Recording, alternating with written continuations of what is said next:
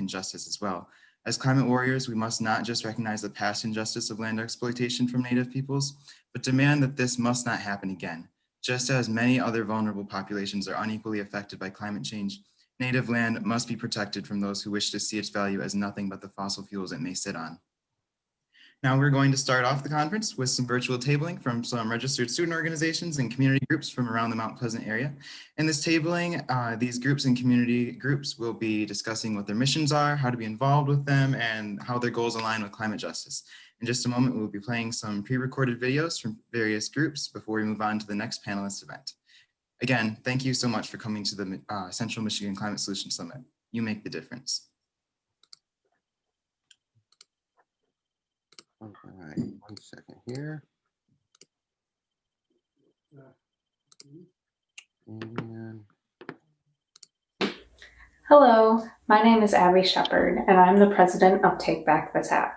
Take Back the Tap is a student organization at CMU that's dedicated to ending the sale of plastic water bottles on campus, promoting the maintenance of quality water infrastructure in the community, and raising awareness about the dangers of water privatization. The use of plastic water bottles is directly tied to climate change through the extraction, production, transportation, and disposal of the water bottles. The production of plastic water bottles uses millions of barrels of oil and billions of tons of plastic. In the US alone, plastic water bottles contributed 11.5 million metric tons of carbon dioxide into our atmosphere in 2016. Which is the equivalent of the greenhouse gas emissions of 2.5 million cars annually. On top of this, despite the water bottles being recyclable, most of them end up in landfills or incinerators, further contributing to pollution. More importantly, water privatization is dangerous because it disproportionately impacts low-income communities and communities of color. Private water infrastructure is much more expensive than public water infrastructure because private water companies are just looking to make a profit, not to make sure that everybody has access to a basic human right. It is critical that we address climate change because climate change affects us all. We are already seeing the effects in our communities, but especially in low-income communities and communities of color. As we work to build a more sustainable world and address climate change, we need to make sure it's a sustainable world for everyone, not just a privileged few. Thanks for listening, and we look forward to connecting with you soon. You can find more about us and Take Back the Tap at sea.tbtt.cmu on Instagram. Hi. My name is Laura Coffey, and I am the Marketing and Owner Services Manager at Green Tree Cooperative Grocery. I am coming to you today from our new under construction site at 410 West Broadway. My goal is to answer for you the question of what Green Tree is doing to combat our current climate crisis and why that matters. Well, first of all, we're getting bigger. Because when it comes right down to it, I think we all know it matters what we do as individuals, but what's going to make a big difference is what businesses are doing. That's the scale that can really affect our climate as a whole. And if Green Tree grows, we can do more to combat the climate crisis. Some of the main things that we do as a business are to support local and sustainable farms. This limits the costs of transportation, this limits the amount of fuel used for those things, and it improves the health of the local land and environment. We also do small stuff, like recycling things in the store on a regular basis, having packaging that's made in a sustainable way and is recyclable. We do a lot of things in our day-to-day activities, just like you do, in order to help improve the situation. But on a bigger scale, our actual cooperative business model helps to support a sustainable future. It provides healthy wages within a community instead of shipping things far away and then having to transport product back and forth. We also try to contribute to the process of eliminating the climate crisis, or at least reducing it, by supporting other companies that do the same thing. When we're bringing in a new brand or a new product, we want to know, what is this company's policies? How do they address these issues?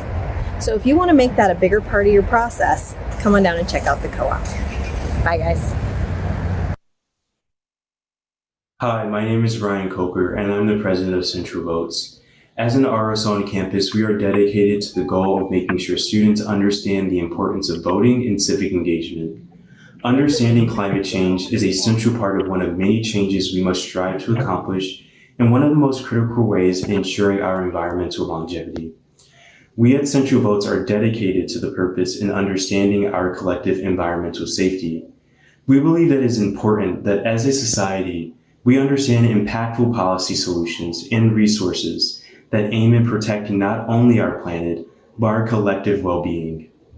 Voting is an essential part of the process, and we will advocate for not only these rights, but the rights to clean air, clean water, and the protection of our planet. So in order to see these changes, we must vote for them and educate ourselves on essential policies that will move us closer in creating a more sustainable planet. My name is Syl Lorand. I'm a member of the Mount Pleasant Area League of Women Voters. The League is a nonpartisan political organization that encourages informed and active participation in government. This year, the League is celebrating its 100th anniversary. Our local league celebrated its 50th anniversary in 2019. Although League never supports or opposes political parties or candidates, it does take positions on issues.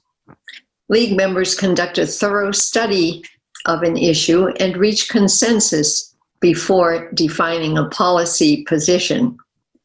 This is the process that was followed that resulted in League's position on climate change. Here is that position. Climate change is a serious threat to our nation and to the planet. To address this threat, we need an international approach with goals that are consistent with science. And the approach must address climate change at all levels, from the local to state, regional, national, and global. When League has reached consensus in support of a position like climate change, League members advocate for its implementation. They do this by holding forums to educate citizens, by lobbying Congress, by making or joining legal challenges, and by working with other advocacy groups who have the same goals. The website of the League of Women Voters provides information and guidance on how we can help meet the challenges of climate change as individuals and, importantly, as citizens working together. Thank you. Hi, my name is Tori, and I'm the president of Phi Chi Theta, the Delta Xi chapter at Central Michigan University. Phi Chi Theta is a national business fraternity that focuses on improving business skills, communication skills, and networking skills. Our organization is helping to fund climate change solutions by volunteering in a local disaster relief area. This semester, Phi Chi Theta is volunteering in Midland to rebuild the community after the tragic floods, which were caused by the breaking of the Wixom Lake and Sanford Lake dams. The areas surrounding these lakes were tragically completely devastated, and Phi Chi Theta is taking initiative to rebuild the community by volunteering with the Midland Disaster Relief Fund. In addition to volunteering, Phi Chi Theta also helps the environment by going online. We do all our communication and documentation paperless. Also, when we host events, we recycle all of our cardboards, cans, and everything.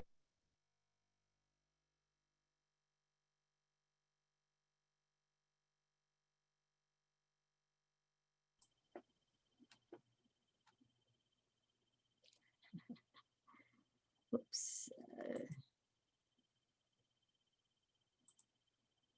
Good morning. Good morning. This is, we want to welcome you to the Central Michigan Climate Solutions Summit. I am Marie Coper, Community Coordinator for this initiative, and we are so pleased to have you with us today. With the damaging impacts of climate change becoming ever more obvious and science showing that we need to reduce CO2 emissions at least by 45% in the next 10 years, and then to net zero in the 20 years after that in order to have a stable world, many people, especially young people, want to engage in solutions. But what solutions and how? For this first time university community collaboration, we'll have a sampling of solutions underway in our area with panels from Central Michigan University and the community. We thank all the panelists who are giving so generously of their time to share the solutions they're implementing, several of which you can be a part of. We also thank the chat monitors who are volunteering their time to collect your questions in each session. The summit will conclude with Dr. Andrew Hoffman, Wholesome U.S. Professor of Sustainable Enterprise at the University of Michigan. He'll be enlightening us on solutions to climate change in our culture and in the market. Nassau put it well. Because climate change is a truly global, complex problem with economic, social, political, and moral ramifications, the solution will require both a globally coordinated response and local efforts on the city and regional level. What better laboratory to study and implement solutions that cross all disciplines than a university and the community around it? Let us begin that enterprise today. Liz? Okay. Good morning, everyone. Welcome to the Central Michigan Climate Solutions Summit. I'm Dr. Liz Bradshaw, Professor of Sociology. I've been the campus coordinator, co-coordinator for this event. This event has really been a year-long process. We initially conceived the summit to be in person back in March, but because of the pandemic, we had to reschedule it virtually. Because of the committed efforts of students, faculty, staff, and community members, that has really made this possible.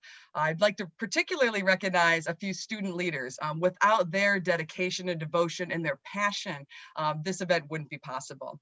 So specifically, I'd like to thank Max Ranger and Chloe Majeski. The two of them have been actively involved in attending all of our meetings, providing important input to all of our decisions. I'd also like to thank Teresa Hamzi and Eric Urbaniak, who've been working through Central Sustainability to create our website, to create promotional video for the event, as well as helping create the RSO tabling videos that you've seen. I'd also like to thank graphic design student Michaela Drum, who created our lovely logo with the Climate Solution Summit and the light bulb there. And also, I would like to finally thank Christian Terpstra, who's been working behind the scenes to make sure that everything goes smoothly today. So without all of their help, we really wouldn't have been able to bring this together. So we've assembled a team of experts from CMU to address the question, what are we doing here at CMU to both implement and address solutions to climate change? Panelists will have 10 minutes to respond to the question, and then we will open it up for questions from the audience. So if any questions occur to you during this time, feel free to please put them in the chat function, and Kelly Lawson, who is an academic advisor for the College of Health Professions, will pose those questions to the panelists after everyone has spoken. So we're going to go in the following order. We'll start off hearing from President Bob Davies. Next, we'll hear from Jay Kahn, who's the Director of Sustainability for Facilities Management on campus. Then we'll hear from Dr. Gaksel Demirer, who is a Professor of Environmental Engineering. And finally, we'll hear from Chloe Majeski, who's a student majoring in meteorology. So to begin, President Davies, can you please tell us, what is CMU doing to implement and promote solutions to climate change? Well, thank you very much, Dr. Bradshaw. I sincerely appreciate the opportunity to talk about what CMU is doing. Before I do that, I also want to thank you and Marie for providing such leadership and coordinating with the university and the community, and obviously Max Granger and Chloe Majeski from the student side, true student leaders making a significant difference in the lives here at Central Michigan University, making our university better, which is obviously impacting many other individuals. I also really appreciate the tabling that occurred. You know, central votes, take back the tap, Phi Chi Theta, really making a difference from the student perspective and moving this forward in many different ways. I've had chances to interact with all three of those organizations on various levels. I remember the Take Back the Tap last fall, doing a tabling at the library, and really convinced me to now always use a glass water bottle and not the plastic water bottle. So they do have amazing impact. And then you introduced me as an expert in sustainability. I am not. I happen to work with experts, and I'm very happy to be joined today on this panel discussion by two experts, three experts, Jay Kahn, Dr. Demir, and Chloe Majeski. They're the experts. I get the opportunity to learn from them. I get the opportunity to seek their guidance, their wisdom, along with many other faculty and staff and students. And again, I think this panel is fantastic in that it does bring a student, a faculty member, and a staff member to show how we coordinate those efforts. So when I get to talk about what CMU is responding, it's not because of what I'm doing, it's because what our faculty staff are doing. And to start off with, I think that the mission of Central Michigan University is disseminating knowledge, education. It is creating knowledge, research, and it's applying that knowledge. And that is through our connections to the community and the services and the things that we do there. And Marie, you said it perfectly when you quoted the quote from NASA. This is not a single entity issue. It is a combination of environmental studies, science studies, engineering studies, humanities studies, business studies. That's why I think it's phenomenal that Phi Chi Theta business fraternity sees the importance of sustainability, because it is everybody coming together. And so with CMU on the educational front, we are creating dozens of courses and disciplines that range from biology to business. And many of these are interdisciplinary that address sustainability and climate. One of the things that I'm proud of is our entrepreneurial program really brings in this whole notion of sustainability in building business models for various organizations to move forward. We also need to add social justice into the discussion of sustainability as it's related to power, access, and obviously inclusion. Environmental health and safety and our environmental programs, which I know Dr. Demir will talk at greater length later in his presentation, is essential to these discussions. We also have co-curricular programs in the registered student organizations that we just saw some tabling exercises from. Again, Take Back the Tap, Student Environmental Alliance, and many others that I know Chloe will also have a discussion on. Research. We have wonderful partnerships throughout with many organizations. DT Energy and Sustainability Energy Projects is probably at the forefront right now and the most visible on campus with the way that they supported a solar power station that also serves as a place that, when the weather's nice, to have lunch and have student gatherings right out. We're looking forward to more opportunities with DTE to have more of those powering stations throughout our campus. The Great Lakes Research and Biological Station on Beaver Island, and the amazing work that they are doing there through grants from the federal government in excess of $10 million in an ongoing process. And through through our fashion design program, which is really interesting because they're doing less toxic and biodegradable flammable retardants and various other things in those areas. On the service side, and it's so wonderful to see, I know Mayor Joseph is on the line, the city manager, Nancy Ridley's on the line, the collaboration that we have with the city of Mount Pleasant, as well as Isabella County to address transportation, energy, recycling programs, and everything else along those lines. And then thinking broader across the region, we have a relationship with the Great Lakes Bay Regional Alliance to look for sustainable approaches to tourism and to also bring in industries that have the same commitment to sustainability and the lessening of the impact on climate as that we do. And then also with our partnership with the Saginaw Chippewa Indian Tribe to reduce waste, both at the casino and a major project that's being undertaken by our students and working with the Underwood Continuing Care Community and Elder Services, in which they've actually received not only local and statewide recognition, but national recognition. We will continue to address climate and sustainability because it must first begin in our own campus.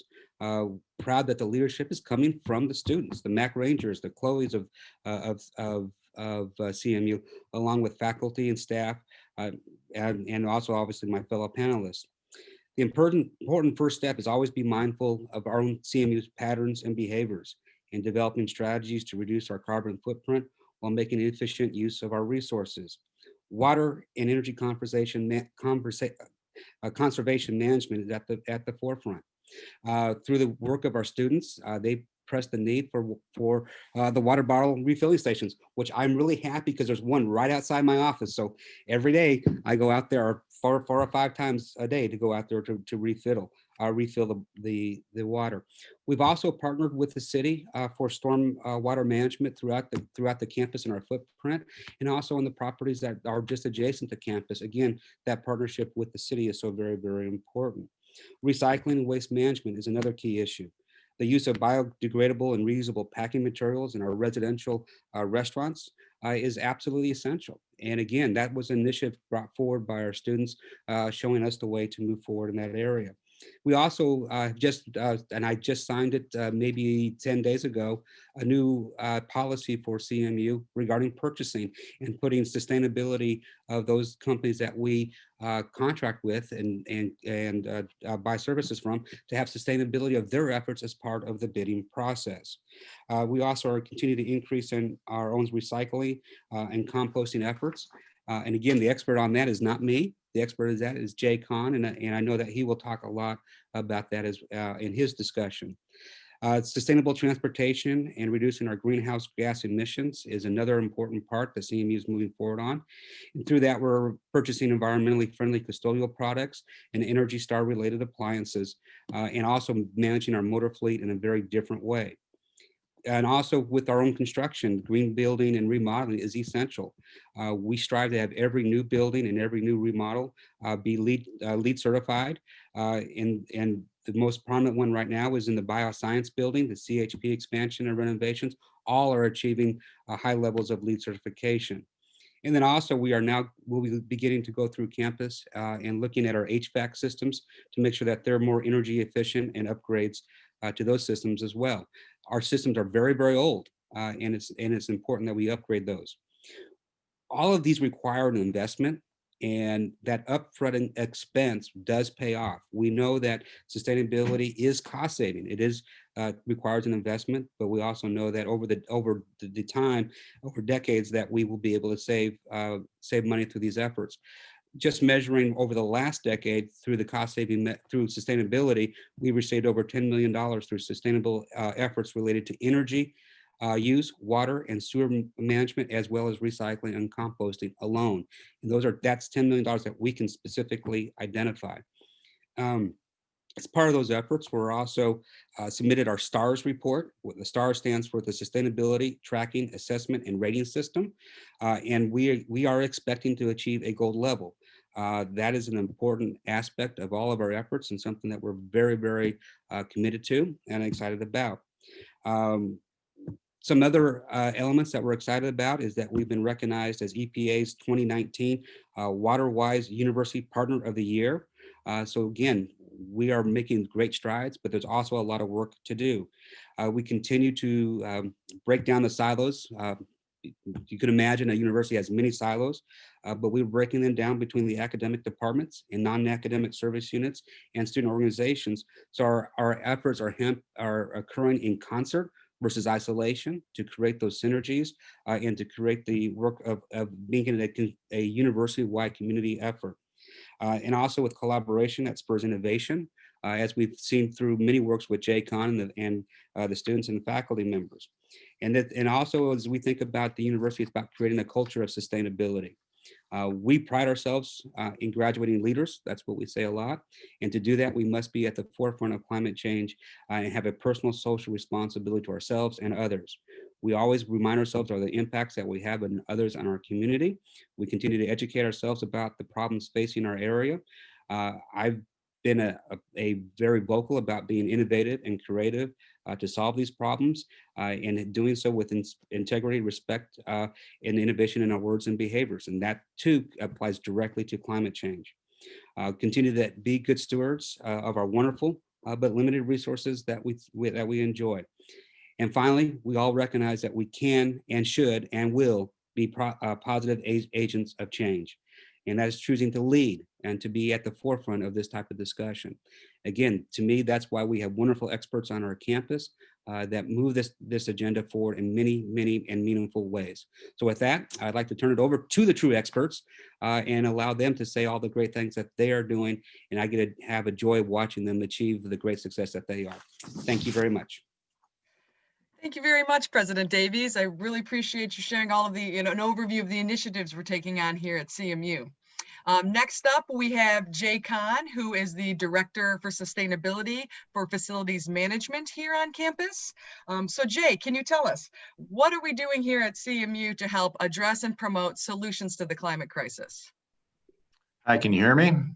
Yes, we can. Okay. Well, first is Boss's Day. So I'd like to say happy Boss's Day to my big boss, President Bob Davies. And thank you very much for your leadership and your vision and your support for all our sustainability efforts on campus and beyond campus. It's really made the difference, and we use your name in vain all the time. So we appreciate that. Thank you very much. It's all, again, it's my joy to support you. I firmly believe that I work for you because you are the expert, but thank you very much. Have a great day. So I'd like to start out by sharing something that I did not do, but it's meaningful to me. I'm going to share this screen.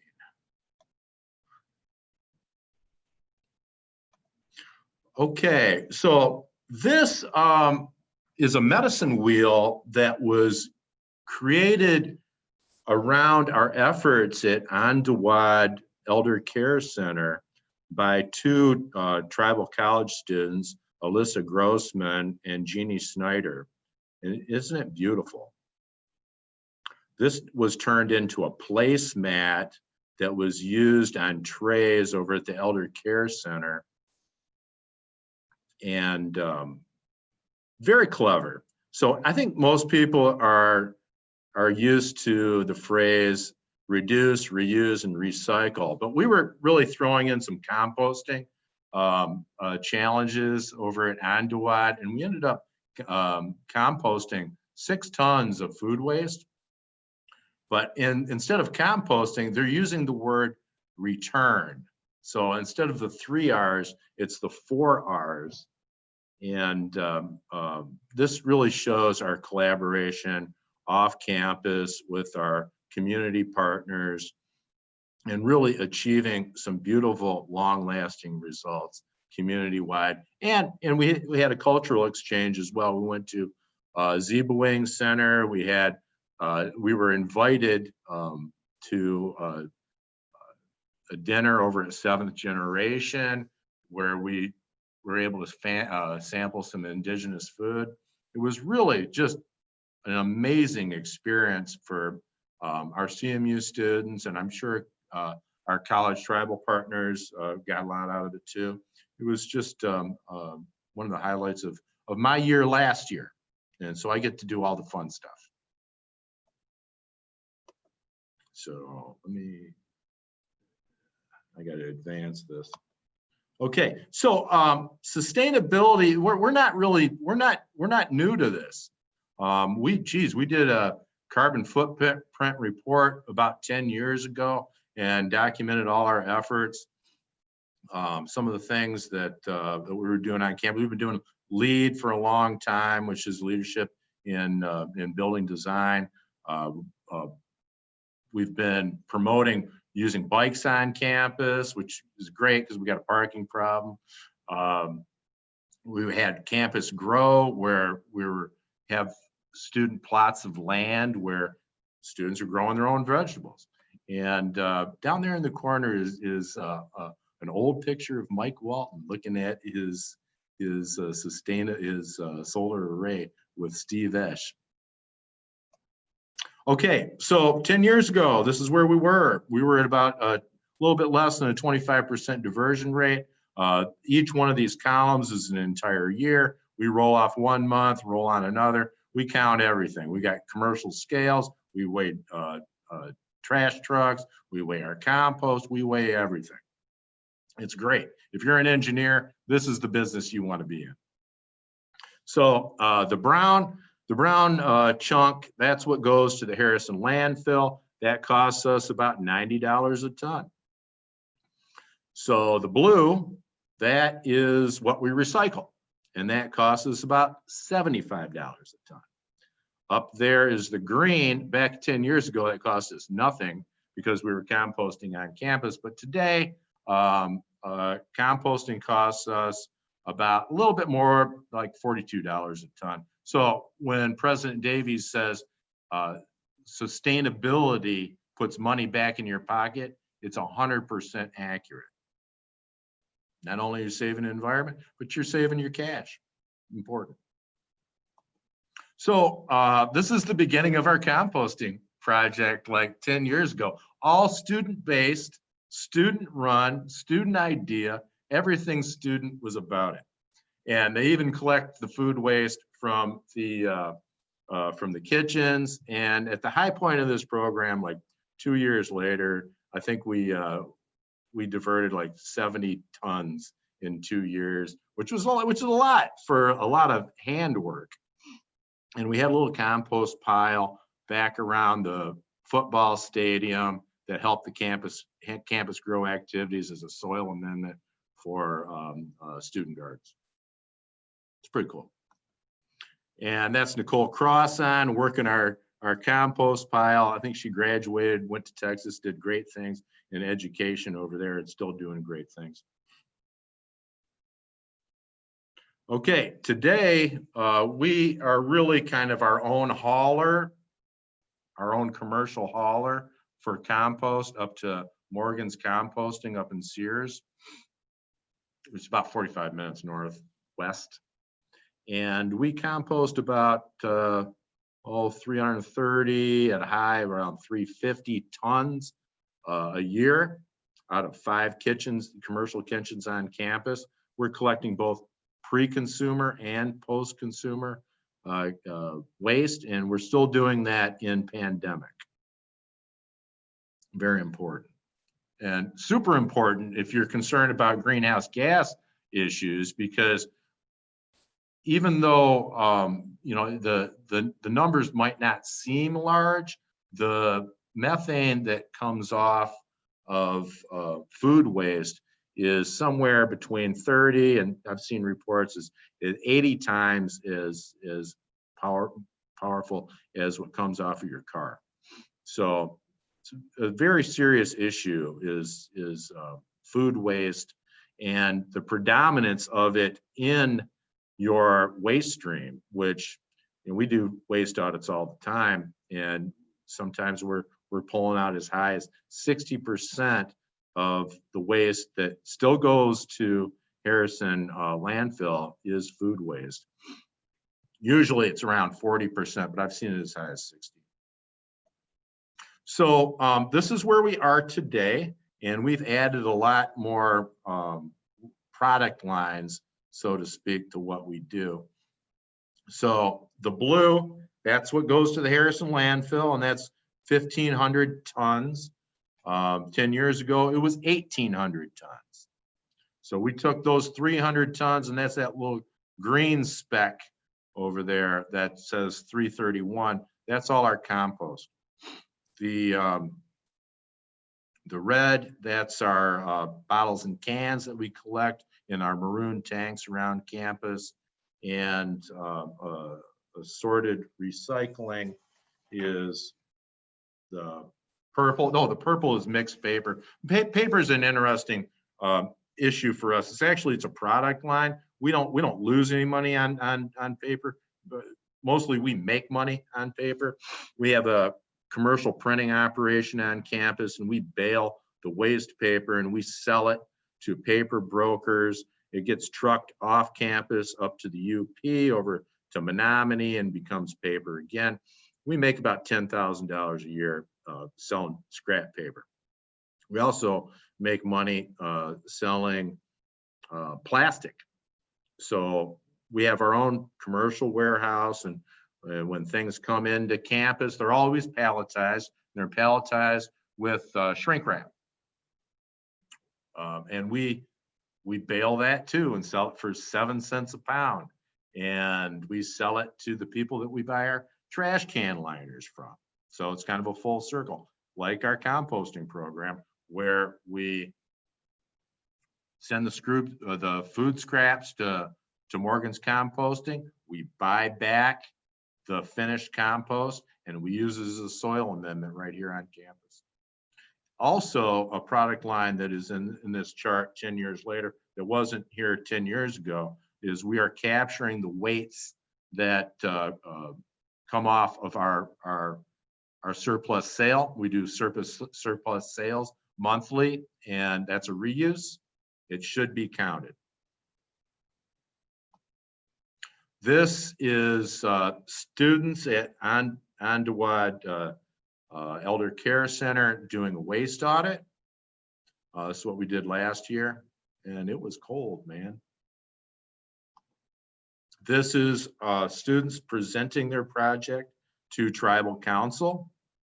That was exciting for us. You know, when students get to stand up in front of a government body and do a presentation, you know, that's a resume bullet. This is such great experience, real world experience for our students, tribal college students. That's what we're in the business of doing, is education. It's a big part of it. Okay, shout out to Food Pantry on campus. So when we're talking about composting, we want to take a look at the upside down pyramid of EPA food reduction. And, you know, when we're talking about farm to fork, we're losing about 40% of the product in that supply chain. And when we're combining that with the social justice issue of food insecurity, you cannot avoid having a conversation about food insecurity when you're talking about food waste. And so I want to give a shout out to our food pantry on campus. It is an essential part of our community, and it is an essential part of our greater community over at Strickland Center. They do a lot of wonderful things over there, and for you social justice warriors out there, I want you to know you're being heard, and we are acting in those vital missions. So this is our 7 cents a pound. So we package up that stretch film out of the warehouse, and our students do all this work. Students do all the work. We're kind of staff mentors, pointing them in the right direction, but they're doing all the work. And we sell probably, we probably make less than $500, but it's not going to the landfill. And that baler only cost us $4,000, so we're going to make that back pretty soon. We have a much larger paper bale for those waste scraps I was talking about off the printing press. We make about $10,000 a year off of that, and I think that only cost us $8,000.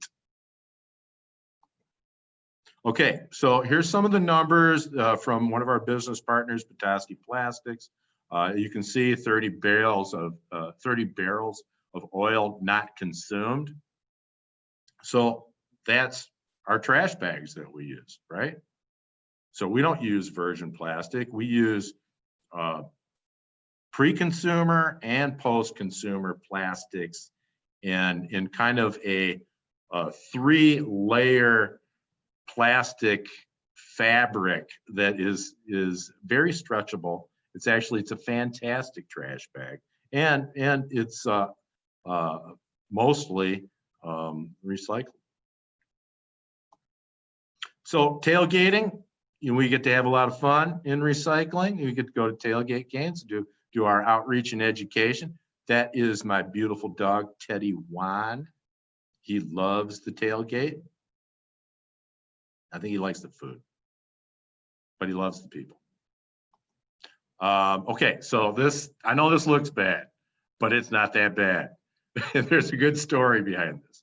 So in the stadium, we blow down the trash after each game, and I want to point out that just about every item in here is compostable.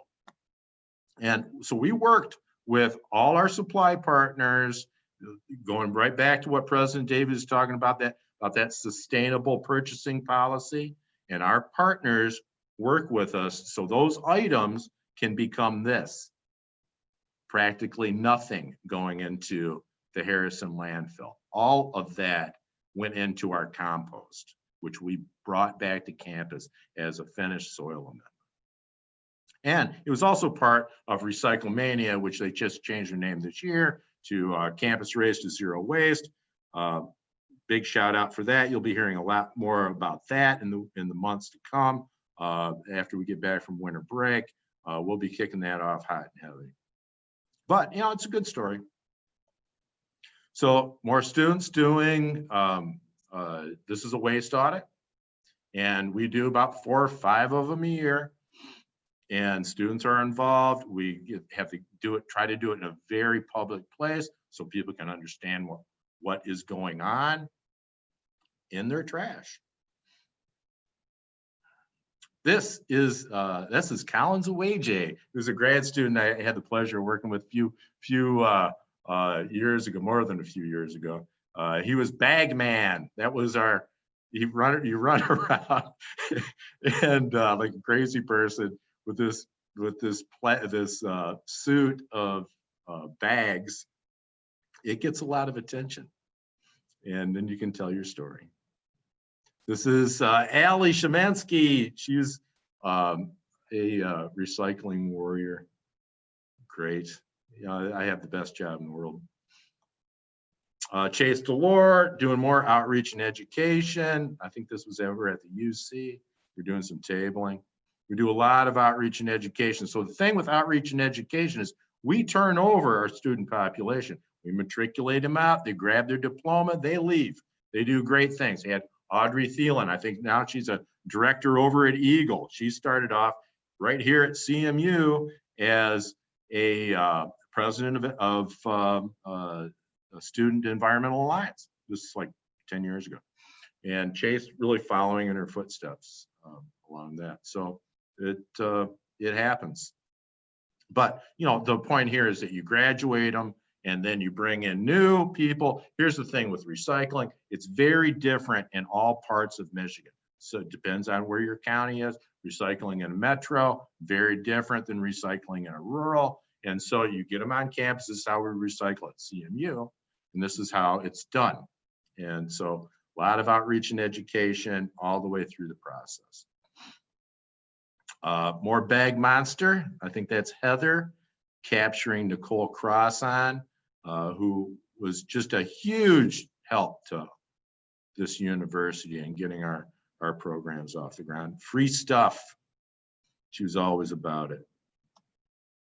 Okay, there's Mike Walton. So 25% of our purchased electricity comes from wind. Matter of fact, if I can move this so I'm not looking at it. Okay, so also 50% of the electricity that we use, we make in a lot of different ways off of our solar turbine, excess power. Before heat goes out the stack, we reharvest that and turn it into electricity. Oh, shoot, I wanted to pick on Mike some more. Okay, so this is an award show. We went to DC. That's Jonathan Webb, my boss, Chase Delore, myself at the end on the left.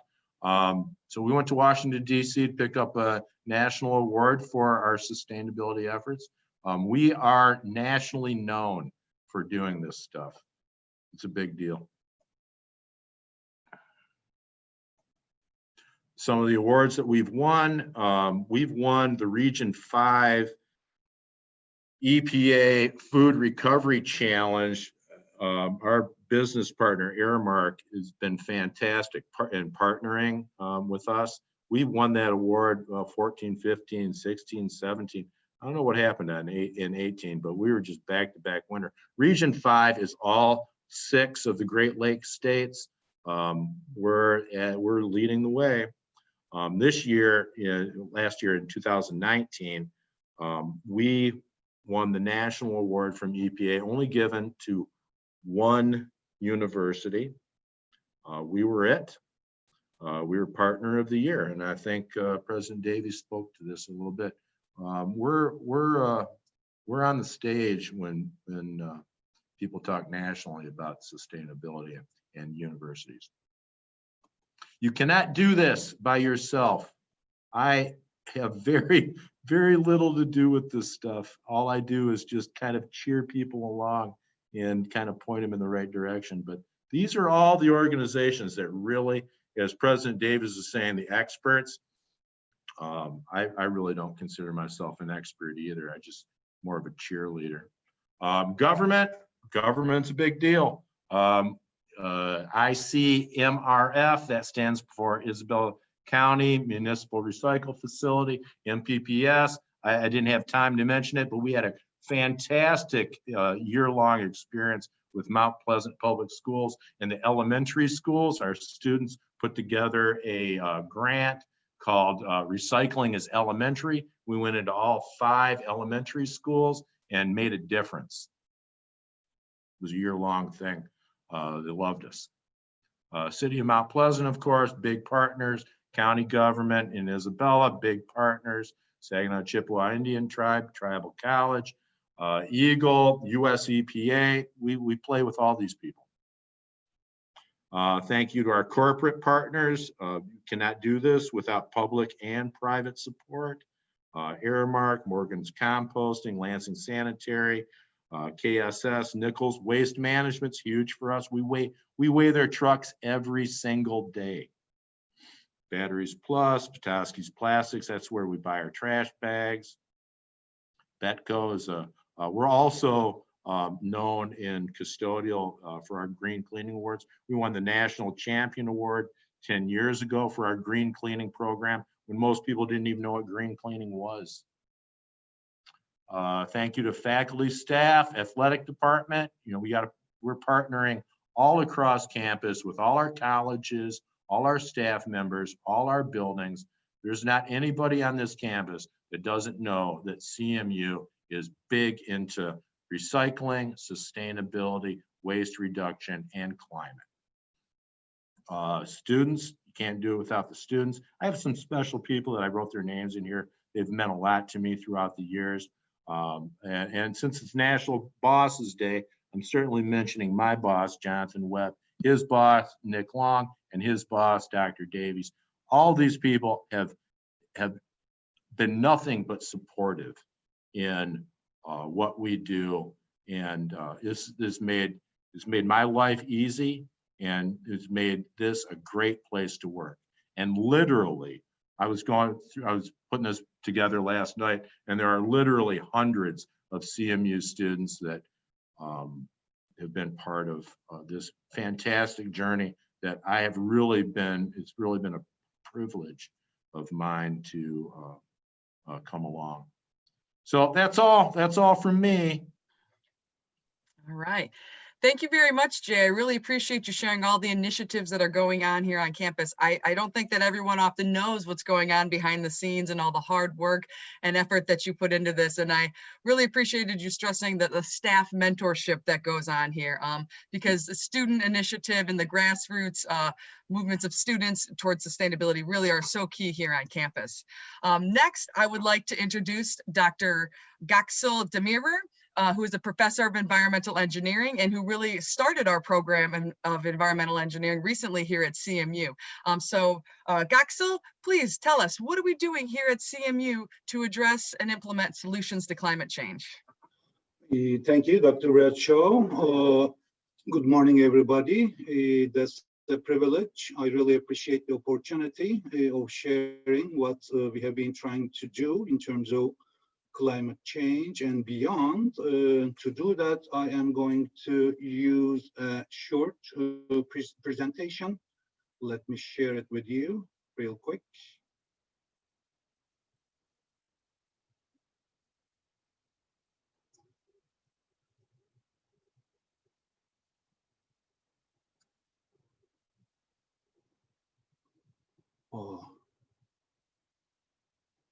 I hope everybody is able to see it. Okay, thank you. I will mainly talk about waste management in its relation to climate change. But before that, I will start with a very brief introduction in terms of unsustainable trends in terms of production and consumption. Then I will mention about the role of environmental engineering in all this, and our very new program here at CMU, Environmental Engineering Program. And I will have a couple concluding remarks, but unfortunately I have to leave right after my talk because I have a class at 10, but probably I will make it a little late to my class, so I'm sorry about that. For any kind of questions, please email me. And again, I'm sorry about that. Before talking about climate change, I would like to underline the fact that actually all the socioeconomic trends leading to the emissions or greenhouse gas emissions, which result in climate change, are actually resulting in many other environmental problems. So I am not saying that climate change is not important, but it's a part of a series of problems which simply based on more or less the very same reasons. So this is very important. That's why I wanted to start with this. This could be interesting. I don't know whether you are familiar with this study, but within less than 10 years, we will need a second planet, simply because we are using way more resources than we can renew. And this is not like a joke. This is a very serious study by Global Footprint Network. And greenhouse gas emissions, again, is one of the many other problems which lead to this fact. And we all know that at least in the near future, it's not likely to come up with a second planet, even if we want that. So simply we need to ask the question of what do we do, or how do we simply fit on our planet? You know, there are two related terms, linear and circular economic growth. Basically, the difference is whether the use of natural resources is coupled to economic growth or quality of life in turn or not. The effort of uncoupling resource consumption from economic growth is the shift that we need to make the things in the right direction, turn into the right direction. Now, as an engineer, of course, I have to look at the picture with the relevant tools in order to make a concrete change in real life. This is just a study, among others, which simply indicate different kinds of sustainability tools, which could be used to uncouple the resource consumption from economic growth. Of course, not all of these are focused on environment. As you see, we have different pillars of sustainability, as you are all familiar with. And I would like to underline the fact that sustainable purchasing that Dr. Davies and Mr. Khan mentioned is among these sustainability tools. And I just highlighted some of these tools that we are trying to address as environmental engineers. Okay, let's go back to our discussion on climate change. As you know, industry, energy, transportation, agriculture are the major sectors which contribute to greenhouse gas emissions, which in turn lead to climate change. But waste management is among those sectors, significant sectors, which also contribute to the problem. It's a little hard to give an exact number simply because there are different types of waste productions in different sectors, starting with agriculture. For example, animal manure emits a lot of greenhouse gases, but I think it's safe to say around 7 to 8% of the total greenhouse gas emissions originate from waste management activities. So this gives us as environmental engineers a very solid responsibility, because even though it's a little fraction of the total, when you look at the numbers, I believe we can actually make a significant difference. And again, I don't want to go into the details, but simply the message is, if selected, designed, and operated properly, greenhouse gas emissions originating from these waste management activities can be reduced significantly. As already indicated, recycling, composting, anaerobic digestion, either in engineered reactors or landfills, can reduce these greenhouse gases almost up to 75 to 80% in average. A very quick example or two, recycling of aluminum as well as steel and using it rather than the virgin raw materials may save up to 95% of the energy requirement in these manufacturing processes, and that means a lot of reduction in the relevant greenhouse gas emissions. Anaerobic digestion or biogas production, again, if you look at a roadmap published in 2014 by USDA, EPA, and DOE, we have room to start 11,000 extra anaerobic digestion projects in this country. And other than providing energy equivalent or supplying energy to 3 million American homes, we will be able to reduce greenhouse gas emissions by 54 million tons equivalent of carbon dioxide. These are very significant numbers. Okay, environmental engineers. By definition, environmental engineers use the principles of engineering as well as many other science fields to develop solutions to environmental problems. Among others, we work very closely with recycling and waste disposal projects. And we also do a lot of training in terms of climate change and environmental sustainability. This is a definition from US Bureau of Labor Statistics. The reason that I'm using it is these are not like my personal opinions, but this is the general description of the profession. We have a brand new environmental engineering program, little less than a year old. And I would like to address some of the teaching and research efforts which are relevant to climate change discussion.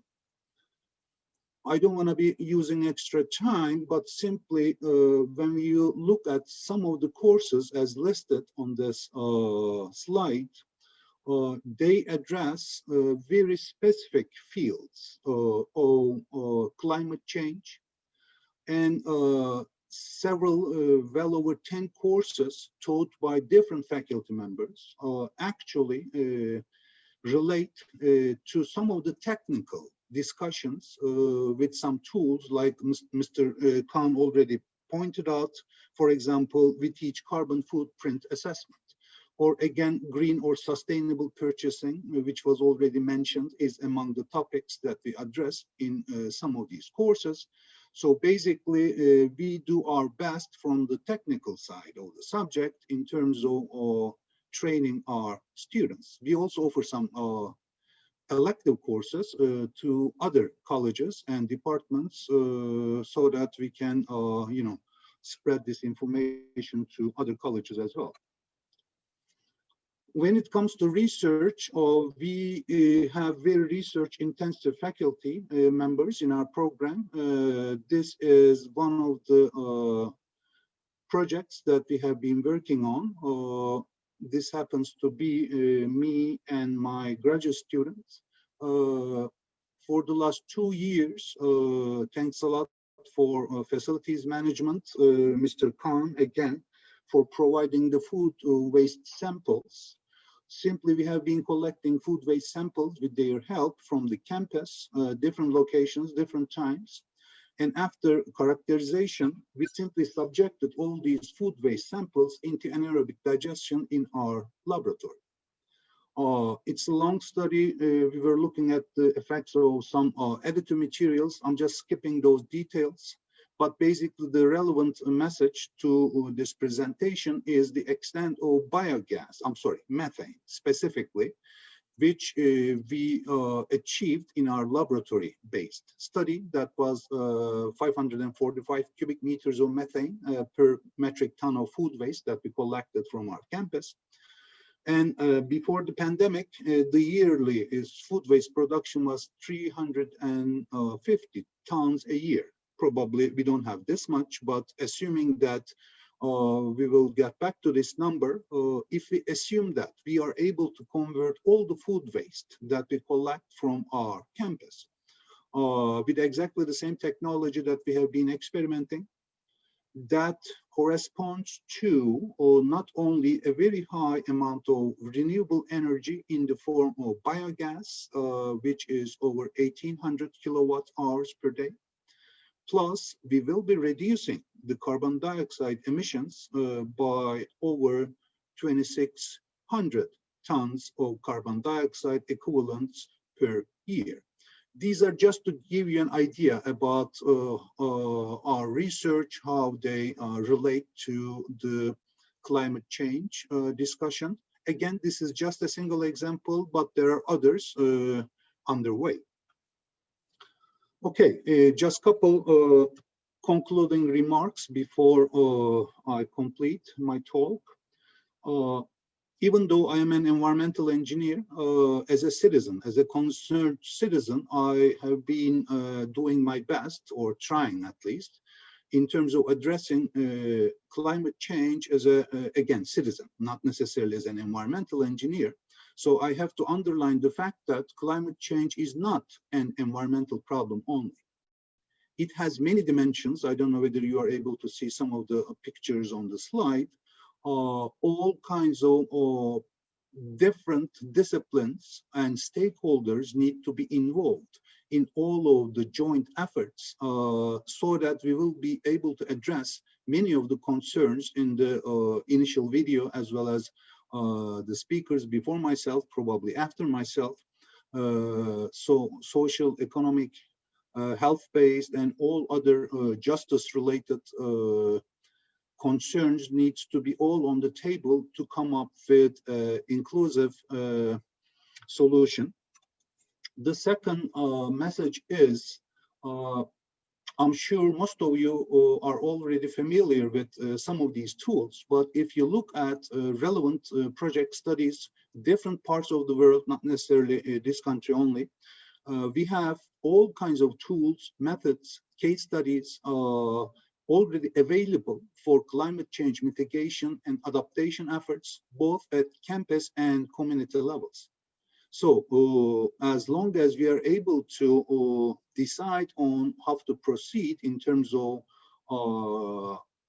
the subjects which are more important than the others as a community, as a university, then I am sure that we wouldn't be starting from scratch. We can simply use at least some of these existing tools towards a joint effort.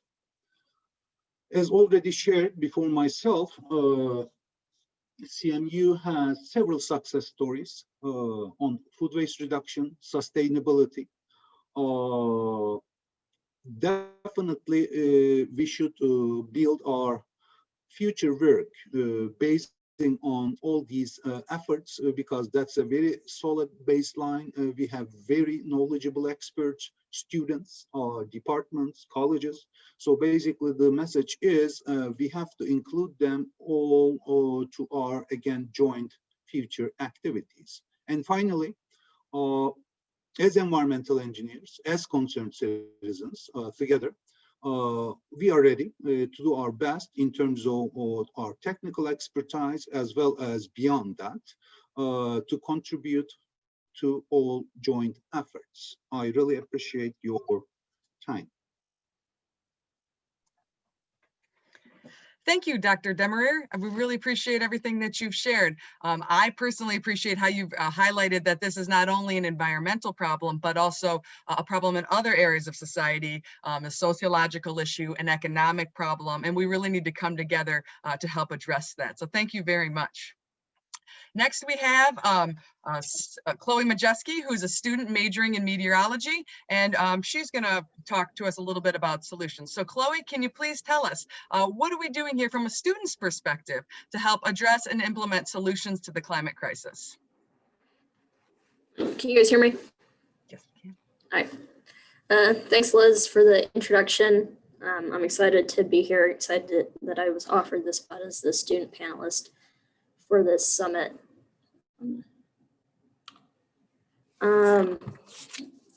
As Liz said, I was asked to offer a student's perspective on what CMU is doing.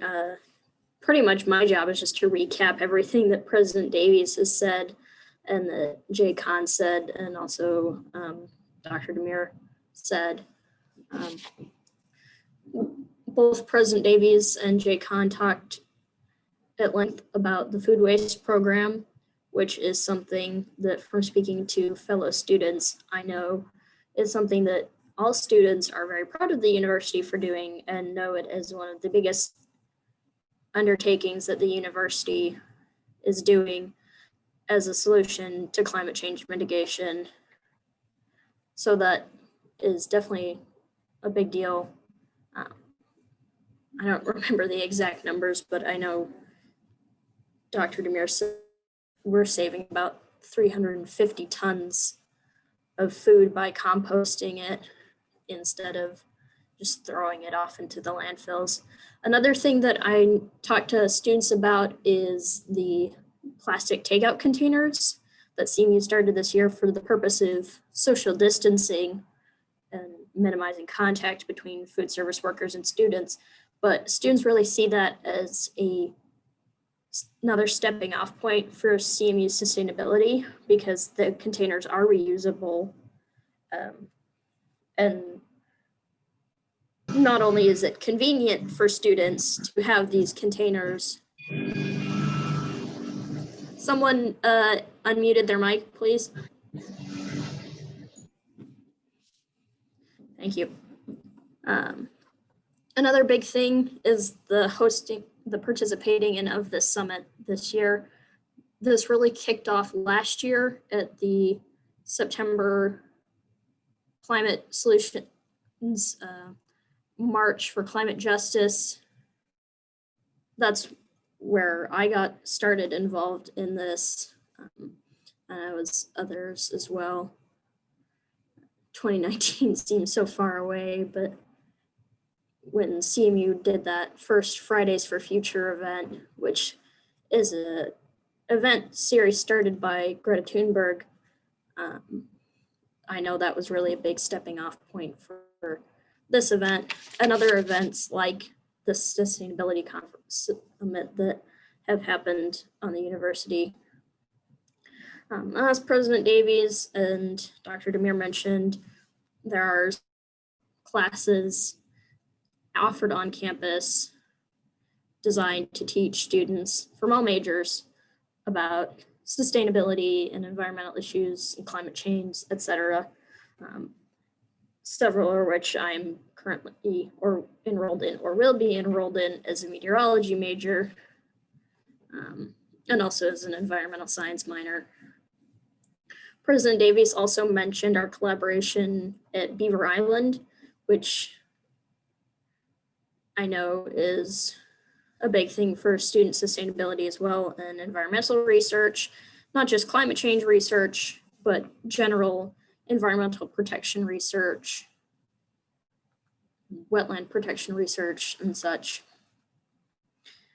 President Davies also mentioned the multiple RSOs, several of which we've seen tabling videos from, and many more which we'll continue to see tabling videos from.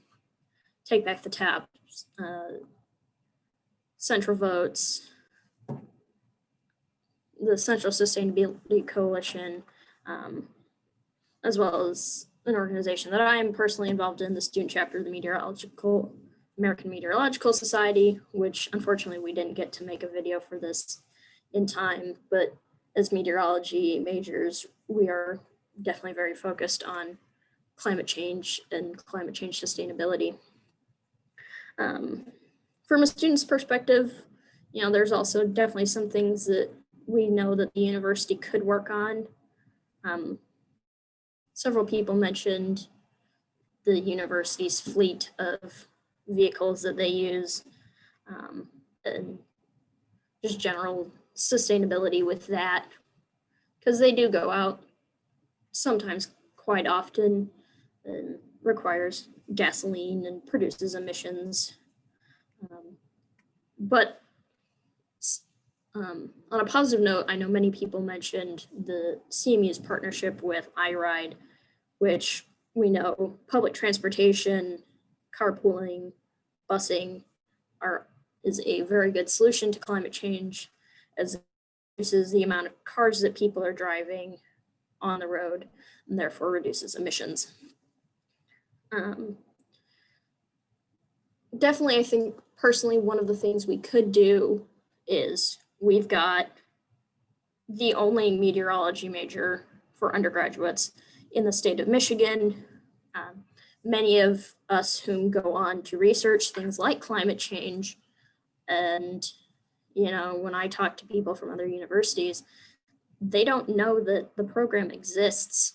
And we do a great job of touting our business program and our College of Journalism, but I think we could stand to promote more our environmental sciences programs, because we are so well renowned in the state of Michigan.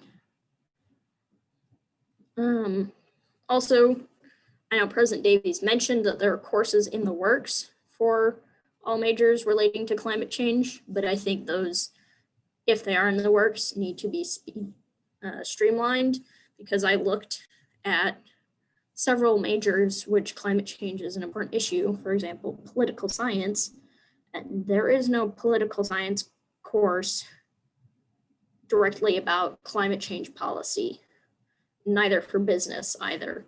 And in such important fields in markets that have direct impact on climate change, such courses are definitely necessary, as well as just a general climate change solution class targeted to all majors, because as has been stressed before, this is a interdisciplinary issue. Everyone needs to know about it, because if you've only got the scientists who know about the issue, then we run into the issues we see now where people aren't educated and scientists find themselves trying to run through brick walls, trying to teach people about this who have never been educated in the first place. So really crossing all disciplines, educating people on climate change is definitely something of great importance that the university could do. And as President Davies said, it sounds like is in the works. Another thing that CMU could do is a net zero carbon plan.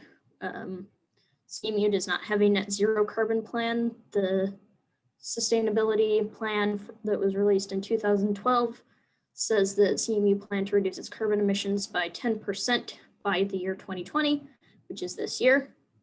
So the plan needs to be reworked. Many other universities in the state of Michigan have, and the whole of the United States, have net zero carbon plans to reach by the year. Most of them are set to reach by the year 2050.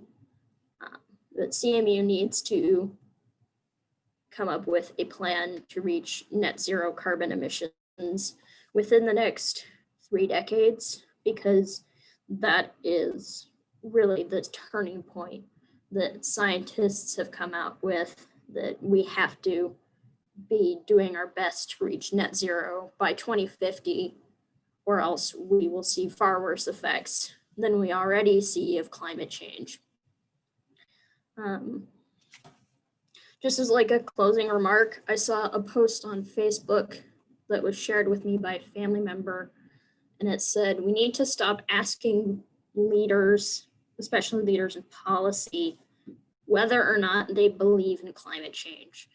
It's not Santa Claus, it's science. We need to start asking people what they know about climate change, because then it really puts the focus on education and understanding, not do you believe in this thing that is definitely happening. We need people who are committed to understanding the issues at hand. And I'm grateful for President Davies and JCON who are committed to understanding the issues at hand. And that is something that, we need to press on at a national level, and in a local level, and all over the globe. That's all I've got. Okay, thank you very much, Chloe. Very much appreciated hearing your perspective. And I think especially your emphasis on education and understanding. That's really what we need across the board here, across disciplines, across institutions. So I appreciate you highlighting that important fact. So next, we are able to take a few questions from the audience. We don't have a whole lot of time, but if you have some burning questions that you've been meaning to ask, please put those in the chat. And I'm going to refer to Kelly Lawson, who is an academic advisor for the College of Health Professions, to see what questions have been asked and to pose those to the panel. So Kelly? Hi, I do have one question. If people are to make just one change, just one behavior that they could change, what would you recommend that change be to have the greatest amount of impact? And panelists, if anyone would like to respond, Chloe, Jay, Dr. Davies, if any of you would like to speak to that. I will quickly start on and answer it in two ways. Chloe has some great recommendations and great thoughts. I think that the speeding up of the class, getting classes to the books is an essential part. That's a whole different discussion, but part of sustainability is becoming more efficient and effective. But to the question, I grew up in the West, grew up in a West Coast area where we did a lot of backpacking into the natural wilderness. And our rule was leave no trace. In other words, if you pack in, whatever you pack in, you pack out everything. You when you pitch a tent, you make sure that when you take it down, that you return the ground to what you can. If you do a small fire, you do everything to put it back.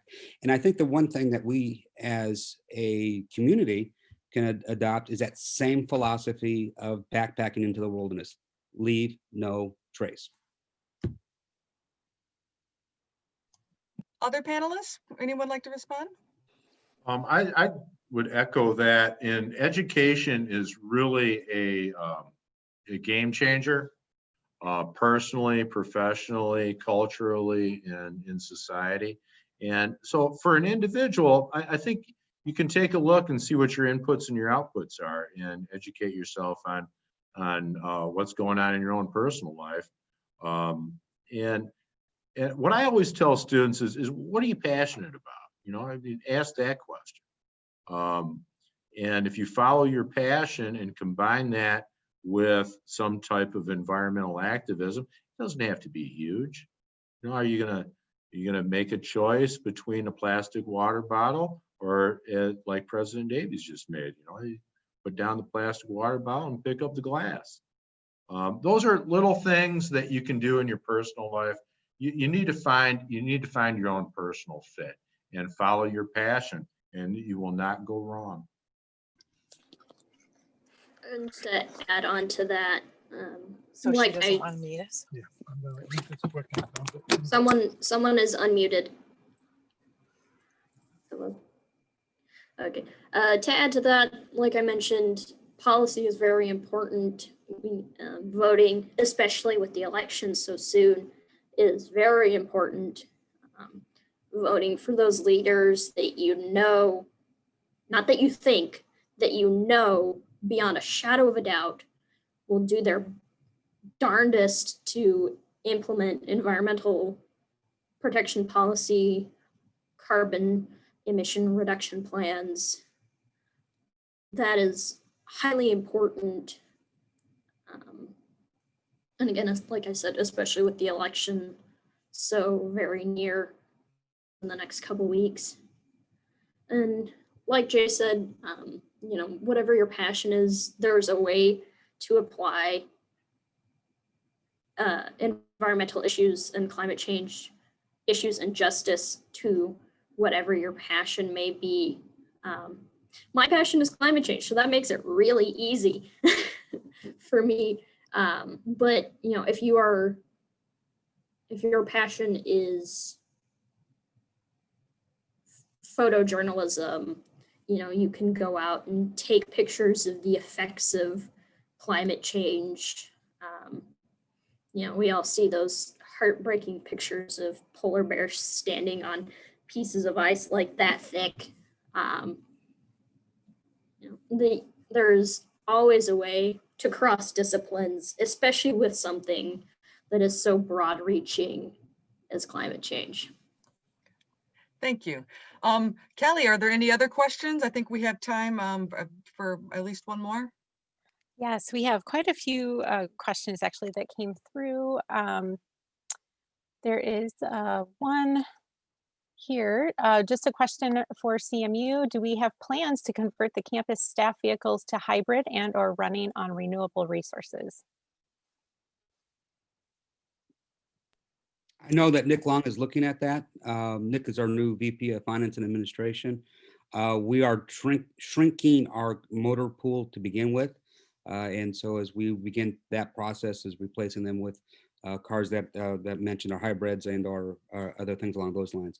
We're also looking at the possibility of having charging stations on campus and in various prime locations.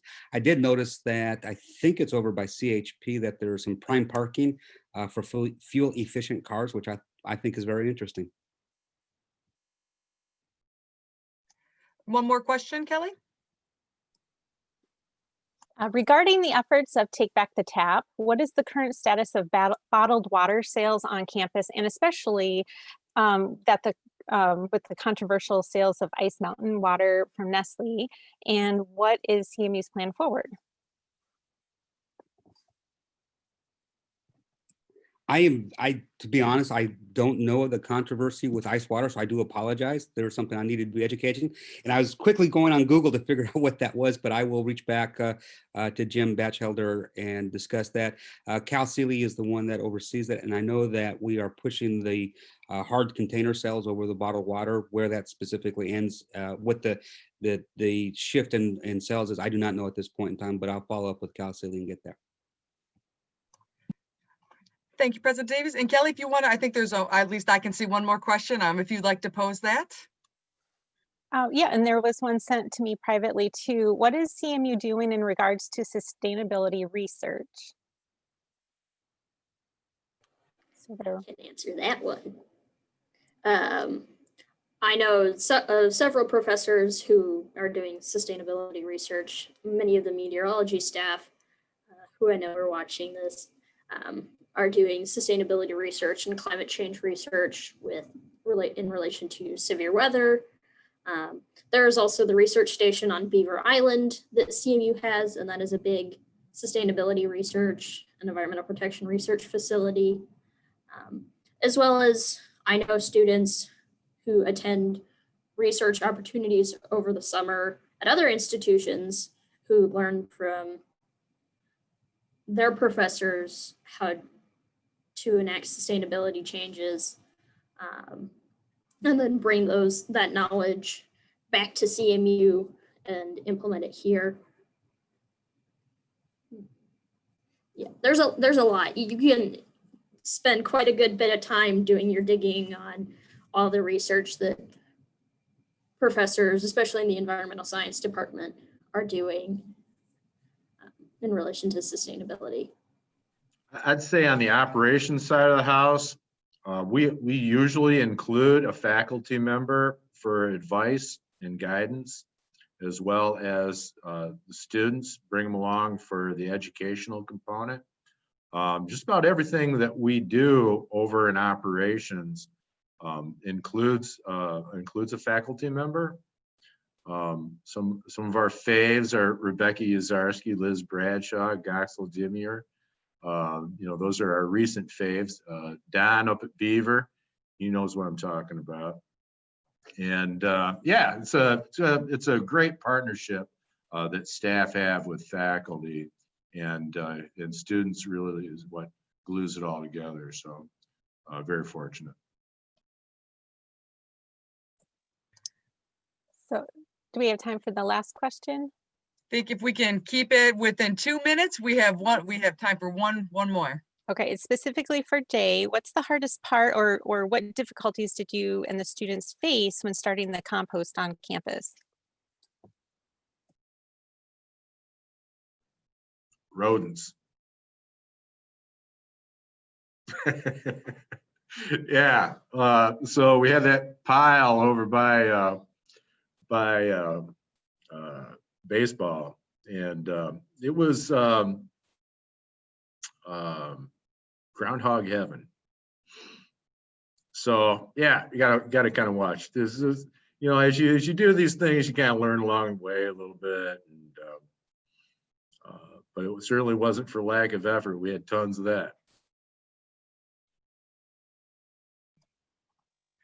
All right. Well, thank you so much to all of our CMU panelists. I greatly appreciate all of the knowledge that you've shared, all the initiatives that we're doing here at CMU. And I appreciate you as well, Kelly, for posing those questions. So next up, we are going to show some of our tabling videos here, and we will be reconvening at 10:30. We're going to have a wonderful panel of community experts to talk about what we're doing here in Mount Pleasant and the local area to address solutions to climate change. And then following that, we'll have our keynote speaker, Dr. Andy Hoffman, who will be talking about solutions within the market and within our culture to solutions to climate change. So stay tuned. We'll be back in 10 minutes at 10:30. Thank you very much, and fire up and mask up. Thank you, President Davies. Thank you, Jay. Thank you, Chloe.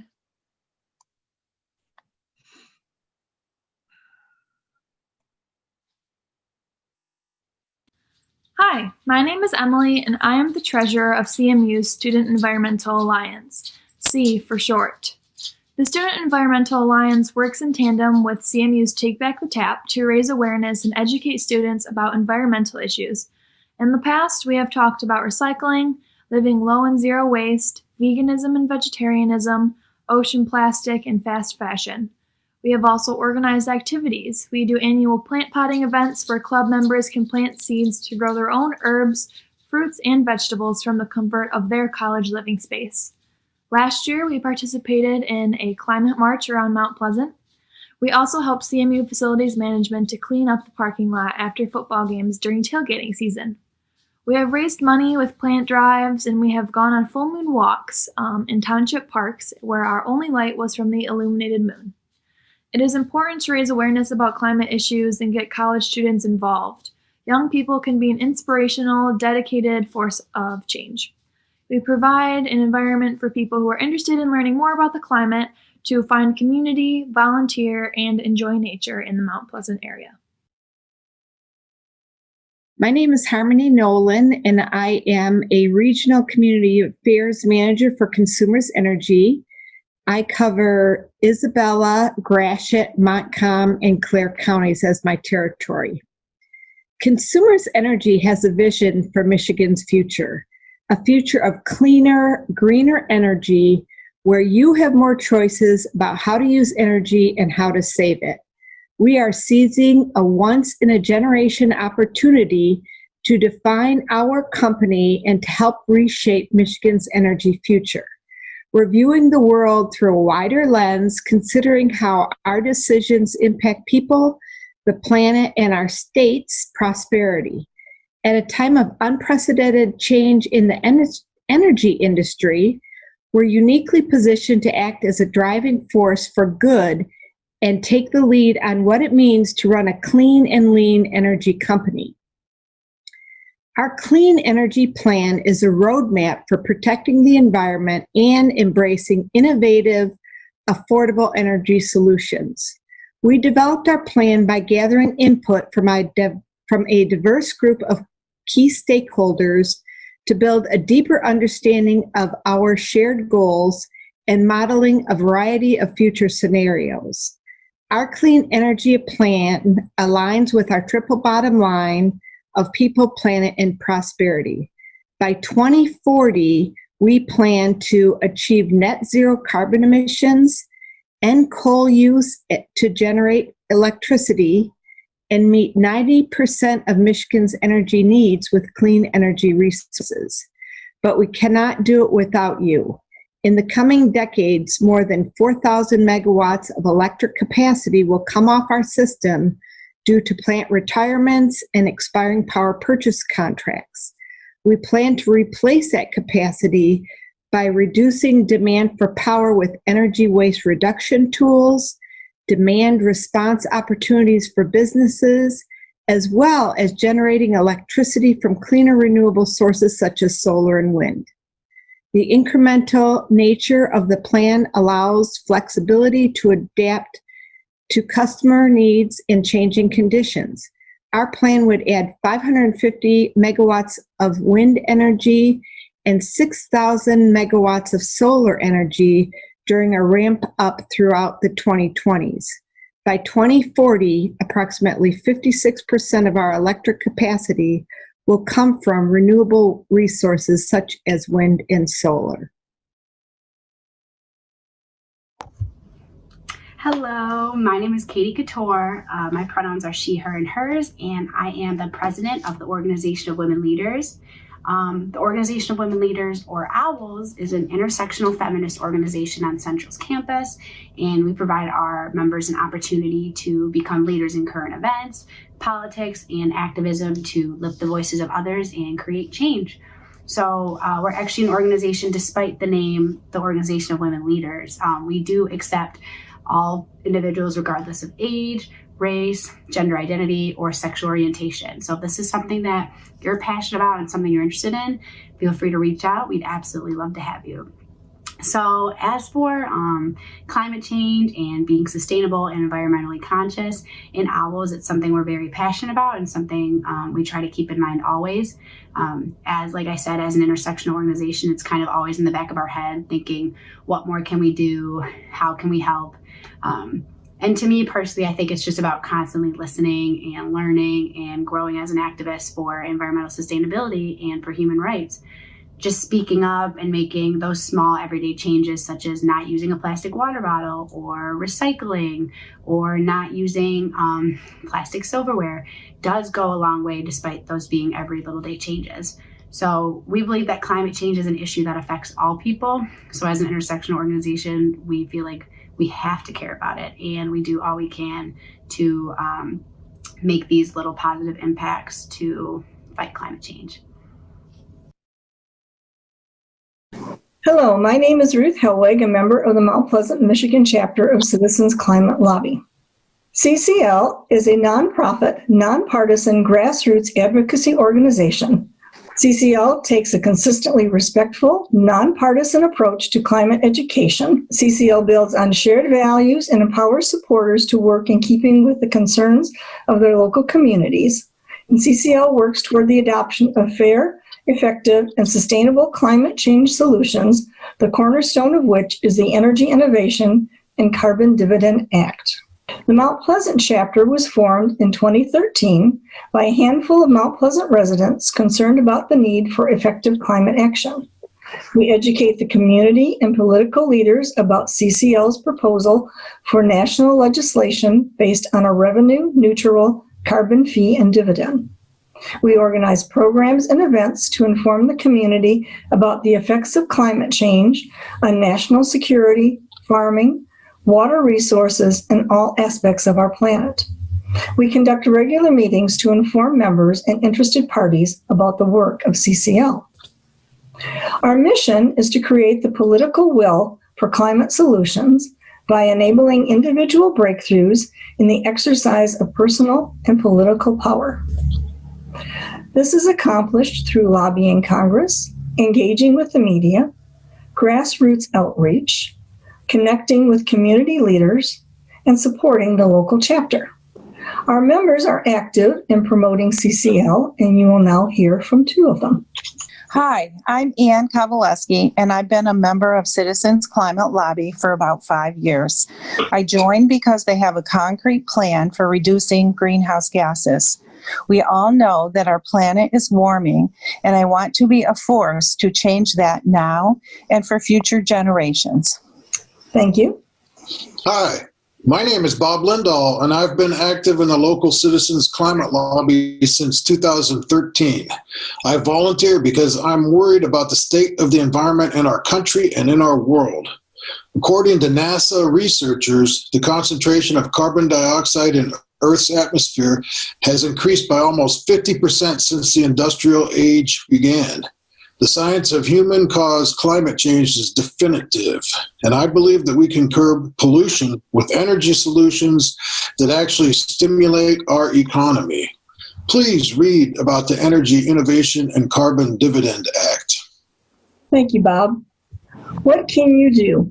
You can talk to friends and family, learn how to talk effectively and respectfully, learn about the Energy Innovation and Carbon Dividend Act, regularly write and call your members of Congress, invite CCL to present to a group, contribute your passion, skills, and knowledge to the local chapter, measure your own carbon footprint, and more. CCL provides many tools to help you. You can engage through the website, Facebook, text, by joining CCL, or donating to the local chapter. Thank you for your interest in the Mount Pleasant chapter of the Citizens Climate Lobby.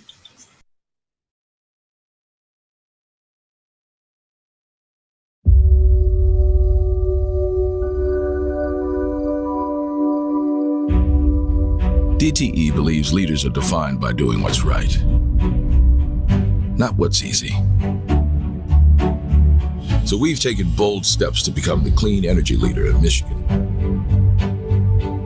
building the largest wind and solar installations in the state,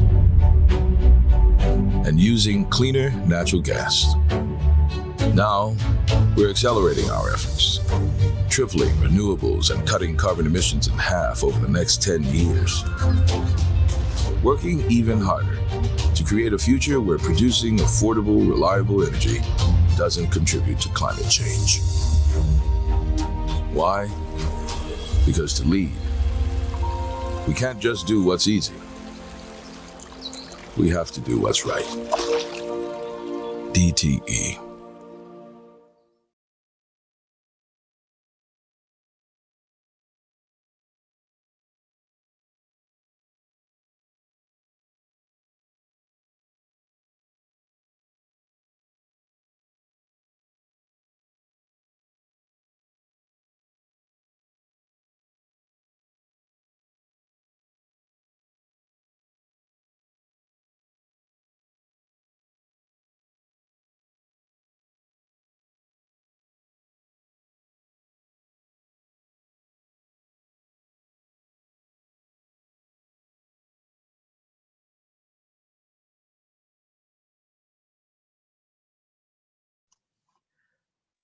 Marie, could you please unmute your mic?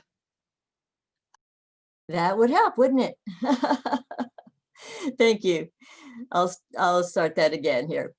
Welcome to the community panel of the Central Michigan Climate Solutions Summit. I'm Marie Coper, Community Coordinator for the Solutions Summit. And last session, we heard examples from Central Michigan University. Now we have community members representing 4 different avenues for implementing solutions. They will each spend about 10 minutes describing their solutions, and then we'll open it up to your questions, which we invite you to enter in the chat. We'll get to as many questions as time permits. There are other important avenues like agriculture that we just didn't have time to cover, but today the 4 that we have with us are a governmental unit with Mount Pleasant's Mayor Will Joseph and the City Manager Nancy Ridley. Secondly, we'll have an individual initiative with Dr. James Hageman and the Trees Now Isabella Project. Thirdly, an organization with Emily Zoot, a volunteer with Mount Pleasant Citizens Climate Lobby and Citizens Climate Education. And fourth, a business with Laura Coffey, who works with Green Tree Grocery. So for our government example, today we have a team. Will Joseph has been mayor of Mount Pleasant since January 2019, was elected to the City Commission in 2017, had worked at the City Water Department, and also served on the Mount Pleasant Planning Commission. He is a graduate of CMU. Nancy Ridley has been Mount Pleasant City Manager since 2015, after serving 7 years as Assistant City Manager and 17 years as Mount Pleasant's Director of Finance. Nancy Ridley is also a graduate of CMU. Mayor, why don't you begin for us? Oops, you'll unmute.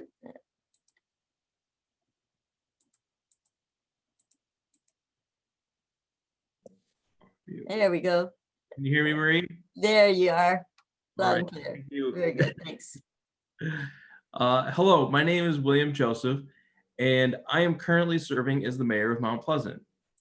I want to first thank Marie Coper, Dr. Bradshaw, Teresa Hamzai, and others who have helped along the way to put on the Central Michigan Climate Solutions Summit. I would also like to thank our friends at CMU and President Davies for their participation and sharing about their operations. Within the community, we have a great panel, and I look forward to hearing about their contributions and plans to fighting climate change. I encourage everyone to stick around and listen to Dr. Andrew Hoffman, our keynote speaker, who I'm sure will have much to share. Today, I would like to give an overview of what Mount Pleasant does to serve its residents and surrounding community to be sustainable and meet the challenge of climate change.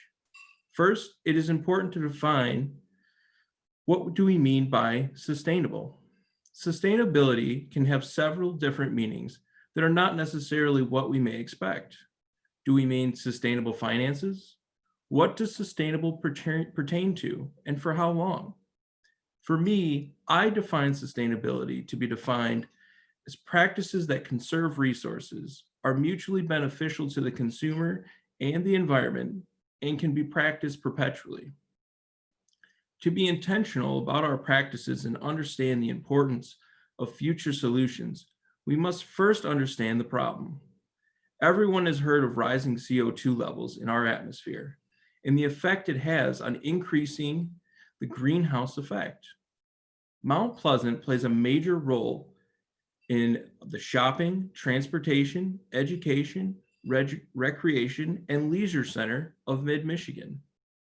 Every day, we have people who come to town, often in cars, to take part in some activity in town, and we average 23,553 cars every day on Mission Road.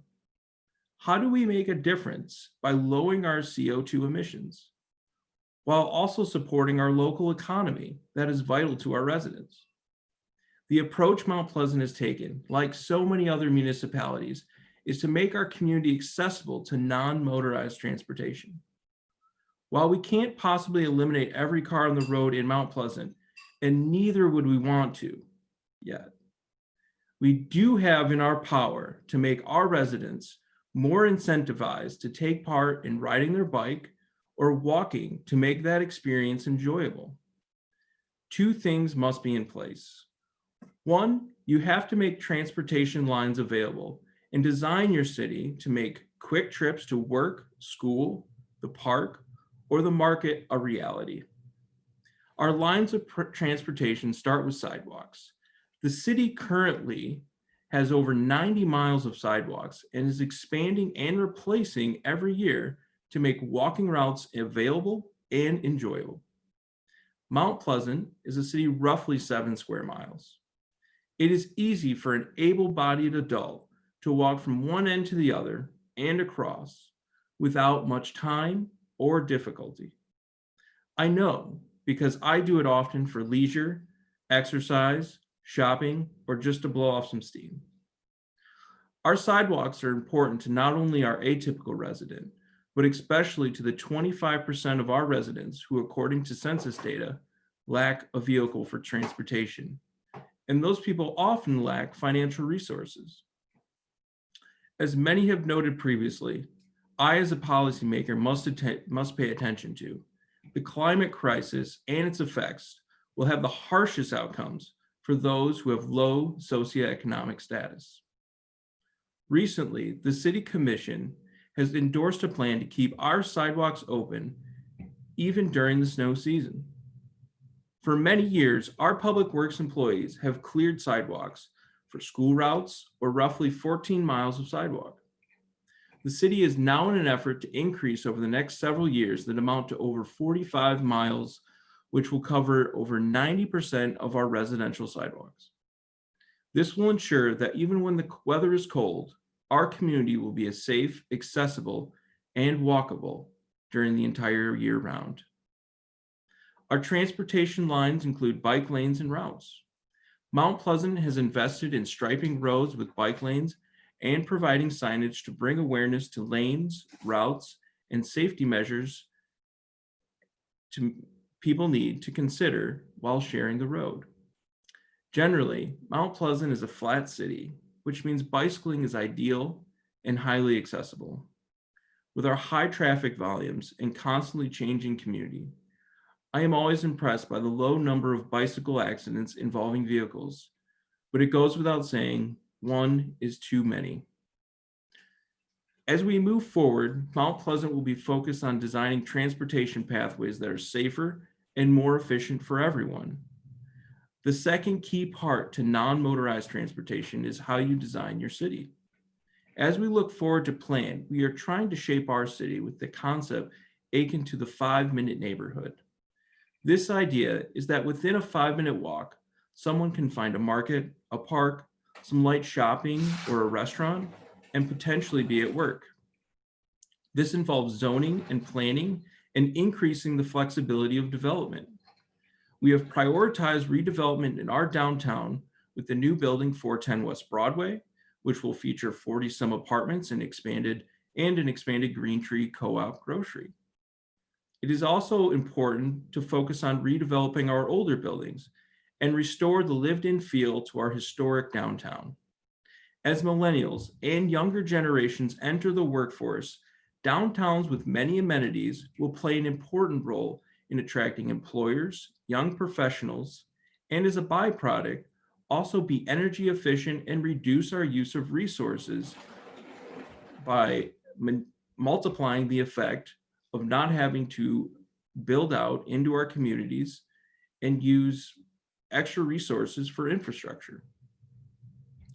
The emerging threat of climate change to our area is the effect of the rain cycle and food production.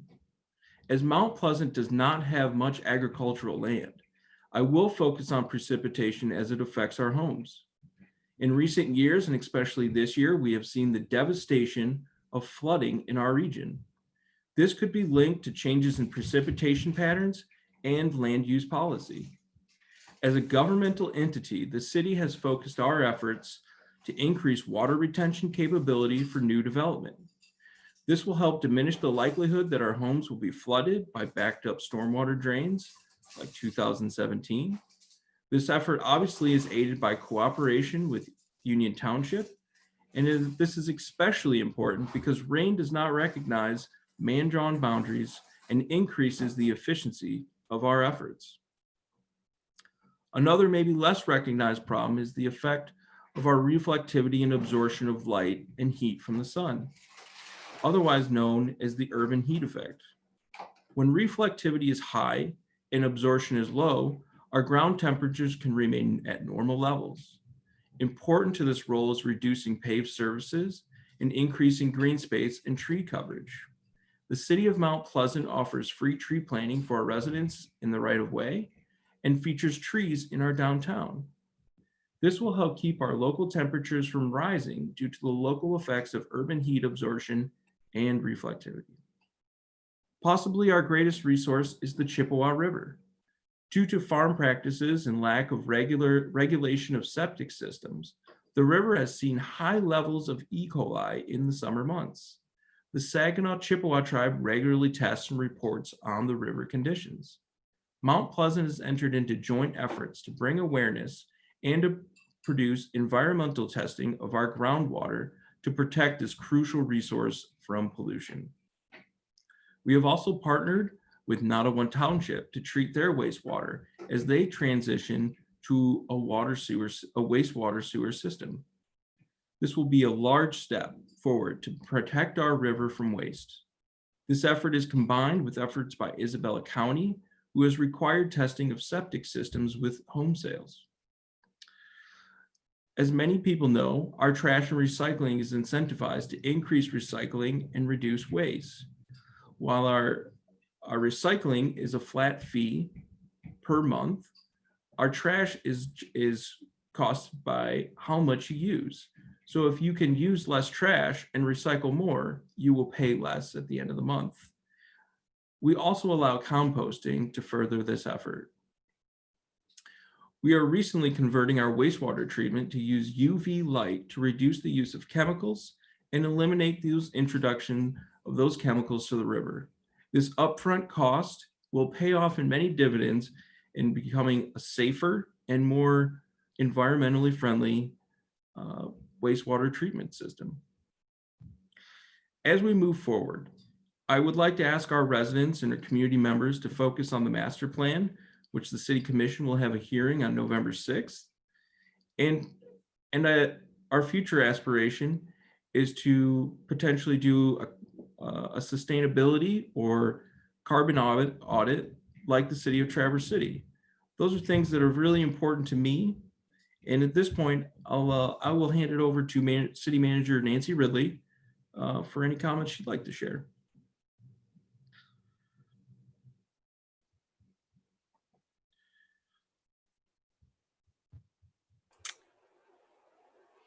Thank you, Mayor, for that lead-in. I appreciate the mayor taking the yeoman's effort on this today. We've had a bit of an unprecedented week here at our city organization, so he really took the yeoman's effort in preparing for today. So I would just like to add a couple things to what the mayor has indicated. First of all, currently we have a city vision statement that we want to be a city that is safe, clean, healthy, and environmentally conscious. So at the city organization level, the mayor focused more on the policy level, but within our organization, we try to make incremental steps towards that each year. And what we have found, as we mentioned in the promotional video for this great event, is that doing many small things can add up to big impacts. So instead of trying to hit one large home run, we try to hit singles every year to make small steps forward in trying to do our part to impact climate change, sustainability, and resiliency. A couple of the items that I would add to that the mayor mentioned is at our wastewater treatment plant, the representatives from CMU talked about the impact of methane. As we process our wastewater at the city of Mount Pleasant, we create a lot of methane in that process. And for years now, we've been capturing that methane and using it within the plant to provide the heating and cooling within the buildings and the structures. So it's part of that recycle effort where what we create, we reuse. We've also worked really closely with the county, Union Township, the tribe, and the road commission on a large stormwater study so that we can understand how all of our drainage systems are interrelated, which ones may or may not be overloaded, and what we all can be doing collaboratively together over the next years to make sure those rain events that the mayor mentioned don't have detrimental impacts. And I should have mentioned CMU in that too, because CMU is one of our larger partners with that. And as President Davies mentioned, we collaborate regularly and have been very pleased with some of the stormwater improvements that the CMU staff has implementing as part of grants that were received. So that will protect not only our city, but the out county too, where our drains go to. Speaking of the drains, we always do a lot of efforts to protect our river as well. And we work very closely with the Saginaw Chippewa Indian tribe, not only on the E. coli that the mayor mentioned, but also on protecting erosion of the river. And we've instituted a number of efforts over the last couple of years to do more native plantings along the riverbanks and also to put some riprap to protect the erosion that sometimes happens in the Chippewa River. And then lastly, I would mention that lighting is another important thing that we've focused on.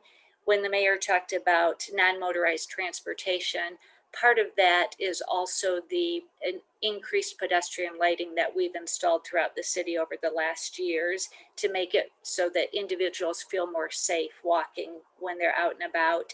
And all of that lighting has been LED, and we've converted many of our lights both inside and outside to LED.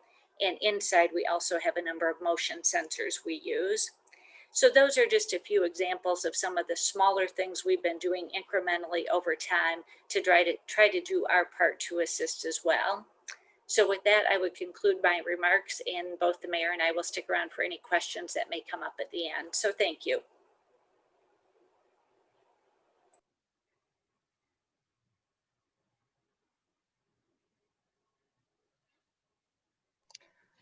Marie, can you please unmute? Thank you so much to the both of you for this wonderful overview of what the city is doing now and what you aspire to do with the input and support of citizens. That is so important. That's our job. For an example of individual initiative, we welcome Dr. Jim Hageman, co-founder of Trees Now Isabella, who served as interim vice president of research at CMU from 2011 to 2013, and is dean of the College of Graduate Studies and vice provost for research at CMU from 2000 to 2006. Jim? Thank you, Marie. Let me first say it's a real pleasure and honor to be here as a member of this panel on the community's actions. Liz Bradshaw and the huge team of people who have assisted in helping to get this summit into a reality. It's no small feat. I also very much appreciate the long-term efforts you put into the CCL in getting some political solutions, which we badly need in order to move forward. My job here this morning is to talk a little bit about an organization that David Allen and I started. We call it Trees Now Isabella. And we started thinking about this in the summer of 2019, which seems like about 10 years ago at this point with all that's going on. What we began to think about was what might we do to address climate change? What can people do? And it seems like at times such an overwhelming question. So many parts and so big a question and problem that individuals feel like throwing up their hands and saying, oh, what can I do? So we thought about it. And after looking at various options, we were looking for something that many people could do and that in fact most families could do. And what we decided was the solution was get people to plant a tree. And so I appreciate very much the mayor's comments, which lead nicely into some of the things I will be saying. So the first thing that we did was not being an expert in trees, we looked into the literature, and it turns out there are lots of things published on trees. Carbon capture, of course, oxygen production, of course. There's still some debate among scientists about how much carbon a tree can capture, but it's definitely an amount of carbon. Trees also, a lot of people don't understand, put a lot of CO carbon into the ground, into the soil, not just through their roots, but through their fungal connections. So lots of documents. These were published works, most of them peer-reviewed. We began to assemble a list of the things that trees can do in addition to capturing carbon. And one of these is, I'm just going to go through the list here of things that we found. Improve air quality by trapping noxious gases. These include NO2, sulfur dioxide, and particulate waste. They reduce cooling costs. For example, a differential temperature on a wall that has shade on it in the summer and one that doesn't can be as high as 40 degrees Fahrenheit. That's a big difference. If you're putting up a lot of apartment houses with no trees on the west side of them, I could point a few of those out in town. There's a huge opportunity to save energy. So this would reduce planting a lot of trees, sufficient trees, would reduce the heat island effect in urban areas, including Mount Pleasant. What some people also overlook is that trees put in the right place around your house dramatically reduce your heating costs in the winter, not just your cooling costs in the summer. And this is because of trapping, making a dead air space around the building and preventing the cooling effects that strong winds would normally generate. Trees also reduce storm water runoff for pretty obvious reasons of making a canopy and also the roots holding the soil in place. So that in itself also typically improves water and soil quality by holding it in place. Trees reduce street noise. They screen UV light, which reduces the maintenance cost in many cases. They improve, of course, the incidents, the wildlife, the number and variety of species that are found in an area. And interestingly enough, they improve physical and mental health. And anybody who has walked in our city parks or county parks knows the tremendously strong efforts they've made in putting in trees and how pleasant it is to walk in those parks, how you could let some of your troubles go when you do. Also, studies have shown that having trees in parking lots and other places along the verge increase shoppers coming to businesses. And finally, having trees all over town increase a sense of community. So having found those things, which seemed like lots of good reasons, in addition to carbon capture, and many of which contribute to energy conservation, we wanted to know what sort of coverage does Mount Pleasant have? So David Hoffman and I traveled up to see Nia Becker, who's the district for. She's a highly trained individual from Michigan Tech, and she was able to do a complex analysis of Mount Pleasant itself, and she was able to calculate from her geologic maps and aerial views that Mount Pleasant has only 22% canopy. That's a low number. At first we couldn't believe it, but when you start driving around town, you say, oh, here's a vacant lot here. Oh, here's 300 acres of grass here. We could certainly have some trees in some of those places. There are places the city has been trying hard by offering free trees to verges along fronts, and I think they're taking up on that deal, but no doubt more can be done in that direction. But in general, our parks, I think, are absolutely terrific. So the next, having convinced ourselves that tree planting was probably a good idea, the next step was doing the legwork, because two of us couldn't really be very impressive as a force in the community. So we traveled around door to door. This was pre-COVID, of course, and we've ended up with a list of some 35 people from the community who are interested in being associated with a tree planting effort. Different levels of commitment. Most of these people, like myself, are working full time, but we have on a roster now city and county officers, USDA employees, realtors, and people from other businesses, Mount Pleasant Public School members, the member of Relief Michigan, and other tree planting organizations, the Saginaw Chippewa tribal members, and university faculty and staff. So it's a pretty much of a cross community group that represents different points of view, which is what we need in thinking about where to plant trees and when to plant trees. The next step was to make sure we knew what we were doing in planting trees so they would be successful. And so we contacted a very helpful fellow, Lauren Davis, in Grand Rapids. And Grand Rapids is known for their terrific approach to tree planting. And Lauren Davis runs the Urban Forest Project and has done so for some years.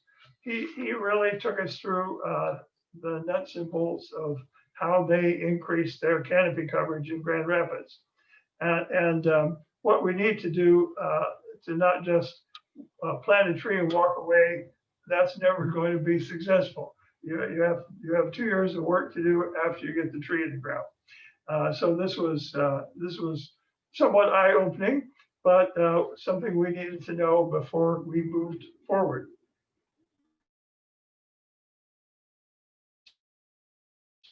So our first meeting, it was our first and last meeting. It was held in December at noon on the 4th of December. Things intervened. We haven't been able to hold a face-to-face meeting since, but we have communicated with the members through email and so on, phone calls. One of the things that came out of that meeting, though, was very useful to us. They said, let's get busy planting trees. Let's not mess around trying to get a 501c3, which is a lot of paperwork, and you have to have officers, and you have to have all kinds of requirements in order to qualify for that. So David and I scratched our heads thinking about that and decided maybe the thing to do was to go to the United Way of Gratiot Isabella County.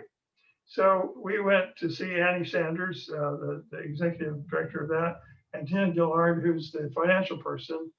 And they were able to sign us up and so we can ride their 501c3 coattails. So we are, in essence, a 501c3. All fiduciary matters go to them. So any contributions, any grants go to them. And Tina Gillard holds the checkbook, and so any outflow of money comes through United Way. So that seemed like a good solution to this problem. So I think I mentioned earlier Melinda Jones. She is the executive director of Relief Michigan. And so we wanted to get a project that we could point to and say, well, we accomplished something here.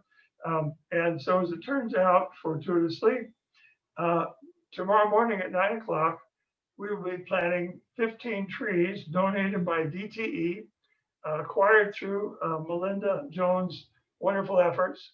And we have 15 groups of people who cohabit so they can safely work together in planting a tree. Everybody will wear a mask. We will try not to create a new center of infection over in Bancher Schoolyard. But we are looking forward very much to getting 15 trees in the ground. As some of you may know, the power company had to chop out a lot of trees that were screening them from Mission Avenue. So those trees served as a sound barrier and a barrier from the noxious fumes coming from the street. They disappeared. And so, and the playground itself has very little shade. So we chose where we should put these and so forth. And thanks to the good work of Josh Rhodes, who works for the Mount Pleasant Schools, and the principal of the school, as well as others who have been very supportive in getting this done. So with that, I'll conclude my remarks, but I will put up a little ad there. I hope you can see that. That is our website, and that is due to the wonderful work of my co-founder, David Alm. And you can see projects that we are having a planning stage in addition to this one, and also you can donate. We have a site there where you can donate. So thank you very much. Thank you, Jim. That's a wonderful example of a personal initiative that you and David Alm have started, and that is a model for all of us to find something that we can research or initiate with friends or family. And I hope you've recruited a lot of help today to plant the trees that we need to improve the health of our city and the climate. So please check out his website. Next is an example of an organization focused on solving climate change. Emily Zoot, a volunteer with Mount Pleasant Citizens Climate Lobby, Citizens Climate Education, is a certified public accountant. She teaches accounting at Ferris State University, has an MBA from CMU, and previously worked as a finance manager in Ferris's Administration and Finance Division. Prior to joining Ferris University in January of 2015, Emily worked in finance and accounting at Dow Chemical. Emily, share with us your thoughts on solving climate change. Absolutely. Can everybody hear me okay? Yes. Good, great. Well, thank you, Marie, for having me, and really thank you to the whole conference committee for putting on this event. I'm so excited that this is happening, and I feel very honored to be part of the panel. So as Marie mentioned, I volunteer for the Mount Pleasant chapter of the Citizens Climate Lobby. In fact, I'm on the steering committee for the MPCCL. So you'll hear me refer to Citizens Climate Lobby as I talk. You'll hear me refer to it as MPCCL for the Mount Pleasant chapter, or just CCL for the national chapter. So just to sort of shorten my talk, you'll hear me refer to it in the acronym. So I want to start by talking about why I joined MPCCL and why I started volunteering. So first, climate change is personal to me, and I really would argue that it should be personal to everyone. First and foremost, I am a mother. I am a mother of 2 children, and I sincerely worry about the world that I leave for them. But I don't just think about my own children. I think about all children and all future generations that will inhabit this earth. So of course, my husband and I, we've implemented our own personal measures to help the environment. We have a hybrid vehicle, we recycle, we use energy in our home responsibly. And I really do strongly believe in our individual efforts and I do believe our individual efforts do make a difference, but I was anxious to do more. I also look at climate change from a business perspective. So as Marie mentioned, I'm an assistant professor in the College of Business at Ferris State University. Before joining academia, I worked for a decade in the finance and accounting field. So I think that I really understand and I appreciate the unique risk that climate change poses to individual businesses, their stakeholders, as well as the US and world economy. Right now, companies are getting increasing pressure from stakeholders to disclose their climate change risk. Eventually, companies will need to respond, and really some already have. And as companies start to realize more and more losses related to climate change, things like damage from extreme weather events, disrupted operations, asset devaluation, increasing insurance costs, just to name a few, they really are going to need to start addressing their own contributions to the climate crisis. So really, climate change is just simply an issue that the business world cannot ignore.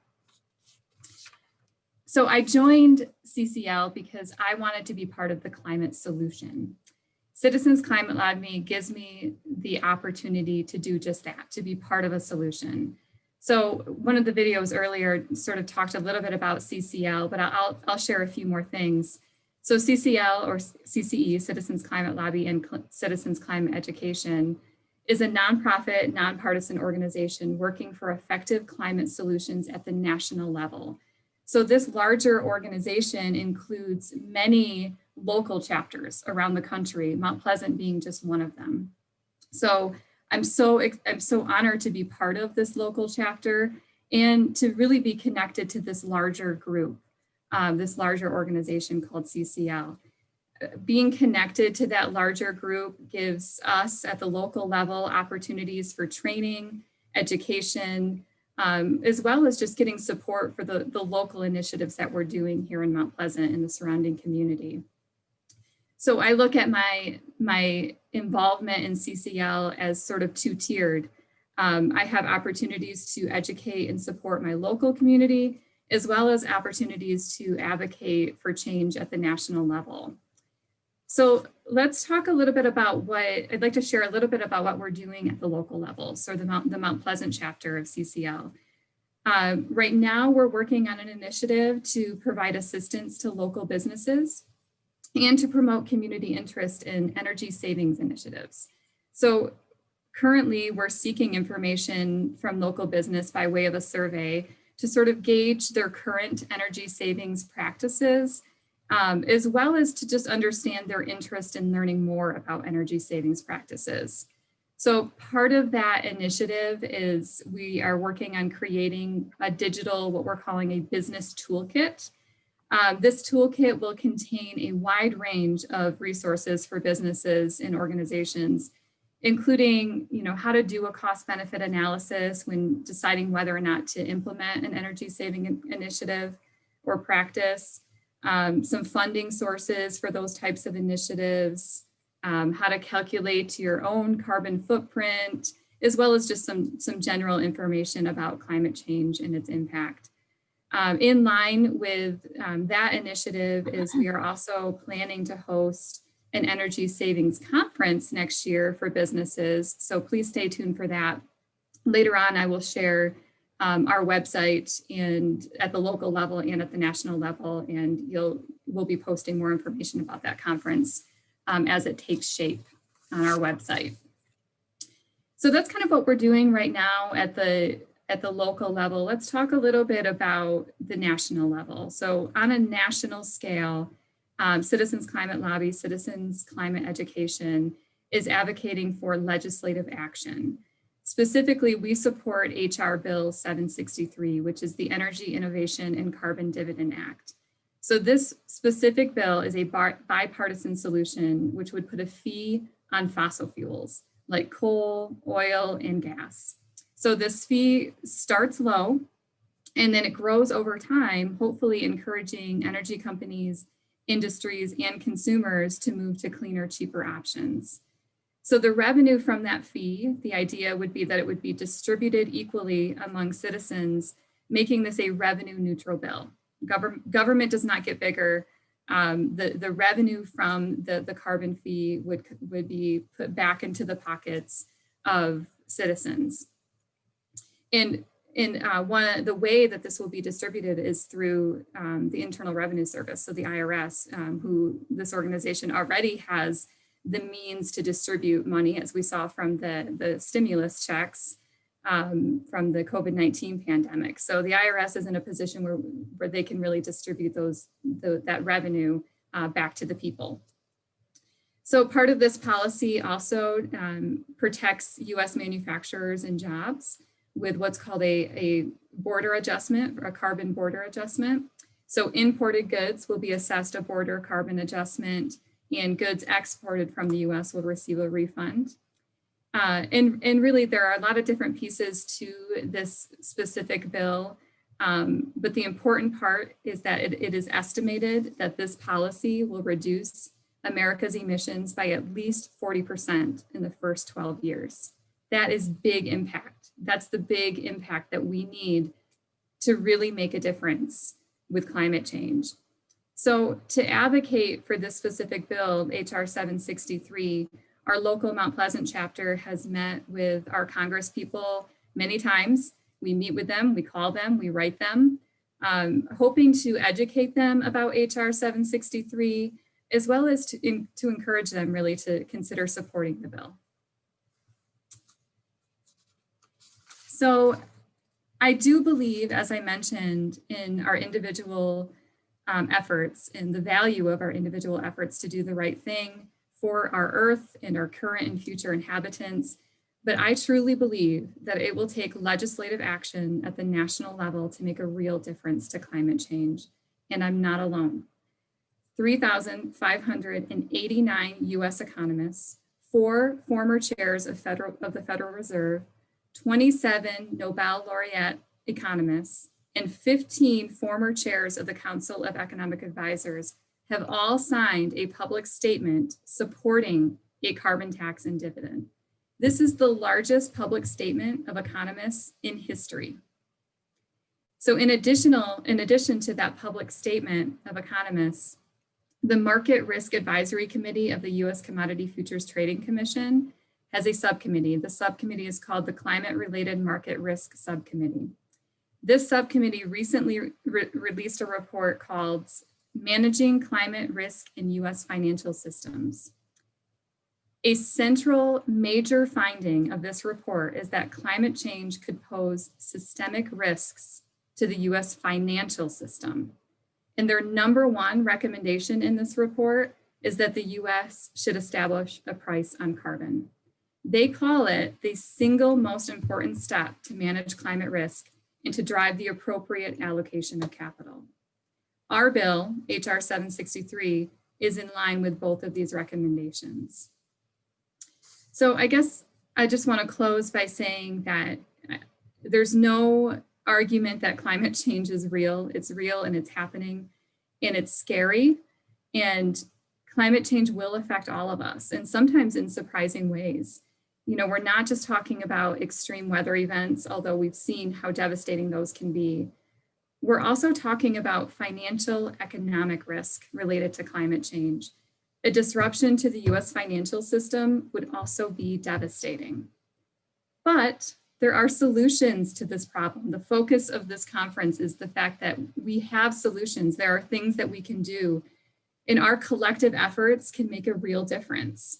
We can make a difference in our own individual lives, in our own communities, but we absolutely need national leadership and action, as well as international collaboration to truly make a difference with climate change. So I'm excited about the work that we're doing in CCL, both locally and nationally. I'd love to share, and I'll go ahead and post it in the chat in a moment here, the website to both our local chapter as well as the national organization for CCL. I highly encourage you to research HR 763, the Energy Innovation and Dividend Act. Please research that. Please consider joining CCL. Please consider reaching out to your own Congress people, asking them to take a stand on climate change and to really start making a difference at that national level, because that's what we need. So thank you so much again for having me. I think my time is up, so we can move on from here, but I'll be around if any questions come up later. Thank you so much, Emily. You've been a very eloquent spokesperson for why everyone can consider volunteering for Mount Pleasant CCL or CCE in Mount, if you live in Mount Pleasant. But she mentioned that there are chapters. I think there are 21 around Michigan and more than 400 around the country, and 60 around the world, by the way. But you've also explained why the Energy Innovation and Carbon Dividend Act is good for business and the rest of us. So thank you for that. And now for an example of a business, we have Laura Coffey, Marketing and Owner Service Manager at Green Tree Cooperative Grocery. Laura has worked at Green Tree for 14 years, having lived in Mount Pleasant since 2001. She loves food, art, books, and spending time with her husband and cats. Maybe we've had a lot more of that, I don't know, but I think Green Tree as an essential service has been open. Thank you, Laura. Yes, thanks, Marie. We have been open during the entirety of this, but I haven't been going anywhere when I'm not working, so the cats like that for sure. Right.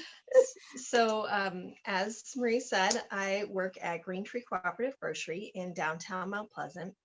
And when I was asked to be part of this panel, I had a hard time thinking what to talk about. And that wasn't because Green Tree doesn't do things to try and address the climate crisis, but it's because there's so much to talk about.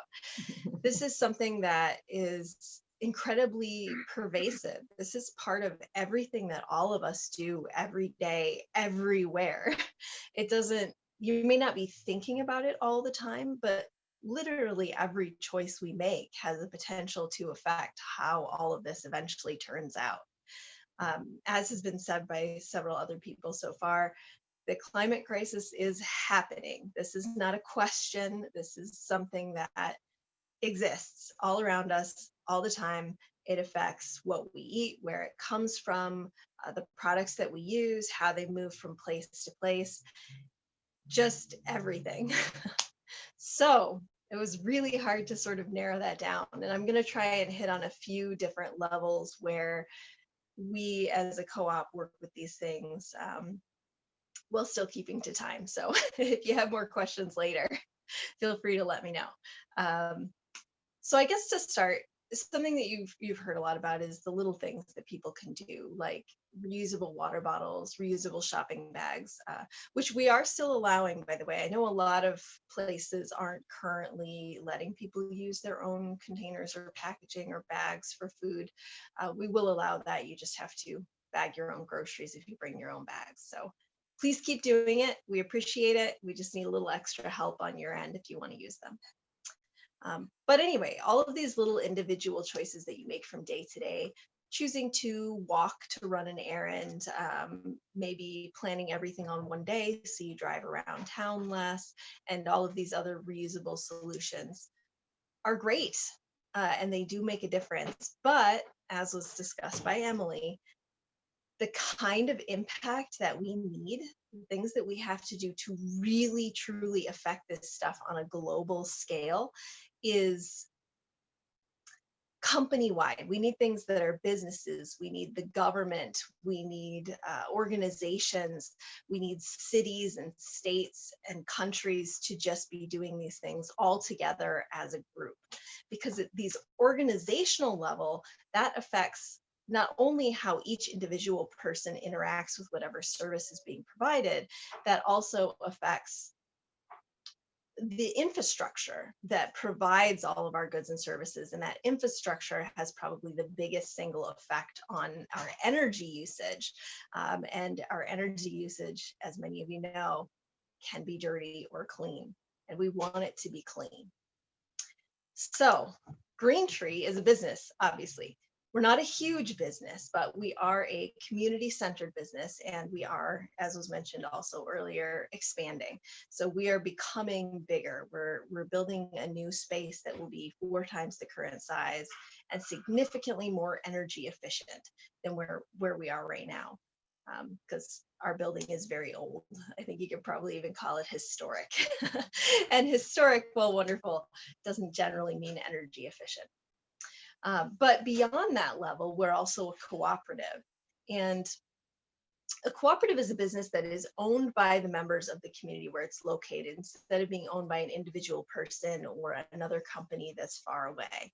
And the advantage of that model, being owned by the members of your community, is that you make decisions that affect your community thinking long term. You say, we want to be here. We've been here for 50 years. We want to be here for 50 more. And so when we're deciding, you know, what new piece of equipment to put in our new building, we're thinking, how is this, the output of this, going to affect the river that will be, I think, a couple 100 feet from the building? You know, how will the setup of the loading area affect the small farmers that, while Mount Pleasant itself doesn't have a lot of agricultural land surrounding us, there's a lot of that. Michigan is, I think, the second most agriculturally diverse state in the entire country after California.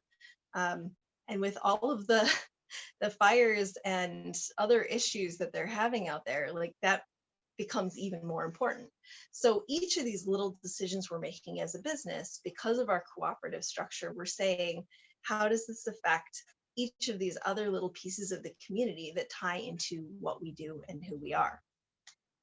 So there's so many different things that I want to get into. Yes, I see Michigan is the second most agriculturally diverse. We have the most variety of crops after California, to the best of my knowledge. I mean, they may have redone those numbers at some point, but pretty consistently, that's where we fall. Because we have so many different types of little like microclimates in Michigan, we have all of these different kinds of agriculture that we can do here. Like the weather in the Upper Peninsula is different than the Lower Peninsula, and there are many different sections of, for example, in the Upper Peninsula, that's actually where I'm from, there are areas that are warmer and areas that get really heavy precipitation because they're near the lakes. There are parts that are colder, and it's the same down here. there are pieces of land that are suitable for farming animals, and they actually would not be very efficient to use for growing crops. And there's other places that are very well suited for things like wine or apple orchards. There are some places that are well suited for grain crops or beans. And so we have huge diversity within this state. All right, I'm going to loop back to agriculture in a second. I'm trying to keep track of the time. Like I said, there's so many pieces here. Really quickly, I know something that's been talked about a lot, recycling, reusing. We strive for energy efficiency and for packaging that's made with recycled materials. You know, our flyers are made from post-consumer recycled paper and printed with soy ink. You know, we try to take this into account at all the various levels. An example of something small that the co-op does that might seem a little silly, we use those towel rolls in our bathroom instead of paper towels. And people always say, oh, that's gross, you're reusing it. But it's these giant rolls of towels that are cleaned by a professional company, and you pull on it and you get a new section and a new section, and the old part rolls back up into the back of the machine, and you don't touch the part that anybody else used. So they're still perfectly fine in our current COVID environments. And when they get all rolled up back into the back, we take it out and put it in a new one, and it gets washed again.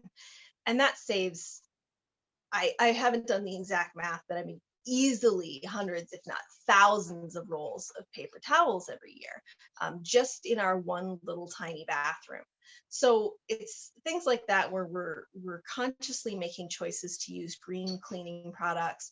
We use BPA receipt paper in our credit card machines to prevent repeated exposure for our staff and the extra waste that creates when you touch that paper and the quality that you get when you recycle it. So there's all these little tiny things in the store. But the bigger picture stuff, the stuff that I think is really fascinating when you get into it, is I'm going to dive back into that agriculture question for a second. As Marie said, they weren't able to get a farmer or someone like that for the panel. So I'm going to try and touch on it a little bit for you.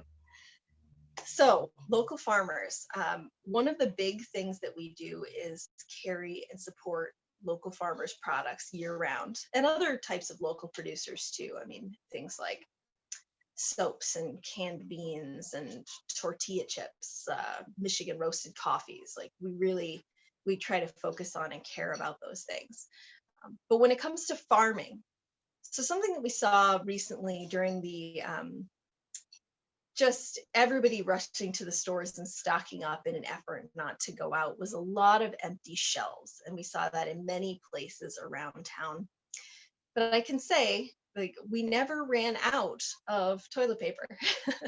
We didn't run out of things like butter or eggs or milk, hardly ever, because we were already carrying things from a small farmer, and we were able to reach out to another small farmer or another small producer and say, you know, normally we order this from somebody else. We're out right now. Can we carry your butter for a couple of weeks?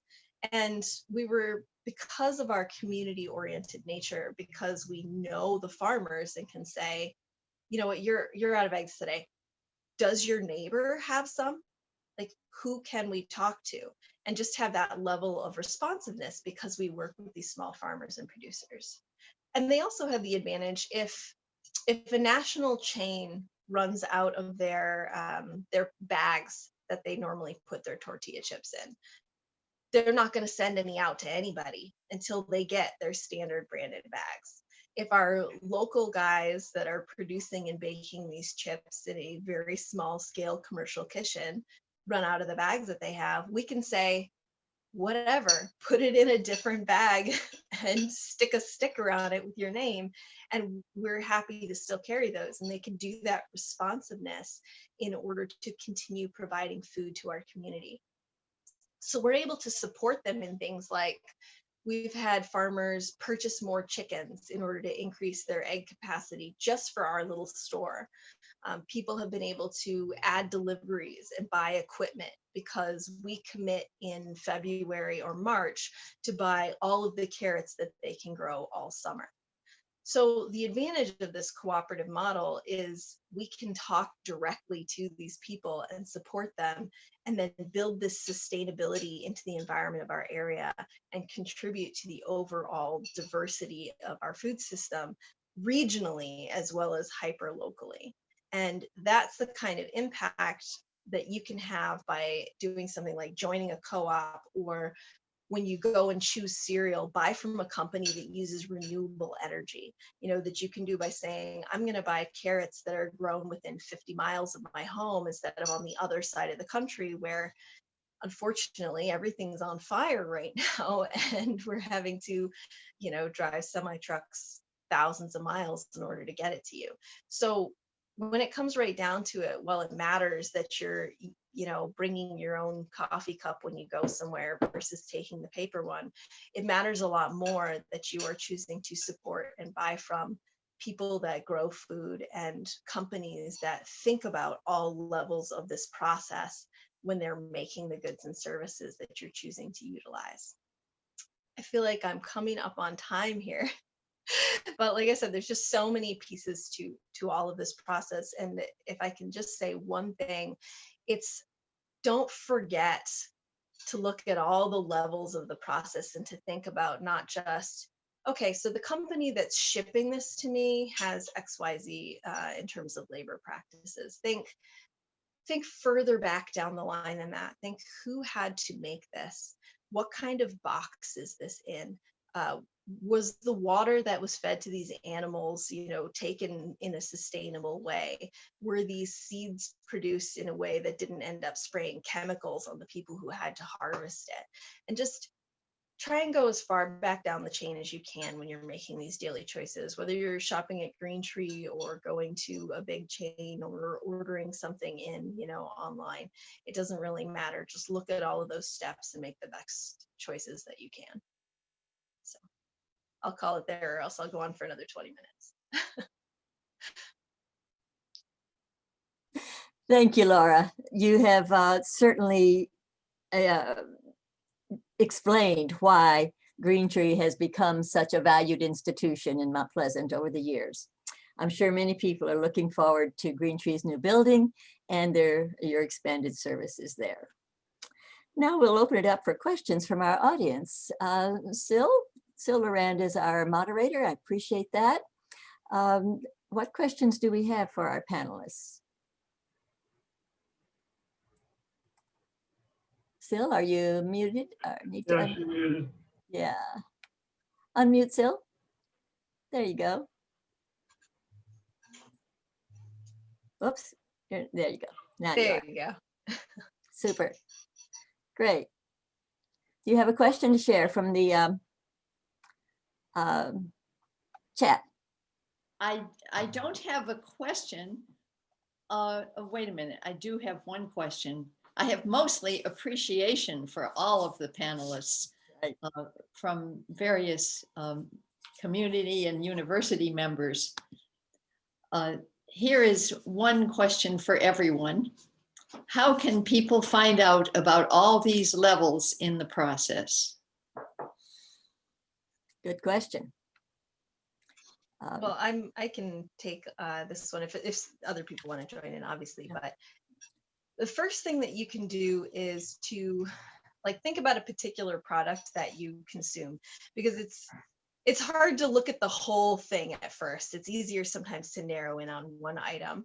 And so say there's a particular brand that you like, go to the company's website, first of all, and check their about page and their frequently asked questions. A lot of the time you can get some beginning information there that will help you understand where to go in order to find out more.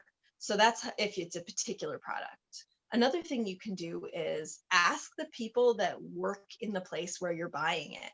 And they can usually tell you, oh, that comes from regional distributor, or yes, this comes from Monroe Family Organics, for example, is a farm that we do a lot of work with, and we can say, this is where they're located, these are their practices, I can show you some pictures of the farm. So depending on how local or non-local the product is, you'll be able to get more direct information like that. And then the other thing to do would be to choose a stage in the process that you're curious about. You know, you could look up, how does cattle farming work? And you can compare, you know, CAFOs, which are these confined animal feeding operations, to local farming, to this new thing where they basically, it's forest farming, where the cows like live in a forest and are part of a multi-level ecosystem. So choose a part of the process and look that up, or take a particular product and try and follow it backwards and forward through the chain by starting with that simple about information. So hopefully that gets you started at least. I have another question here. Mayor.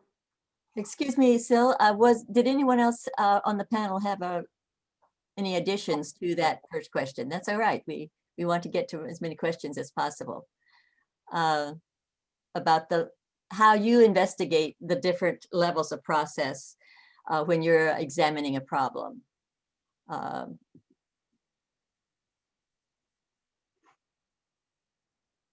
Emily?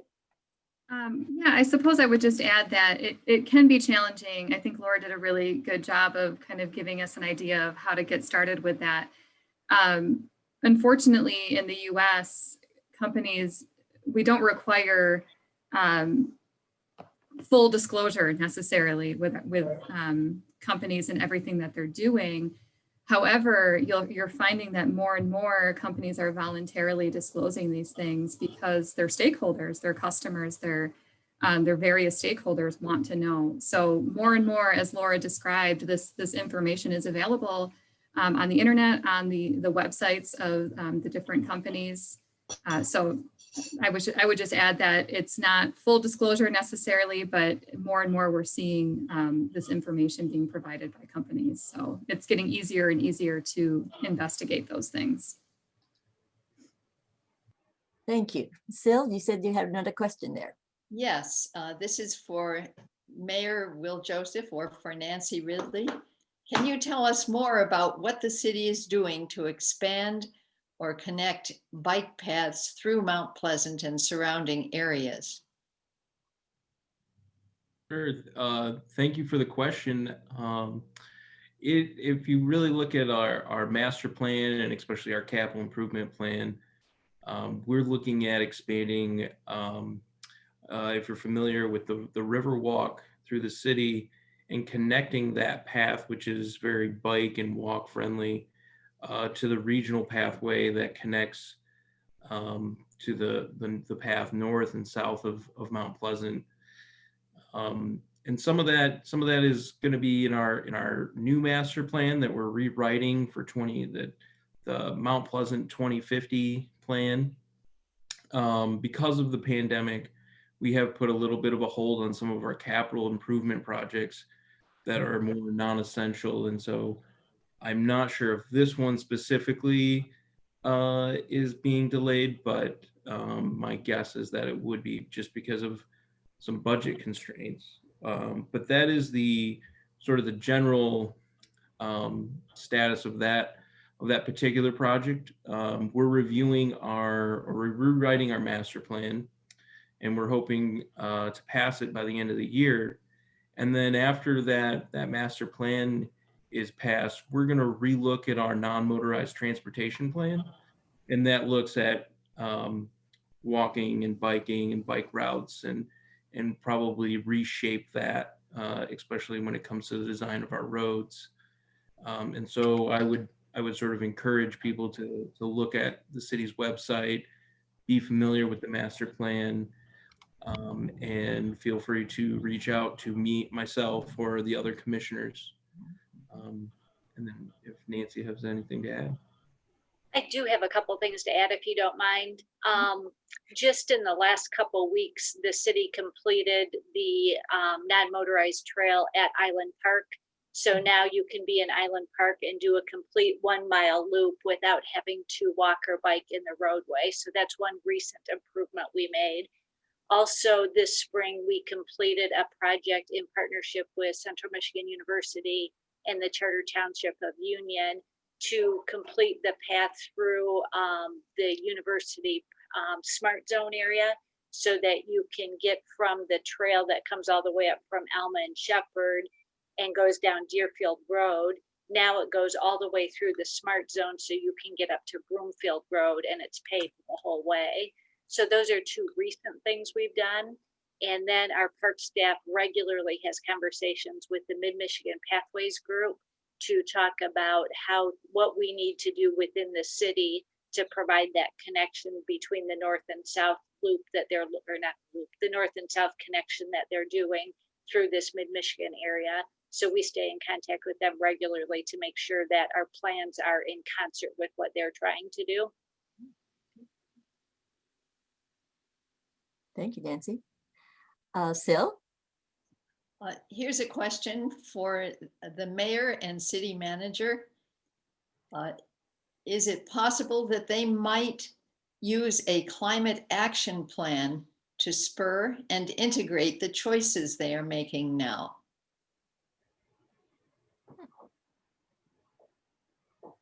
So that's a little bit about kind of my future aspirations, I think, of the commission.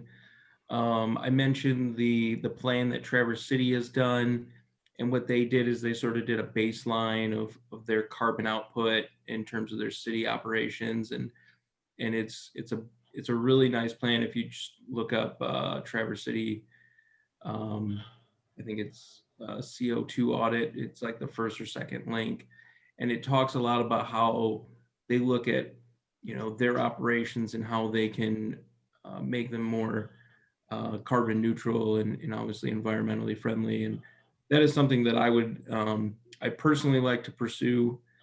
But we do everything as a team at the city. No one person has ultimate power. And so I would encourage you to talk to my fellow city commissioners and encourage them to do the same. I have a question for Emily. What kind of headway are we making with the legislatures from Michigan in terms of accepting or promoting the pending legislation? That's a good question. Marie, what are we at now for supporters? Do you know the number off the top of your head? Excuse me, was your question about national supporters, Jim? Yeah, our national representatives. HR 763. Yes. Yeah. I'm thinking the number is now at 81. Yeah, that's what I was thinking. It was around. It's in the House, and it's 81, the last count that I saw.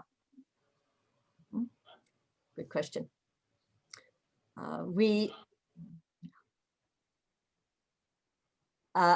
would also interject, Will, and Nancy, isn't there a hearing coming up on the master plan soon that folks could have input in? What's the date on that?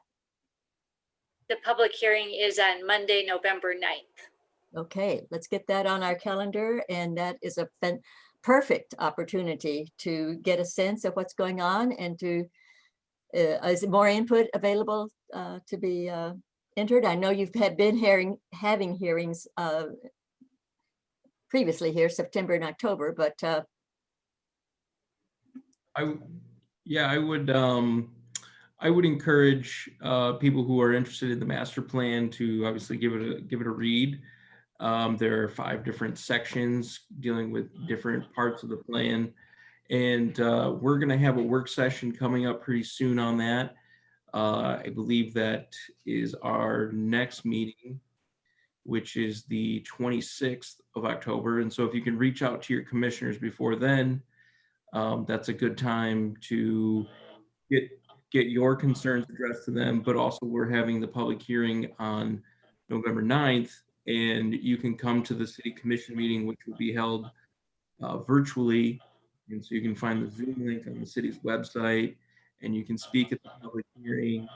But you can also at any time write an email, and that'll get to us. And we'll obviously, we like public participation, especially in our large planning documents, because that's going to shape policy for many years to come.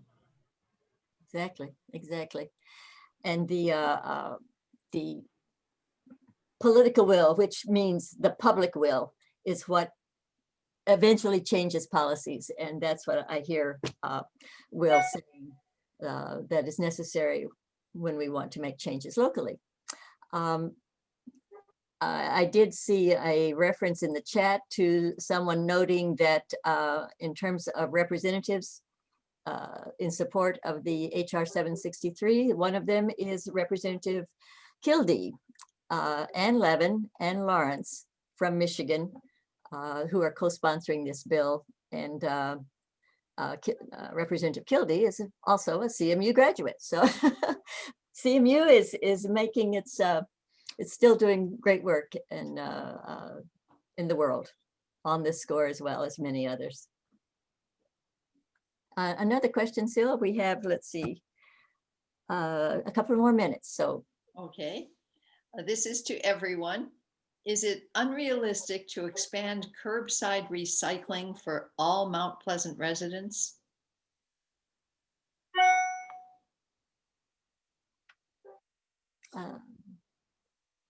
Will, you're muted. There you go. I guess so we do have curbside recycling for all of our I guess like house residentials and duplexes and sort of building styles like that. If you live in an apartment complex, unfortunately, your options are a little bit limited, and you can take your recycling to the recycling center, which is just on River Road. But because it's private property, we can't, the recycling people can't actually go on to that property unless they have the permission of the property owner. We did pass an amendment to our zoning ordinance that requires, if there are structural changes to the apartment buildings within the city, that they could be required by the zoning ordinance to put recycling amenities on the property. And that was something that I sort of pushed and was actually passed unanimously at the city council. And so I was glad to have the cooperation of my colleagues for that. But that's obviously not a solution for tomorrow. That's more down the road. And so for people who live in rental housing, especially apartments, I would say, you can take your recycling to the MRF, or you might want to get a few of your neighbors and talk to your landlord and say that you really want this, because we can't really impose it on them until there's a special use permit related to their property. I know I saw a question, I think, in the chat about outside of the city limits recycling, and obviously unfortunately that's a little bit out of our hands because we deal within the city. But I would encourage you to reach out to your local elected officials, whether that's your township supervisors, your township trustees, and your county commissioners. What perhaps you spoke to this, but is there a possibility of these various governmental units pooling their contracts in a way that would expand the services? Has that ever been discussed? So we are in a joint agreement with the county because they run the material recycling facility. But it takes more buy-in, I think, from other community partners and governmental entities, because I think that unfortunately, with just the price of oil, that plastics have become almost recycling plastics doesn't turn the same profit as it used to. There's less buyers in the market. And so that makes it harder for those recycling facilities to operate in the in the net positive. Also, I know that some of our local companies like Mitsuba have sought out other companies that reuse plastics for some of their waste, and that's kind of where we're at, where we have to really focus, I think, as a society, on plastics that are more reusable and come from maybe more or biodegradable. And unfortunately, the condition of a lot of plastics is that they're one use. And once that use is over, there's not much you can do with them. And then it becomes the next layer in the geological time. Yeah. And so Get a dog, and then you'll have a second use. yeah. And that's exactly where we're at now, I think. And I suspect our keynote speaker will address this too. But change is happening so fast because obviously the thought about what to do with plastics and recycling them has been in operation for some, 40, 50 years now. And it's gone through the growth and learning process that you mentioned, where the prices go up and down and lots of factors to that. But I just recently saw that, again, this is where university research comes in, that a young woman has started a company because she has patented a process that can finally, this is a new breakthrough, break down polyethylene plastics, which have been so difficult, and return them to be competitive with the virgin petrochemicals. So that's, these huge breakthroughs are being made daily because so many people are realizing that there is need, but also opportunity to develop products and solutions that will be very financially lucrative. I mean, because they're so much needed. The demand is growing, and that's what we need to do, as Emily said, as stakeholders in nudging our companies to do their R&D, to nudge our legislators to do R&D and get these things moving. And that's the other thing that I understand about the Energy and Innovation Climate Dividend Bill, that because it stimulates the market, then everyone is incentivized to research and development and adopting these measures. Okay, I think we're about at a time where we need to, oops, stop. I'll let us run over there. So we will be taking a break, but I know you'll want to stay. I thank all of our panelists today and for fielding your questions. You'll definitely want to hear Dr. Andrew Hoffman, our exciting keynote speaker, whose presentation will start at 12 noon.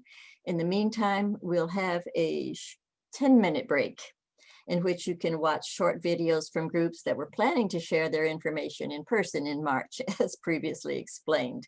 So I urge you to save your chat, because there are 3 little dots there that on your screen that will allow you to save chat, and you'll need to do that before you leave so that you get the complete list. And then you'll have these valuable links that people have been entering in answer to questions. Thank you so much. Thanks, Marie. Thank you. Hi, Christian, can you turn us over? There we go. We'll have a few more videos.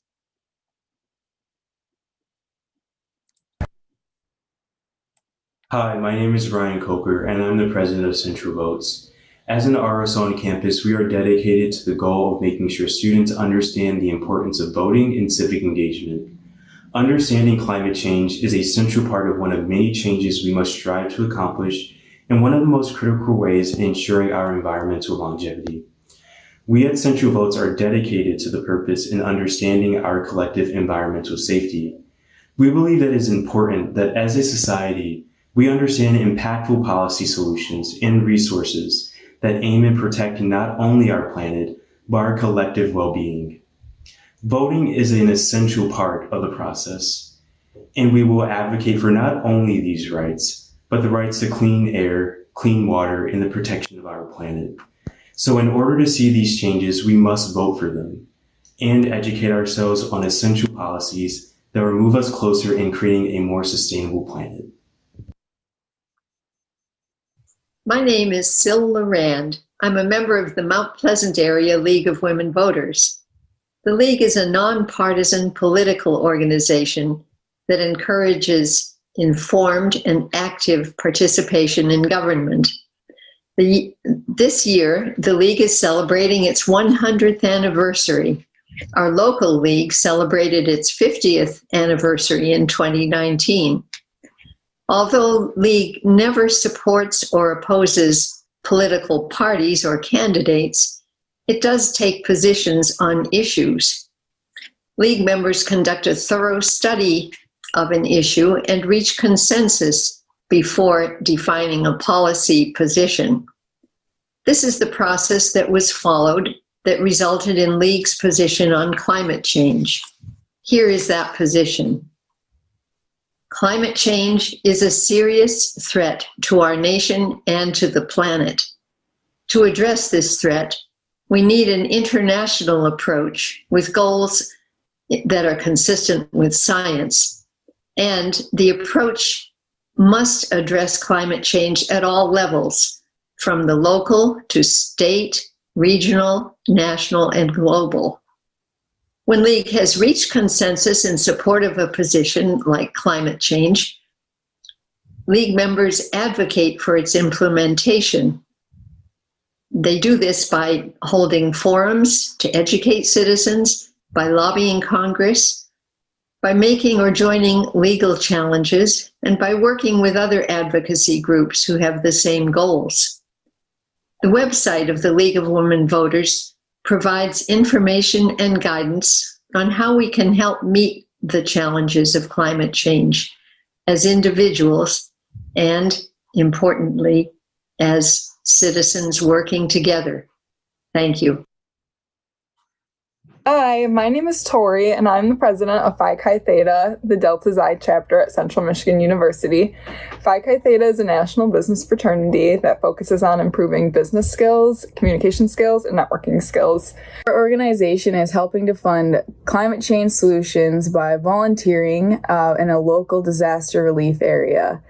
This semester, Phi Chi Theta is volunteering in Midland to rebuild the community after the tragic floods, which were caused by the breaking of the Wixom Lake and Sanford Lake dams. The areas surrounding these lakes were tragically completely devastated, and Phi Chi Theta is taking initiative to rebuild the community by volunteering with the Midland Disaster Relief Fund. In addition to volunteering, Phi Chi Theta also helps the environment by going online. We do all our communication and documentation paperless. Also, when we host events, we recycle all of our cardboards, cans, and everything. Hi, my name is Emily, and I am the treasurer of CMU's Student Environmental Alliance, C for short. The Student Environmental Alliance works in tandem with CMU's Take Back the Tap to raise awareness and educate students about environmental issues. In the past, we have talked about recycling, living low and zero waste, veganism and vegetarianism, ocean plastic, and fast fashion. We have also organized activities. We do annual plant potting events where club members can plant seeds to grow their own herbs, fruits, and vegetables from the comfort of their college living space. Last year, we participated in a climate march around Mount Pleasant. We also helped CMU Facilities Management to clean up the parking lot after football games during tailgating season. We have raised money with plant drives, and we have gone on full moon walks in township parks where our only light was from the illuminated moon. It is important to raise awareness about climate issues and get college students involved. Young people can be an inspirational, dedicated force of change. We provide an environment for people who are interested in learning more about the climate to find community, volunteer, and enjoy nature in the Mount Pleasant area. My name is Harmony Nolan, and I am a regional community affairs manager for Consumers Energy.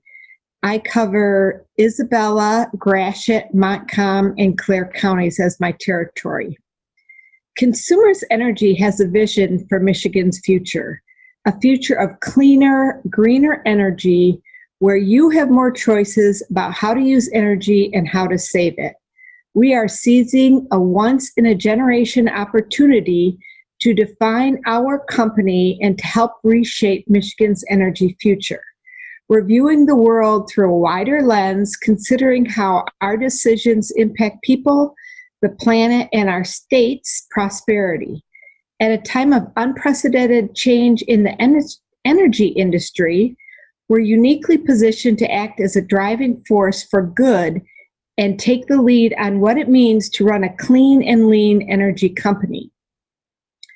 Our Clean Energy Plan is a roadmap for protecting the environment and embracing innovative, affordable energy solutions.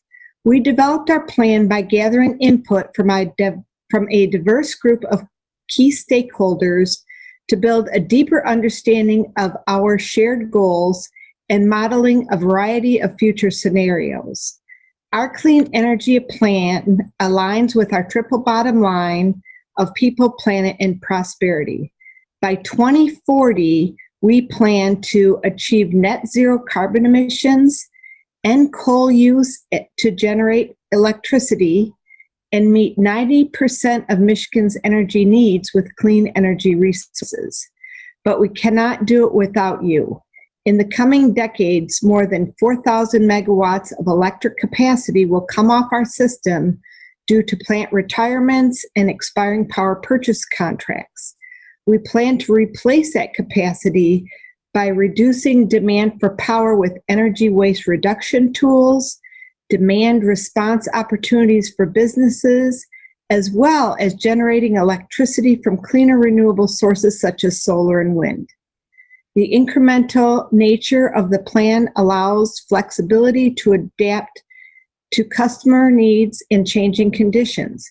Our plan would add 550 megawatts of wind energy and 6,000 megawatts of solar energy during a ramp up throughout the 2020s. By 2040, approximately 56% of our electric capacity will come from renewable resources such as wind and solar. Hello, my name is Katie Couture. My pronouns are she, her, and hers, and I am the president of the Organization of Women Leaders. The Organization of Women Leaders, or OWLS, is an intersectional feminist organization on Central's campus, and we provide our members an opportunity to become leaders in current events, politics, and activism to lift the voices of others and create change. So we're actually an organization, despite the name, the Organization of Women Leaders. We do accept all individuals regardless of age, race, gender identity, or sexual orientation. So if this is something that you're passionate about and something you're interested in, feel free to reach out. We'd absolutely love to have you. So as for climate change and being sustainable and environmentally conscious, in OWLS, it's something we're very passionate about and something we try to keep in mind always. As like I said, as an intersectional organization, it's kind of always in the back of our head thinking, what more can we do? How can we help? And to me personally, I think it's just about constantly listening and learning and growing as an activist for environmental sustainability and for human rights.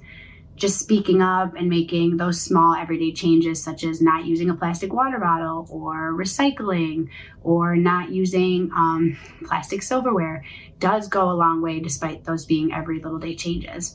So we believe that climate change is an issue that affects all people. So as an intersectional organization, we feel like we have to care about it, and we do all we can to make these little positive impacts to fight climate change.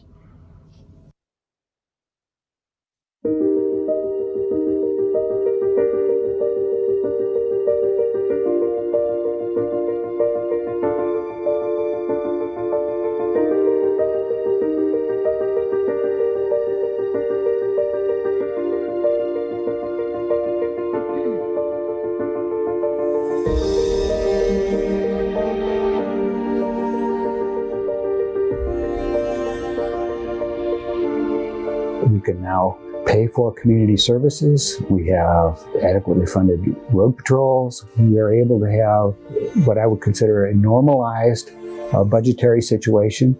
And in many ways, it's only possible because the wind development has happened in the county. It's going to be tax relief, and it's going to be quick tax relief.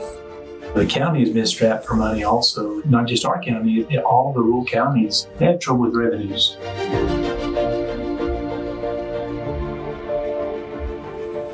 There are very significant financial needs in our county. The residents of Shiawassee County are missing a huge opportunity by not having a project And unfortunately, a small group of people decided that for us.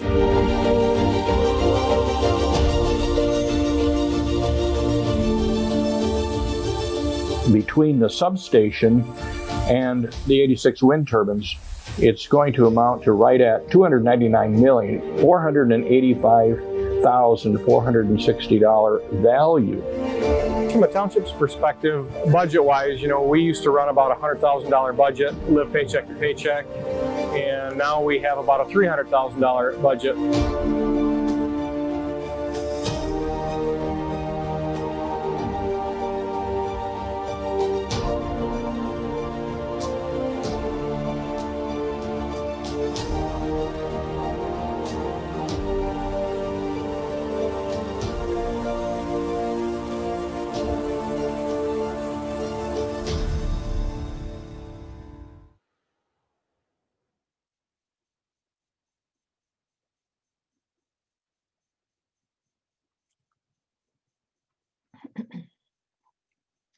All right.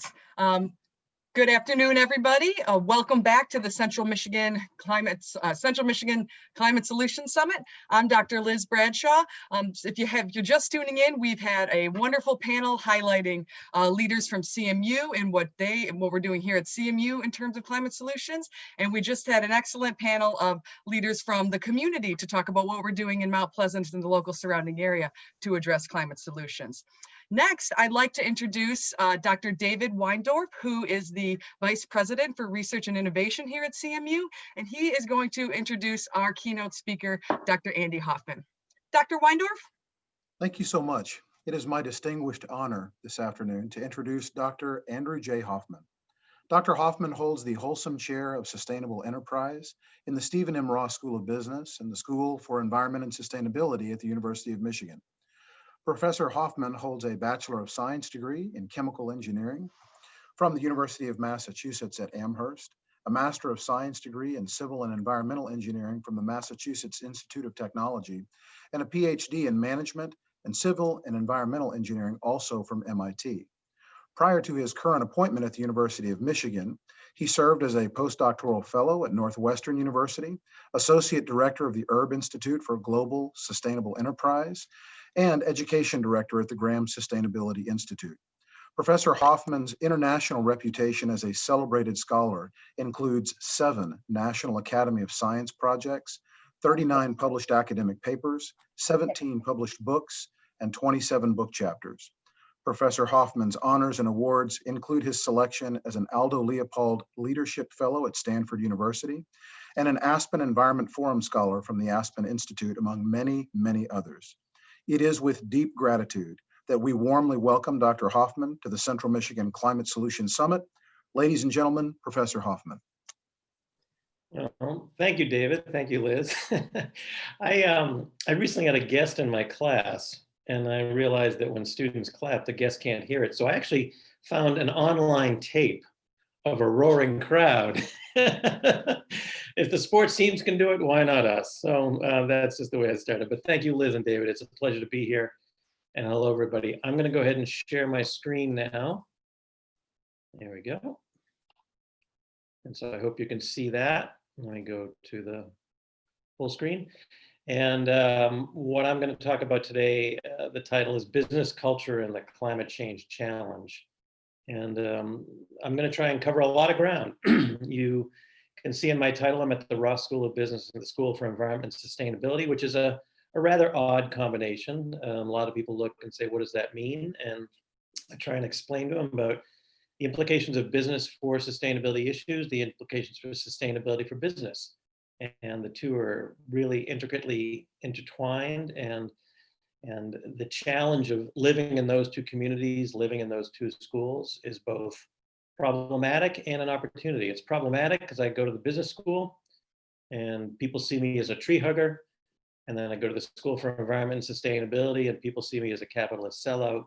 And so I kind of feel like I have no home. But in the reality, if you can speak to two communities that don't speak to each other very often, you have a tremendous opportunity to bridge and be able to speak in multiple languages and try and get your ideas across in compelling ways. And so I'm going to be able to span a lot of domains today. My area within the business school is in organizational behavior. I study cultures and institutions, how they evolve, how they change, hence the culture part of these remarks.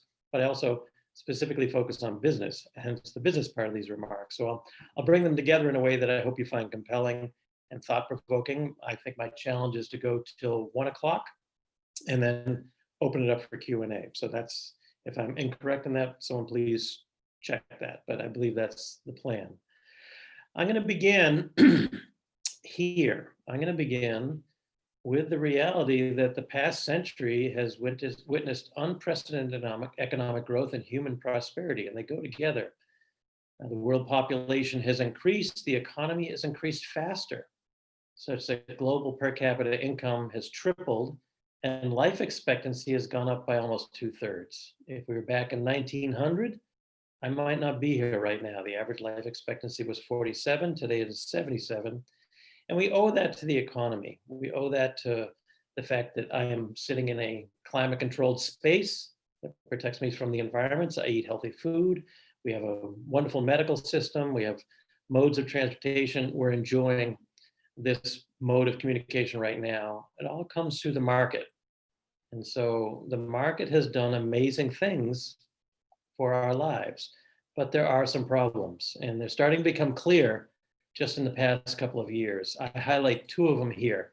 The market has failed in the natural environment, and that's the issue of climate change. But climate change, to my mind, and I'll speak to more of this, represents a suite of issues, a broader systemic change that needs to be addressed. There's also been a market failure in the social environment, and income inequality is the most vivid example of that. The data is quite startling.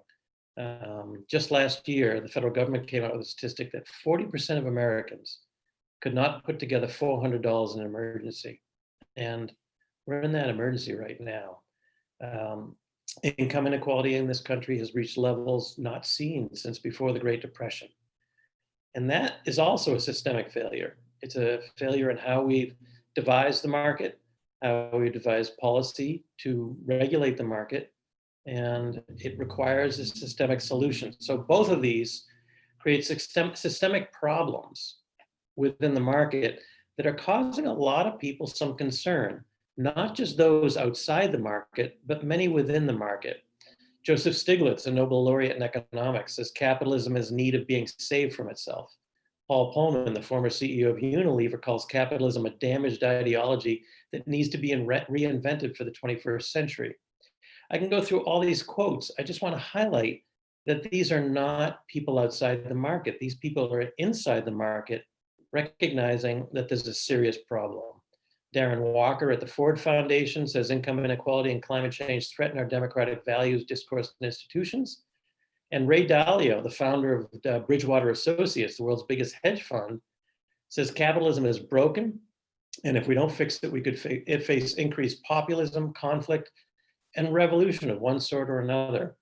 It's a chilling point, and you connect that to the idea that 40% of Americans may be facing some serious problems right now. And you should start to get a little nervous about what kind of a world we're facing. Data just came out yesterday that 2 million people have now dropped below the poverty line in this COVID reality. And that should cause us all concern. Andy Grove says that we're at a strategic inflection point to really rethink capitalism. And you can see it. Young people are becoming more enamored with socialism, disenchanted with capitalism. I want to put that on the table right now because what I'm not here to talk about is socialism. What I'm here to talk about is how capitalism is and can evolve to address the challenges we face. There are growing voices within the market that something is amiss and something needs to be changed. BlackRock, the largest private equity firm in the world, the CEO, Larry Fink, sent a letter to CEOs telling them they have a responsibility to make a positive contribution to society. The Business Roundtable has been redefining the purpose of the corporation to invest in employees, protect the environment, deal fairly with suppliers. And if you notice, just last week, the Business Roundtable came out and endorsed a carbon price, which is quite a statement coming from a business trade group, which typically boil down to the lowest common denominator. And then just recently, the World Economic Forum, from their big conference in Davos, redefine the universal purpose of a company as one that serves society at large, supports communities, pays its fair wages, fair share of environmental and material universe for future generations.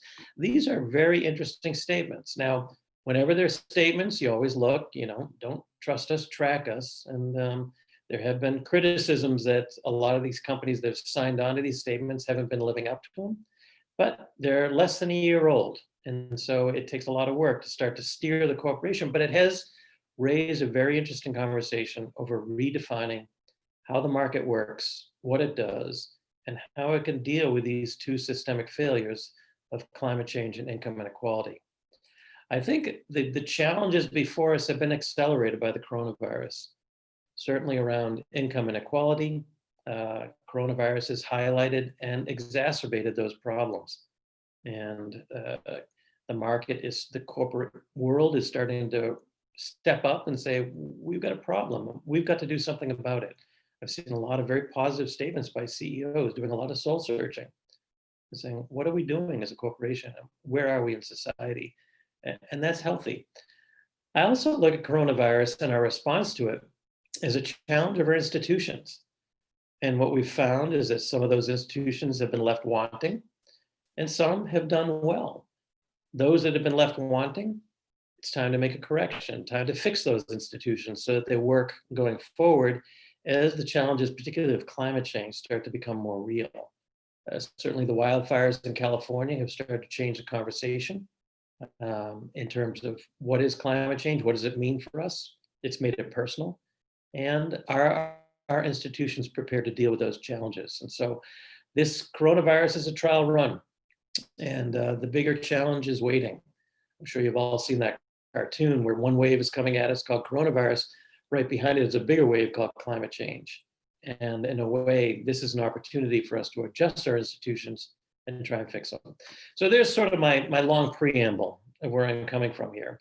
The market and capitalism are at an inflection point, and people are asking some very interesting questions about how does it have to evolve and change to address the problems that we do face and will face going forward. So with that, I want to transition to talk about climate change, which is this is the summit on on climate change, climate solutions. I'm going to focus on starting with climate change and the science. And if you look at the Intergovernmental Panel on Climate Change, through the years, they've become more and more stern and strong in their warning that this is something that's happening. We need to do something about it. Human influence on the climate system is clear. It is extremely likely that humans influence and was the dominant cause of global warming. And so you can see we've really evolved and started to take this issue seriously in the scientific community. And the IPCC statement has been endorsed by over 200 scientific agencies in the world, including, importantly, every one of the G8+5 countries, the National Academies of Science from the United States, Russia, China, France, Germany. They've all come out and said, this is happening, it is real. And yet we still have a debate within society, but that debate is changing. And I will talk about that a little later. This is the problem before us. This is climate change. I think of climate change as part of a broader issue, which scientists have termed the Anthropocene. Scientists have proposed that we've left the Holocene and we've entered a new geological epoch. We've entered the Anthropocene. We are now in a period where humans are a discerning influence on the global environment. We are changing the world around us in ways we have never done before. To highlight this, I like to point out that when I was born, there were 3 billion people on Earth. Today, there are 7.5 billion people, and by 2050, there will be 10 billion people. And the market is providing for those people, providing goods and services that they need and the goods and services that they want. And so while the UN has came out with the Millennium Ecosystem Assessment that said that we have changed the ecosystems more in the last 50 years than any comparable period of time in history, that impact on the environment will accelerate. And so we are now changing the systems of the Earth. This subcommission on quaternary stratigraphy, the working group on the Anthropocene, marked the beginning of the Anthropocene in the 1950s with the first atomic test, the 1940s and 50s with the first atomic test, where their challenge is to define when did the Anthropocene begin? And this is not a philosophical statement. They actually have to define a marker in the strata of the Earth that says something is different here. And so they decided it was radioactive isotopes. I like to think about it this way. If humans stopped living today, we just died off, and 1,000 years from now, archaeologists started digging, they'd hit a layer, and they would say that layer is different. Something is different here. What they would find is the impact of humans. So they would find radioactive isotopes, they would find particulates, they would find plastics. Some people have suggested it shouldn't be called the Anthropocene, it should be called the Plasticine because of the plastics that are there. There is the marker that we have been here, and that is what they're looking at. I like to think about this in terms of just the multiple ways that we are changing the systems of the Earth. And what you have in front of you is a graph, if you've not seen it, called the planetary boundaries graph. And this is 9 markers that represent the operating systems of the Earth. That green zone is the safe zone. We want those wedges to stay within that green zone. And you can see we've crossed 3 of them. We've entered into the unsafe domain where we are altering these systems in ways that will make it harder to have a safe operating system for humans and other life forms. So climate change, we've crossed it. Biodiversity, we've blown past it. We're in the 5th mass extinction. Estimates that 50% of the species today could be gone by 2100. And you'll see nitrogen cycle. We, human actually create more fixed nitrogen than natural processes. We put it on our farm fields. We use it in industrial processes. From the farm fields, it washes into our rivers. It causes algae blooms in the Great Lakes. It flushes down the Mississippi. The mouth of the Mississippi is one monstrous dead zone because of all the nitrogen that's in the water there. Nothing can live there. These are just examples of how we're changing the systems around us, and they're closely. We are acidifying the ocean. That's directly tied to climate change. As you increase the concentration of CO2 in the atmosphere, you increase the concentration of CO2 in the liquid that's below it, the oceans. Stratospheric ozone depletion is in retreat. That's the only planetary boundary we've reversed through the Montreal Protocol. We're using massive amounts of fresh water such that you've had threats of water running out in major cities like Sao Paulo, Cape Town. Changes in land use, atmospheric aerosol loading, they're watching these very carefully. But these planetary boundaries represent the extent to which we are now changing the world in ways that are fundamental, foundational. I remember one time talking to a research chemist at Pfizer Pharmaceuticals, and in the middle of the conversation, he said very matter-of-factly, he said, you know, Andy, there are measurable levels of ibuprofen in the Mediterranean Sea. I was stunned by the statement. I was stunned by, first, the actual statement itself, but also with the casualness with which he said it. He went on, he said, Andy, ibuprofen doesn't concern us. It's a relatively benign compound. What really concerns us in the pharmaceutical industry are birth control pills and antidepressants. People take a drug. Sometimes the mere presence of the drug does its job and it leaves our system. Sometimes our body uses very little of it and it leaves our system. And it enters the water treatment plant, which can't handle those complex chemicals. It passes right on through and it's discharged into the aquatic environment. And it's causing birth defects, strange birth defects in the flora and the fauna. You can start to see some strange animal forms at those outfall pipes. And that spreads through the food chain, through the ecosystem. Just 2 years ago, scientists were studying salmon in Puget Sound, and they found within the fat cells of that salmon, Prozac. They found 40 prescription drugs. They even found cocaine, illegal cocaine, in the salmon. And that salmon is what's ending up on your food plate. And there is the cycle coming back. It's the warning of Rachel Carson with Silent Spring from 60, 70 years ago, really coming forward to the present. And that was her big worry, is that as we damage the environment, we are damaging ourselves. Here is the marker for that, the Anthropocene. Now, this is physical scientists talking about it.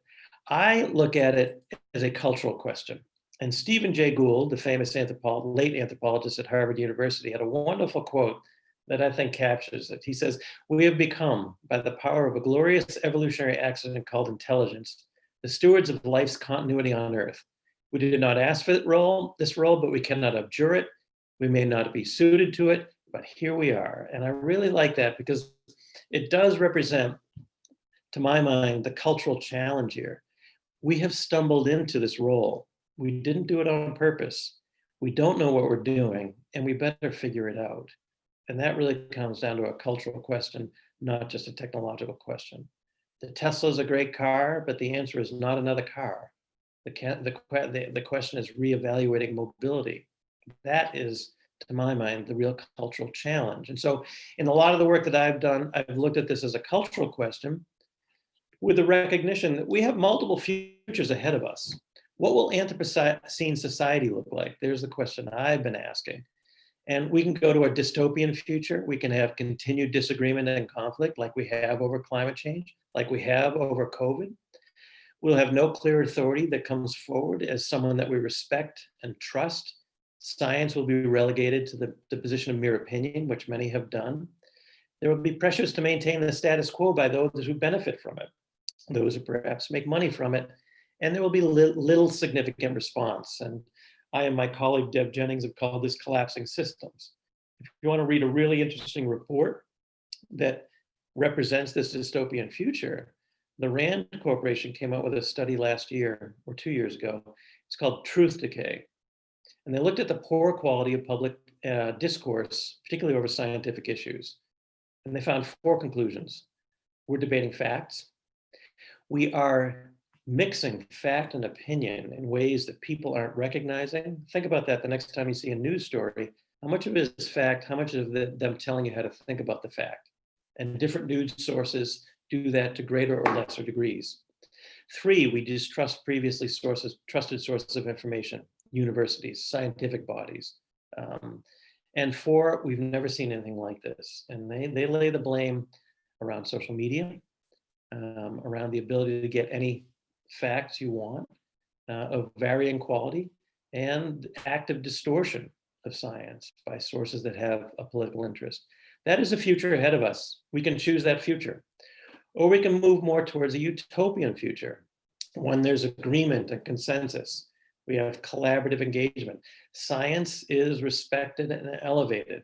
The status quo is seen as untenable, and we have concerted and systemic response. We call this re-enlightenment. And what we're trying to say with this term is that we are facing a cultural shift akin to the Enlightenment of the 17th century, 17th and 18th century. Before the Enlightenment, humans looked at nature as unknowable, animated by mystical forces. We tried to understand it largely through religion. And then the Enlightenment came along and its accompanying models of the scientific revolution and Reformation. And what we started to think of is the environment in terms of the metaphor of a machine. We can break it down into pieces, we can reassemble them, we can tinker with the pieces, and we can dominate nature. You know, Francis Bacon said, we will hound nature and torture her for our secrets.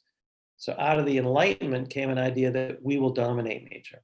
So pre-Enlightenment history, human history was dominated by nature.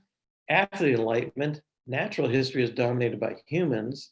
In the Anthropocene, we start to see that those two histories are co-joined, that the development of one impacts the development of another. And we need to rebalance how we think about nature as a species. The cultural question around climate change that really brings it into the domain of culture is this. Do you believe that we as a species have grown to such numbers and our technology to such power that we can alter the global climate?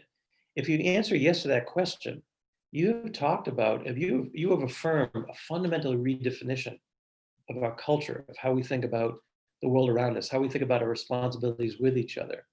If you answer that question yes, then my mowing my lawn in Ann Arbor, Michigan has cultural import for people in low-lying areas of Bangladesh. And if you think we're ready for that kind of a new value statement, that should give you a sense of the challenge before us.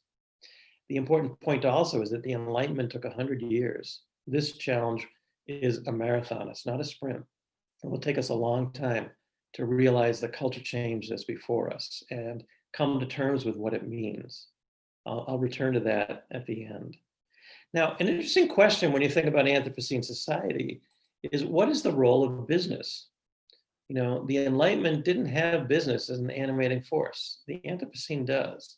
The market did create this. In fact, some have suggested it should be called the Capitalocene, not the Anthropocene, because it's capitalism that created this.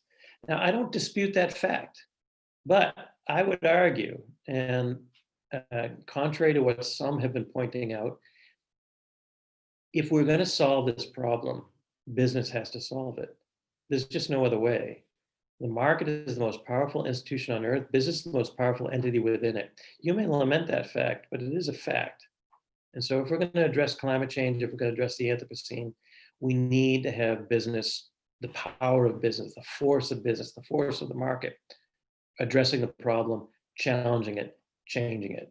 You know, business will build the buildings we live and work in, provide the food we eat, the medicines that we depend upon, the clothes we wear, the next form of mobility, the drivetrain under the hood of that mobility, the alternative to that form of mobility. Business will provide all that.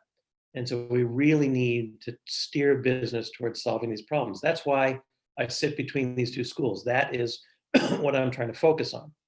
Now, you can hear that and hear what I just said. And some of you may be gritting your teeth. Business is the enemy. Others may be saying, yeah, business is the answer. And I would divide you into two camps. And I'd like to ask you to think about this. You can be dark green. Excuse me. You can be dark green. You can see market as the problem, business as the enemy, and the form of engagement is confrontation. You can be bright green. You can see the market as the solution, business as the ally, and engagement as collaboration. And there are organizations out there that play these two roles. If you are dark green, you may subscribe to or contribute to Greenpeace or Earth First or the Earth Liberation Front. If you're bright green, you might contribute to the Environmental Defense Fund or the World Business Council for Sustainable Development or any of the others that see business as the ally. These are two modes of thinking about this. I'm actually going to make this presentation a little interactive. And here's a survey. And I am suspecting that you can't see on the top of that. I have to get rid of that and that. And you can respond to this survey by going to that web page on top, or you can text that number on your cell phone. And where do you see yourself, dark green or bright green? Can someone who's monitoring this tell me if this is working, if people are able to see that? I am not able to see it right now, but I'm not sure if other folks are. Can others Marie, see can you confirm? I see the screen. It says get help. No, it just are we supposed to go to polev.com? Yeah, that's what I want you to see. Go to polev.com/Andrew Hoffman, no N, 241. Okay, that's not all there. Just the polls website. Yeah. Yeah. So Dr. Hoffman, is there any way you could add that in the chat and then people could, that address in the chat, and then we could go click on that? Sure.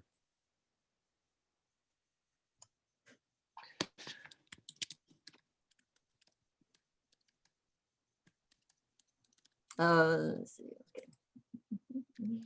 Okay. Go to that web page and you can vote.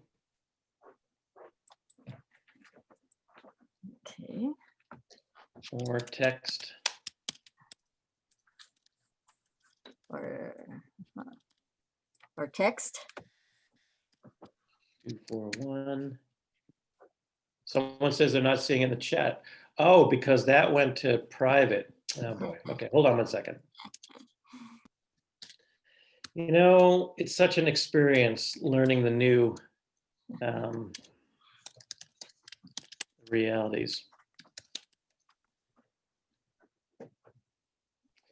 Okay, this is not letting me chat anyone but Marie. Oh. And I don't know why. Maybe Marie can copy and paste it and send it to everybody. Sure, I can do that. Okay. I think I have to go up to everyone and then I can paste it in there, push enter, and voila. Excellent.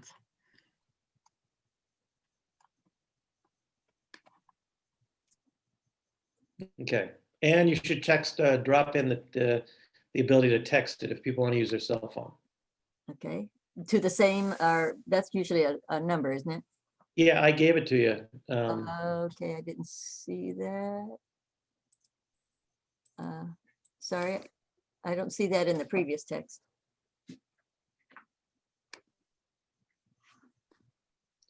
Oh, I have to, there we go. There you go. Okay. Okay, text. I'm copying that and I will put that in to everyone. And there you go. Okay. So the votes are coming in and it looks like we have a lot of bright greens, but some dark greens. And I'll let the votes keep coming in. You can get a sense of what your audience is. And I want to just highlight that both dark greens and bright greens are necessary for this conversation. The dark greens keep the bright greens honest. The dark greens keep the clarity on what the challenge is. And the energy between the two play an important role in the conversation, in the debate. There's a concept from sociology called the radical flank effect, which, excuse me for getting wonky for a second here, but the sociologist named Haynes came up with this idea that when you have a political debate, you have a center in the debate until someone pulls the radical flank further out, and then the center of the debate shifts with it. And he looked at civil rights, and he looked at, for example, Martin Luther King. He had a message, and white America was choking on it. It was too radical until Malcolm X came along and pulled the radical flank way out. And all of a sudden, Martin Luther King was seen as a moderate. They both disliked each other, but they both admitted they needed each other to perform their job, that Malcolm X made Martin Luther King's message more palatable in the American public.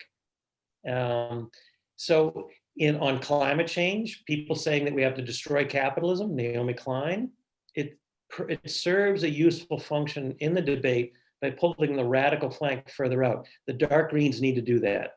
Bill McKibben saying we're gonna wipe the oil industry off the face of the earth. We're gonna destroy this market, this sector. Challenging task, but he brought into the conversation things like stranded assets and divestment at the University of Michigan and other places. And so the dark greens are critically important in this debate, and we need more of them. And then the bright greens can use the energy that comes from them. There's a wonderful line to highlight this. Russell Train, the second administrator of the EPA, this is around the time of David Brower. He was sort of the bad boy of the environmental movement. And he has a wonderful quote. He says, "Thank God for the David Browers of the world. They make the rest of us seem reasonable." And there's the energy between the bright greens and the dark greens. And so I just put that out there as something for you to think about. Now, shifting the conversation from here, I want to start to dive into the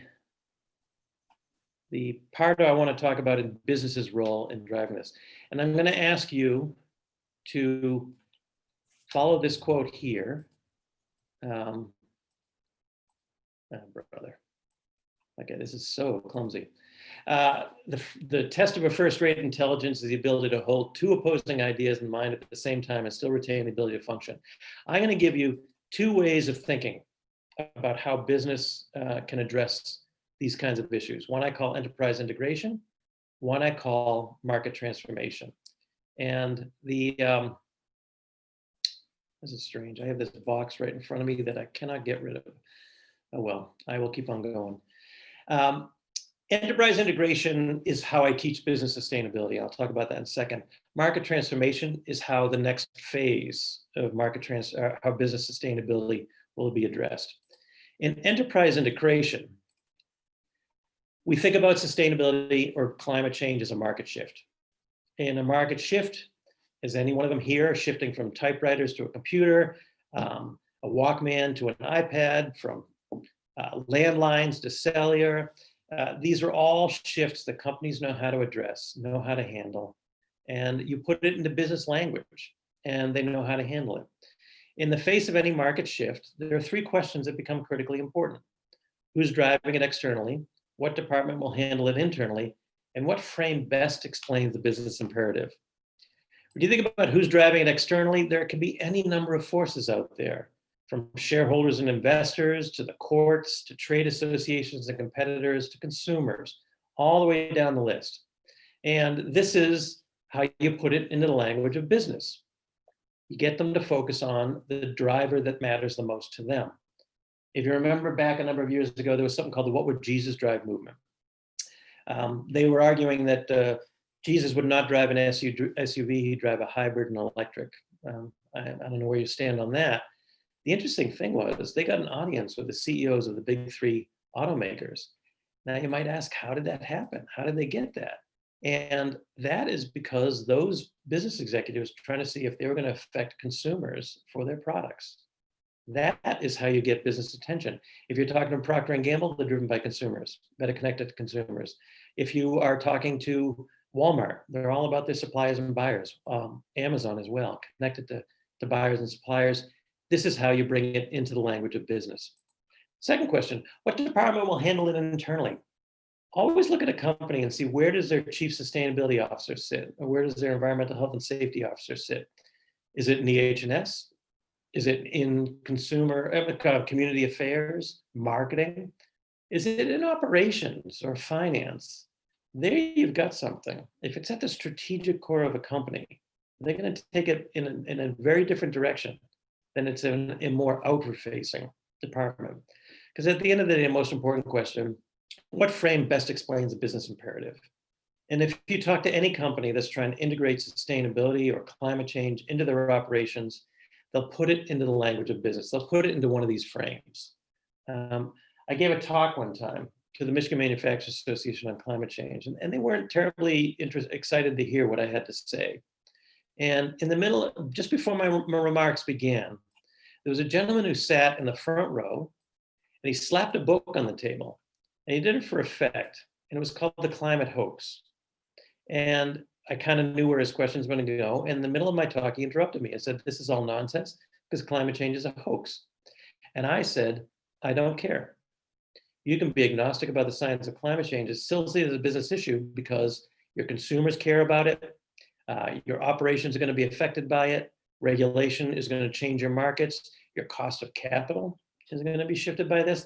Adapt if you wish. I really don't care. What could he say? I put it in the language of business. I integrated it into the enterprise demands of the company. And now I had his attention. That's how you can really put this in the language of business, enterprise integration. And so this is the way I've been teaching it. This is what will help my students get a job. I know accounting, but I know how to put sustainability or climate change into the language of accounting. I know operations, but I can put it in the language of operations. There's the first phase of business sustainability. And we could talk about any number of these market shifts, whether it's shifting from incandescents to CFLs and LEDs, shifting from a dumb thermostat to a smart thermostat like Nest, shifting from a standard SUV to a hybrid to an electric, shifting from coal-fired power to wind or solar. These all represent market shifts that are in play, driven by standard market dynamics. Strategy is integrated here. And so when you put it in this language, I don't teach CSR. I don't teach corporate social responsibility. I teach business strategy. If I'm teaching CSR, I'm telling my students, go to your other classes, learn how to maximize NPV, ROI, ROA. Come to my class, I'm going to teach you a different value set. That's not sustainable. It's not sustainable for their careers. It's not sustainable for the businesses they're going to work for. I want to teach them sustainability in the core business language. That also, perhaps you've heard the question, does it pay to be green? If you put it in this language, that question becomes nonsensical.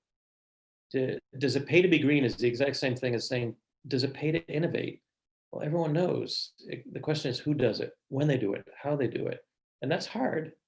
Solid strategy to address climate change or sustainability is hard. It requires solid business thinking. And to do that, put it into the language of how they handle things. I've done a lot of work on looking at companies and how they're addressing climate change. I remember talking to the folks at whirlpool. They say we take climate change very seriously, but we never use those words. We use the words energy efficiency because we've been focusing on energy efficiency for decades. And we're watching energy efficiency come up in consumer demands. That is driving us. Why confusing with this term climate change? Energy efficiency is how we translate it to our business. That's how we can attack it.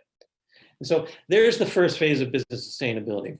But there's a but, and the but comes back to our idea of the Anthropocene. You can look at all these trends, and they all take that kink around 1950, where scientists have marked the beginning of the Anthropocene, all representing the hockey stick graph that Michael Mann made famous on climate change, on CO2. And you can see that we're in a serious problem here, that there are some systemic problems that require systemic solutions, which require a different thinking about how we approach these problems. And so instead of reducing unsustainability, which is what enterprise integration is, just do less bad, we have to start to think about creating sustainability. How do you do that? That's hard. We have to stop thinking about, for example, a metaphor to think about this. In Iraq, we stopped the war. That is very different than creating the peace. It's a totally different mindset, a totally different approach, and a totally different set of strategies. And so instead of talking about reducing greenhouse gases, we have to talk about carbon neutral or carbon negative. And this is the shift that has to happen. And we have to think systemically about our problems of how we do this. And so I want to talk about that now, business in a changing climate. And I'm going to integrate elements of enterprise integration and market transformation in the three ways that companies are responding to the climate challenge. They're adapting, they're mitigating, and they're finding business opportunity. And as we walk through these, you'll start to see enterprise integration beginning and market transformation starting to take over. Adaptation.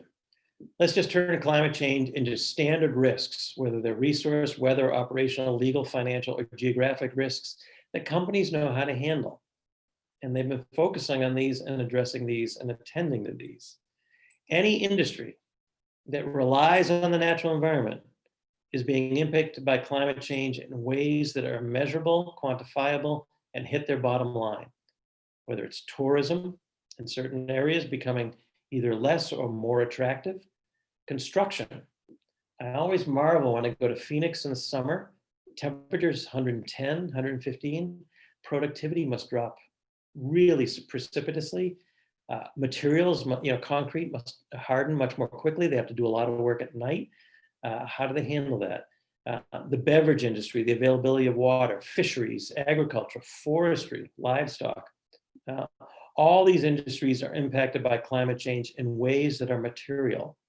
And they're starting to figure that out and work it in.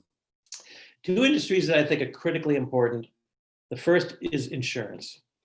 And if you take a look at the insurance sector and how they're starting to wake up to the issue of climate change, this will have a ripple effect through the entire economy. On the bottom left, that's a graph not by any kind of environmental group or scientific agency. That's a graph from Munich Re. And if you know anything about the insurance sector, you have insurance companies, and then you have reinsurance companies. Reinsurance companies actually insure insurance companies. And they have much longer time horizons. They look at the entire portfolio of risk. And they've been looking at climate change for a while, decades actually, and saying that this is a looming threat.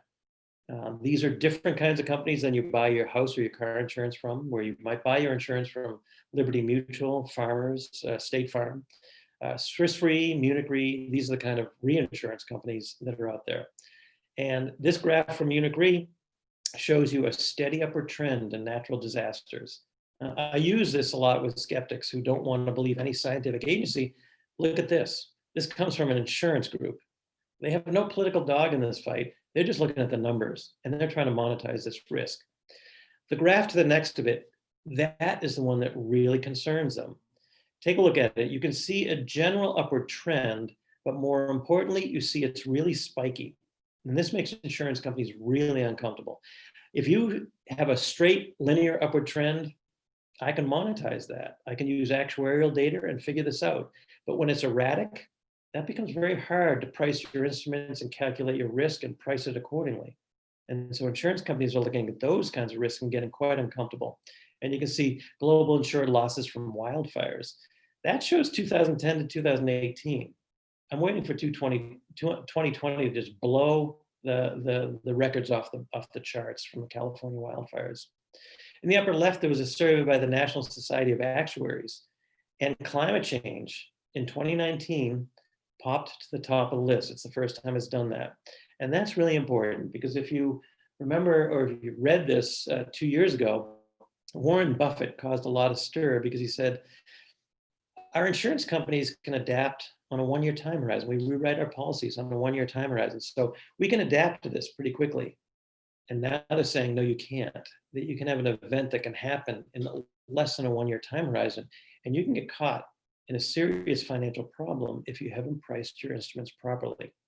And then looking forward, this is a study done by the Brookings Institution, looking at the economic impact of climate change between 2080 and 2099. What you can see is the South, the Southeast is bright red. They're going to see a dramatic impact from climate change on the negative side. Interestingly, along the top of the country, you can see an impact on the positive side, largely through agriculture. But this gives you a sense of where the economics of this going, and the insurance sector really starting to step in.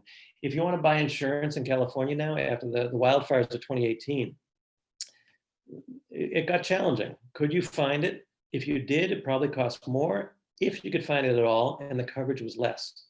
And some insurance companies, AIG in particular, went so far as, you want us to insure your home in these fire-prone regions? You have to buy into our private firefighting company in order to protect you, because we're going to make sure that asset doesn't burn down. And so the insurance sector is changing the conversation entirely.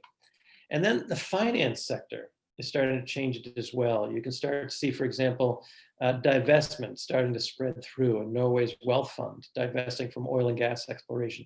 The Rockefeller Brothers Fund, I mean, this is a fund that was made from Rockefeller's money from oil, and they're divesting from fossil fuels. A lot of finance groups are not going to fund coal anymore or insure coal. And then if you saw the news 2 weeks ago, NextEra Energy just surpassed ExxonMobil with the largest market cap in the energy sector. So the finance sector is really pushing things in a very, very interesting direction. The market is adapting. Next, we can move to mitigation. And you know, the conversation began in the aughts around carbon reduction. And you know, I remember even in the 2010s, in the teens, carbon neutrality was out there, but it was more of a theoretical concept. And I really thought it would stay there. And I am stunned at the extent to which carbon neutrality has entered the lexicon, not only in terms of it as an aspiration, but in terms of practice. You have many, many companies now that are pledging to go carbon neutral. Some that say they have made it already. Marks and Spencer says they've made it already. Schneider Electric says they have. You have countries and states that plan to be carbon neutral. Iceland by 2040, New Zealand by 2050, Costa Rica by 2030. New York trying to set a goal of carbon-free electricity by 2040, net zero carbon economy by 2050. This really blows my mind that this has entered the lexicon, because that's the question. And then to go further, carbon negative has actually entered the lexicon. And I find this extremely fascinating and extremely encouraging, because this is the question. Carbon reduction is doing less bad. Carbon negative, that is the real question we have to answer. How do we become a net positive on the environment? That requires a fundamental culture shift. That requires a fundamental approach to the economy, to the market, and how they interact. And that, to me, is fascinating and important, and an important step. And then we can think about business opportunity. And this is where culture change really starts to come in. You know, we can start to think about electric cars, and that's great. And if you're paying attention, Norway is leading the charge. 60% of sales in 2019 were electric. They've made a really serious pledge to be an electric mobility sector. Iceland is pushing the same thing. Iceland has a fascinating opportunity. They're an island that sits between the North American and the European plates. They have unbelievable amounts of geothermal energy.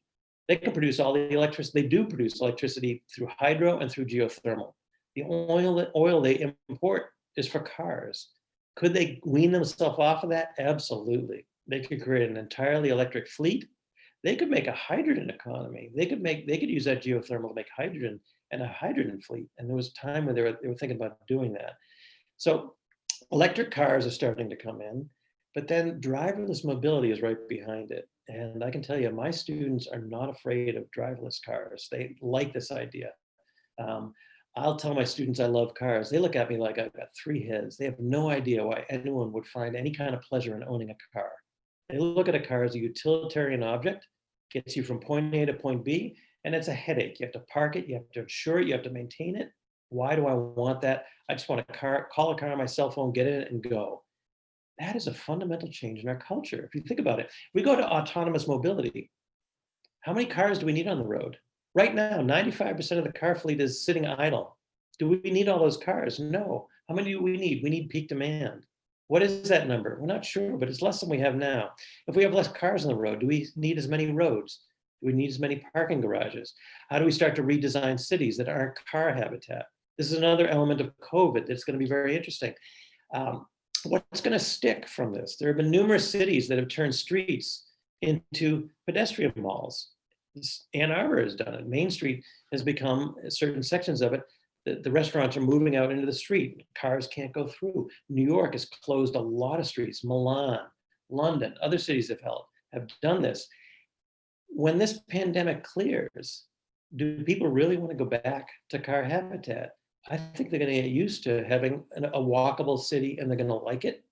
And alternative mobility can allow us to do that. They can allow us to start to shift. We don't need as many roads, parking spaces, and so forth. We can start to think differently about energy. And if you were to ask me which of the two sectors they're going to be fundamentally transformed in the coming future, mobility and electric generation. We can go down to the bottom left, food. In a world of 10 billion people, can everyone have a steak every night? Absolutely not. We have to start to rethink protein. And if you saw in 2019, the largest IPO of the year was Impossible Meat. And so that it really drives change within the market. It drives change in how we think about food. Right behind it, what are the alternative forms of protein? And cricket farming is a growing market. Some of you may be grimacing right now, but how much would people pay? Would people shift over to insect-based protein? That's a really great question. And there are some people ready to do this. Would it be like cricket powder that people put in their food, like tofu or seitan? Quite possibly. Keep in mind that in 1982, the idea of eating raw fish was considered repulsive in American culture. And now sushi is a delicacy. And so is proteins right behind it. Will we rethink our forms of protein? There's a culture shift in play. I'm going to bring the final section here of just looking at the changing debate on climate change and how it might portend a change in culture. Belief in climate change has been on a steady incline since around 2009, 2010. That drop there, that bottom, it's centered around the ClimateGate scandal, where emails were hacked from the University of East Anglia. Climate skeptics tried to make the argument that shows that scientists were faking the data. It turned out to be not true. It turned out to be nothing. And since then, the line has been going up steadily, that it's happening, that it's human cause, and importantly, that there's a scientific consensus. It's amazing to me how many people can actually, that you could actually have a line that says 71% of people think it's happening, but only 55% think that scientists think this is happening. And there's survey data to show that if you can convince people that there's a scientific consensus, you can get them to believe that climate change is real. Across the board, people in the United States are coming around the idea that climate change is real and it's something to worry about. I think it's happening, up 11%. I'm worried about it, 16%. It will harm me personally, up 11%. And this is critically important because people typically have been able to dismiss climate change by saying, it's going to happen to somebody else, someplace else in the future. Not my problem. And then when you have hurricanes that devastate Houston, wildfires that devastate California, droughts that impact the Midwest, it's happening to people we know, people we relate to. It affects our food prices. It affects us here and now. It affects us. And that really is important for getting people to resonate on this issue. If you look at the number of people that are becoming concerned about this issue, it is growing. I'm showing you 3 years of data from Yale's Six Americas study. They do a survey every year. They look at the American public. They do this of other countries as well. And it's not a yes or no, do you believe in climate change or not? They break people into 6 categories, from alarmed on one end, this is really worrying, to dismissive on the other end. This is a joke, this is a farce. And in between, if you draw a bell curve, you've got those 4 middle categories, from concerned, cautious, disengaged, and doubtful. You can see between 2013 and 2019, those who are alarmed and concerned have gone up from 43% to 57%. Those who are doubtful or dismissive have gone down from 27% to 20%. What you're also going to see, and I think we're seeing this, is that that small group of skeptics gets smaller and smaller. The voices get louder and louder. It's harder to come off your position if you've been very vocal on it. I really don't anticipate that James Inhofe is going to suddenly come around and say, I changed my mind, climate change is real. I don't think Rush Limbaugh is going to do it either. They're just going to get louder and more shrill to push their position. But even within the Republican Party, you can start to see some shifts. Most registered voters, 73%, think global warming is happening, and that includes 68% of liberal to moderate Republicans. The majority of registered voters, 63%, are worried about global warming, and that includes 58% of liberal to moderate Republicans. And the reality is, if you get Republican politicians alone, particularly their staff, behind closed doors, most of them will say, I know it's real. I'm just afraid that my constituency is going to vote me out of office if I say it's real. And they all point to Bob Inglis, Congressman, all the conservative bona fides, except he said climate change was real. And all the money went to his opponent, and he was voted out of office.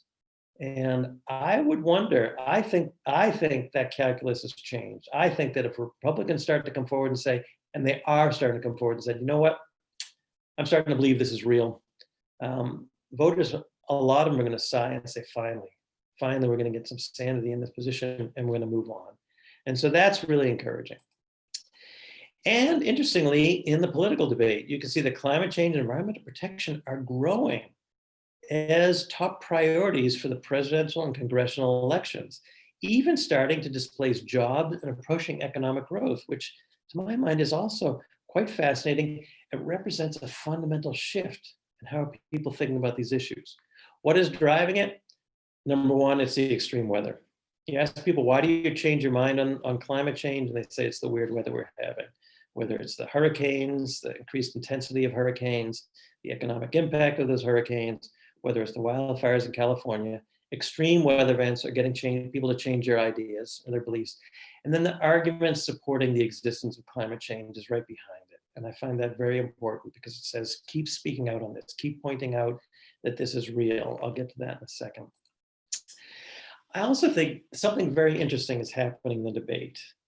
Typically, when you think about environmental issues, when you look at it in terms of social movements, it's very hard to identify a clear constituency on the environment.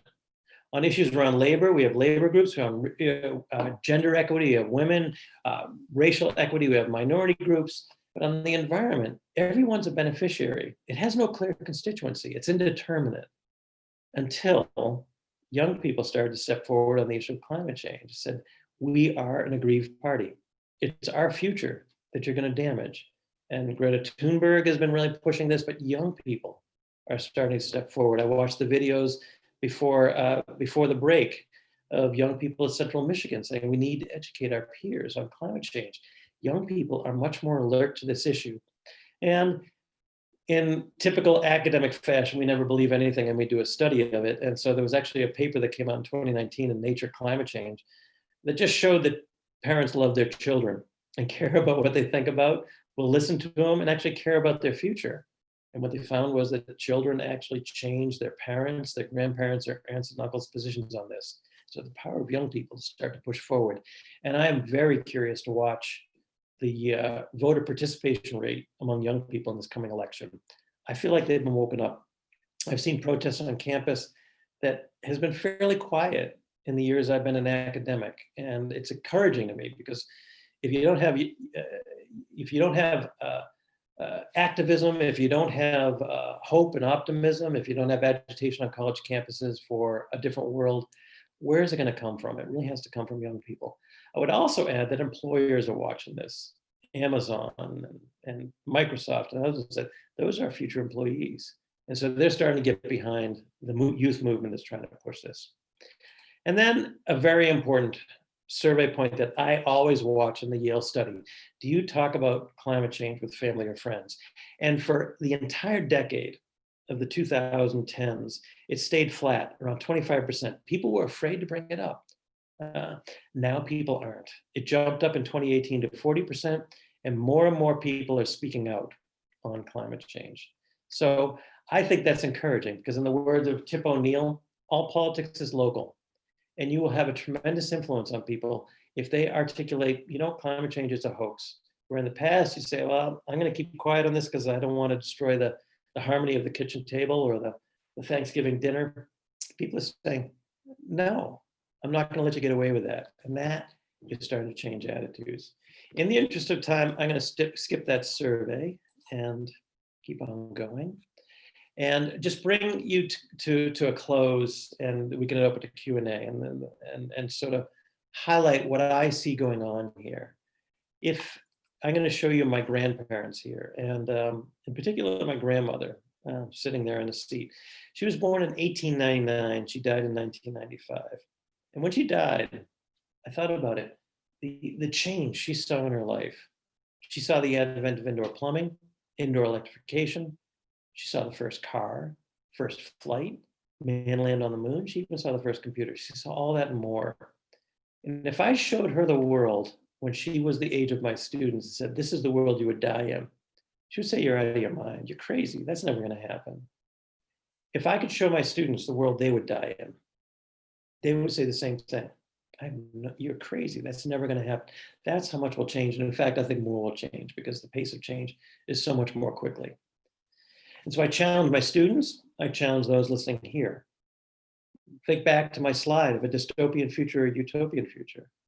The world will be fundamentally different. What role do you want to play in making that the world you want it to be? There's where the fun starts to come in. There's the motivation to step forward and say, I'm going to really press to drive change in my local community, in my sphere of influence, in whatever way I can to live a life of authenticity, to really make the world a better place. People sometimes ask me, am I optimistic? And I don't like that question, because optimism is looking at the odds and saying, they're in my favor, I'm going to do it. I'm pessimistic, but hopeful. Hope is saying, I don't care what the odds are, I'm going to do it anyway. And hope has done far more than optimism. Hope explains Nelson Mandela.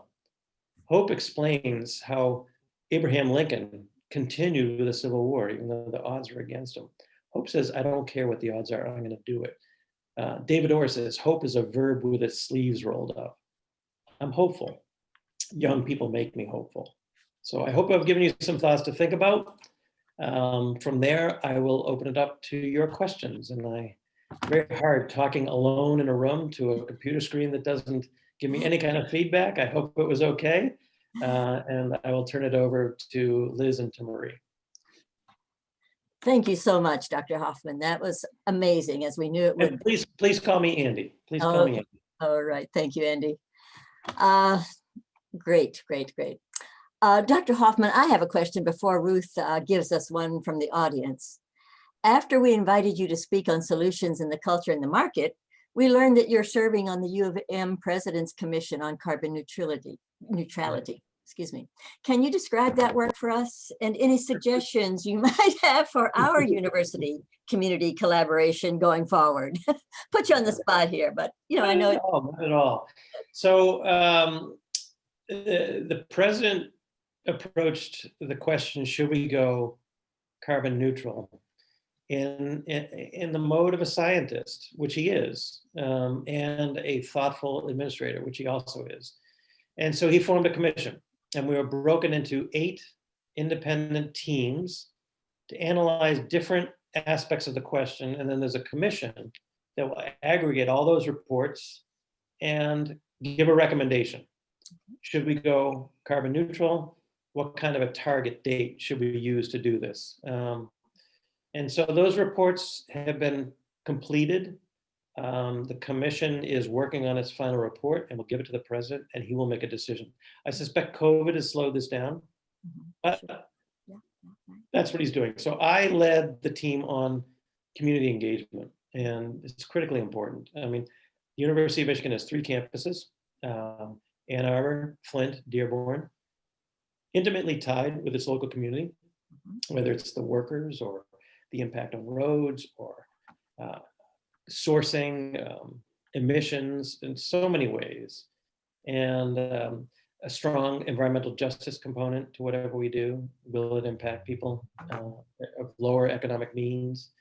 And so our job was to write a report on how we can engage the communities around them, which communities should we engage with, but not engaging yet. We did not want to reach out to communities and then have this silence follow it. That would just muddy the waters and make things worse. Other teams were looking at buildings, they looked at commuting, they looked at travel, all the different pieces. And so the president is now going to make a decision on whether to go forward. Let's see what happens. I mean, the University of California system has already pledged to go carbon neutral and set a target. I'd be surprised if we didn't do the same thing, but I don't speak for the university. So other universities can do the same thing. I can tell you something else, that the president has been very reticent, almost resistant to pressure to divest from fossil fuels, which has been very interesting. He's been very, very prickly about that question. And I'm trying to imagine the pressures he's having on all sides, whether, will the firms that are divested, how many of our students do they employ? How much research grants come in from them? Will it put those research grants in jeopardy? These are important questions that he has to weigh all sides of this. I'm sure he's got regents who are saying, take this one pretty carefully. The odd thing is that an initial argument for schools not to divest is that we have an obligation to make sure we maximize the return on our endowment. Well, if you saw the news this summer, with Next Era Energy becoming the highest market cap in the energy sector, what came with that data is if you invested in Next Era Energy 10 years ago, you would have got a 600% return on your investment. If you'd had that same money and put it in ExxonMobil, you would have had a negative 25% return on investment. So climate change aside, divestment was a smart economic decision 10 years ago. People didn't anticipate this shift happening, but somebody did and made a lot of money. So that's what we're doing. We had 1 year to do those reports, and now the commission is putting forward their recommendations. Thank you very much. Ruth Helwig is monitoring chat for us. And Ruth, what's our first question from the audience? It's a great job, Andy. We really appreciate that. So much to think about. Ruth, let's see, you'll need to unmute.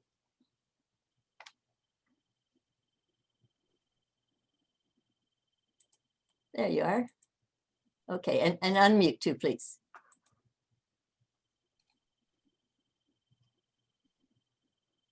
Can you hit your, there you, whoops, yeah. Can you unmute? There you are, all right. It kept telling me the host was not allowing me to unmute.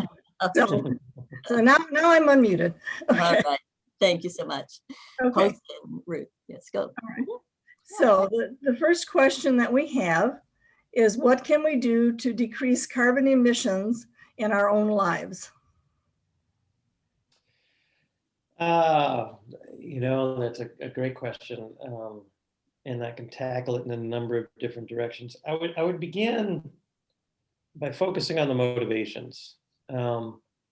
I've had people come to me and say, why should I reduce my carbon emissions? I'm not going to have an appreciable dent in global emission levels. And my answer is, if that's your goal, then you shouldn't do it. But if you want to do this because you want to live a life of integrity, you want to live consistent with your values, then do it. Start slow. If you approach this like we typically approach New Year's resolutions with these grand challenges, you're going to drop it. You're not going to do it. And so if you decide, okay, I'm going to be vegetarian tomorrow and vegan the next day, and you love your steaks, you're not going to get there. So start slow, And I believe every step you make will make new ideas possible and visible. Choose where you want to do it. You can make retrofits in your home. What's the insulation? That's the first place to start. What kind of windows do you have? How's the insulation value? There are tests you can do on a home. You can do a blower test to figure out where the leaks are coming in. You can do infrared imaging on a home to see where the insulation has been eaten out by squirrels or never put in by the prior owner. That may be expensive. Definitely replacing windows can be very expensive. Switch out your lighting. Simple steps, move to LED lights. Wrap your piping, your hot water pipes, your hot water heater, conserve the energy, turn the hot water heater down. If you have two valves on your shower or your faucet and you turn one on and it scalds you, you don't need water that hot. Turn it down. Get a smart thermostat. My thermostat, if I'm not home, it dials the temperature of the house down to 50 degrees. You don't need to keep a house warm when you're not there. Buy smart strips. If you have a computer with a printer and all kinds of peripherals, the smart strip will have the master, your computer. Once that's shut off, all the rest shut off with it. Think about your food choices.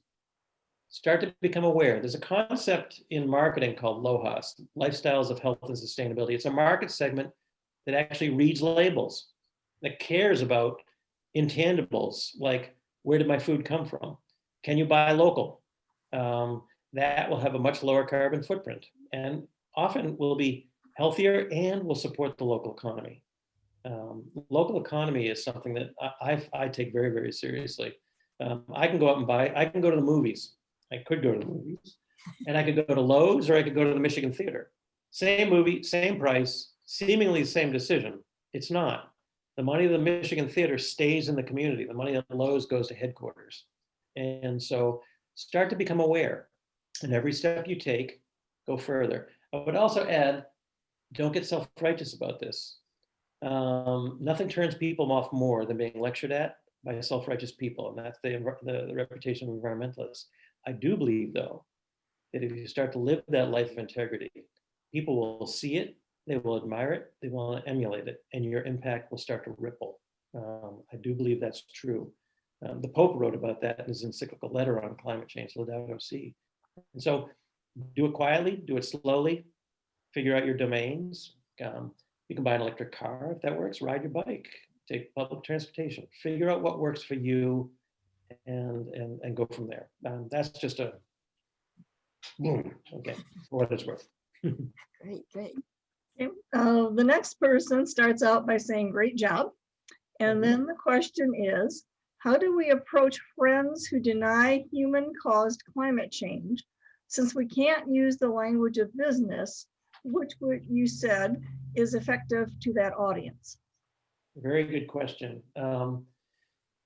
What you'll find is that what we typically do or face someone who doesn't believe in climate change is whip out our PowerPoint deck and give them a science lesson. And the reality is they've looked at that science, they've already dismissed it, and they've dismissed it for other reasons. And so you need to try and appeal to them on the level at which they're resisting. And so if you can understand your audience, you can start to use some tools. Like, for example, if I'm faced with a climate skeptic, I begin by focusing on the scientific consensus. I don't allow the conversation to go down their favorite rat hole. I'm not going to debate sunspots and solar flares, Mount Pinatubo, whatever particular theory they hold on to. I will start by saying 200 scientific agencies around the world say this is real, including the National Academies of Sciences, across the board. What do you know that they don't know? And there is solid social science research to show that when people start to believe and understand there's a consensus among the scientists, they start to roll on the issue. Beyond that, a couple of things to keep in mind. One, the messenger is as important as the message. And so who do you invoke? Try and invoke somebody that they trust, that they respect. The military, the US military, they're very concerned about climate change, the Navy in particular. All their assets are coastal assets. They're very concerned about it. They may respect the military. Business leaders, they may sit up and notice when they find out that the CEO of Cargill has come out and said, this is changing our growing patterns. That's not Al Gore. That's not EDF. That's not the EPA. That's not the IPCC, which many people totally distrust. Find the people that matter, that they will respect. Evangelicals, there are evangelicals who are moving on this issue. Republican politicians, find a broker that they trust, invoke them, and they're more likely to trust it than if Andy Hoffman, that liberal professor from Ann Arbor, that Sodom and Gomorrah, don't trust anything he says. And then find a frame that works for your audience. You can frame climate change in so many different ways. You can frame it as economic competitiveness. Thomas Friedman's been doing this, saying, we don't develop the next generation of technology, someone else will. We don't develop the next generation of renewable energy or mobility. China and Germany will do it, we'll buy it from them. I really don't want that. We can frame this as national security. There's a group called the CMA group, a group of retired Army generals called climate change a threat multiplier. Saying it will destabilize regions around the world. The US military will have to do something about it. That's a future we do not want. And we'll have to fortify our borders, particularly the southern border, for climate refugees. You can frame this as health. And this is important because one of the challenges of climate change is making it personally salient. And I think there are two ways to do that, either health or put a dollar sign on it. For health, in the Lancet, it's called climate change, the #1 health threat of the 21st century. And when you do that, now you can start to say, and as there's elevated temperatures in urban centers, the vulnerable in our population are going to get sick and die. That's called your grandparents and your grandchildren. Now you've made it personal. And the health frame is very, very powerful. You can frame it as just standard risk management. Someone may say, the probability is low, so I'm not really taking it that seriously. And you can say, well, the probability may be low, but the consequence is high. We know how to handle low probability, high consequence events. I have a house, I'm sitting in my house. I have fire insurance. The probability is low, this house is going to burn down. The consequence is high. It will really put a serious dent in my finances if this house burns down. So I take out insurance. On climate change, what is insurance? An investment in technology and behavior change. There's a wonderful political cartoon where someone saying climate change is real and someone in the audience saying, but what if we make the world a better place for no reason? I love that cartoon. And it's the same thing. I mean, are there things we can do that are costless? Find the frame that works for your audience. I remember I had a conference here in Michigan, and Jane Lubchenco, who used to be the head of NOAA, she used to be the president of the AAAS, the American Association for the Advancement of Science. NOAA is the National Oceanic and Atmospheric Administration. And she had a really great story. She said there was a hurricane, and a congressman came to her and said, and she knew he was a climate skeptic. And he said, Jane, can you pin that on climate change? And that conversation has been really hot right now, particularly in the southern states and in California. People say those wildfires are climate change or the hurricanes are climate change. My brother asked me this the other day, can you call that climate change? And she had a very, very clever response. She knew he was a climate skeptic. She also knew he loved baseball. And so she said, okay, why don't you think about it this way? You've got a baseball player taking steroids. He steps up to the plate and he hits a home run. Can you blame that home run on steroids? And he said, of course not. She said, yeah, that's probably true. Now, if his batting average for the season and his home run stats suddenly took a major uptick that year, the year he took steroids, can you blame that on steroids? And he says, yeah, I probably can. Think of climate change as weather on steroids. Look at the overall trends. And so for my brother, I pulled out those slides I showed you from Munich Re. Look at that. Look at that upward trend. Tell me climate change isn't happening. There's weather on steroids. And that metaphor worked. And so find a language that works for your audience, but understand where they're resisting. For some people, belief in climate change is a threat to their belief in God. I got heckled at a talk one time, someone holding up a Bible saying, God promised Noah he would never flood the earth again. The seas cannot be rising. Think about that. Next time you want to whip out your PowerPoint deck on science, if that's what they're hearing, they're not going to hear the science. So what does the Pope have to say about this? What do other Christian leaders, Jewish leaders, Muslim leaders, Hindu leaders? A lot of them have come out and endorsed Laudato Si, and with their own articulation of how it fits in with their faith tradition. I had a conference at Michigan about 15 years ago. My colleagues thought I was nuts, but it was religious perspectives on climate change. I had a Catholic priest, a Muslim imam, a Hindu pashat, a Jewish rabbi, all talking about climate change from their religious tradition. I think that's important. I think that's critically important. Once you connect it to people's religious faith, stand back. There's no more powerful force on earth. You can motivate people for a buck, but if you connect it to their reason for being on earth, you've got something really powerful here, and that's critically important. So, again, so I'm throwing a bunch of spaghetti at the wall and seeing what sticks. The next question is, how long did those teams take to complete their studies? They had 1 year to do it. 2 semesters. We started in September, finished last April, wrote up our final reports. They were combined into a single report, and then the council has been looking at them this fall. I haven't seen it yet if they've made a recommendation to the president, but that should be coming shortly. Okay, I think we have time for about one more question, Ruth, if you want to. All right. This one says, I like what was said earlier. What are you passionate about? Me personally, what am I passionate about? I believe so.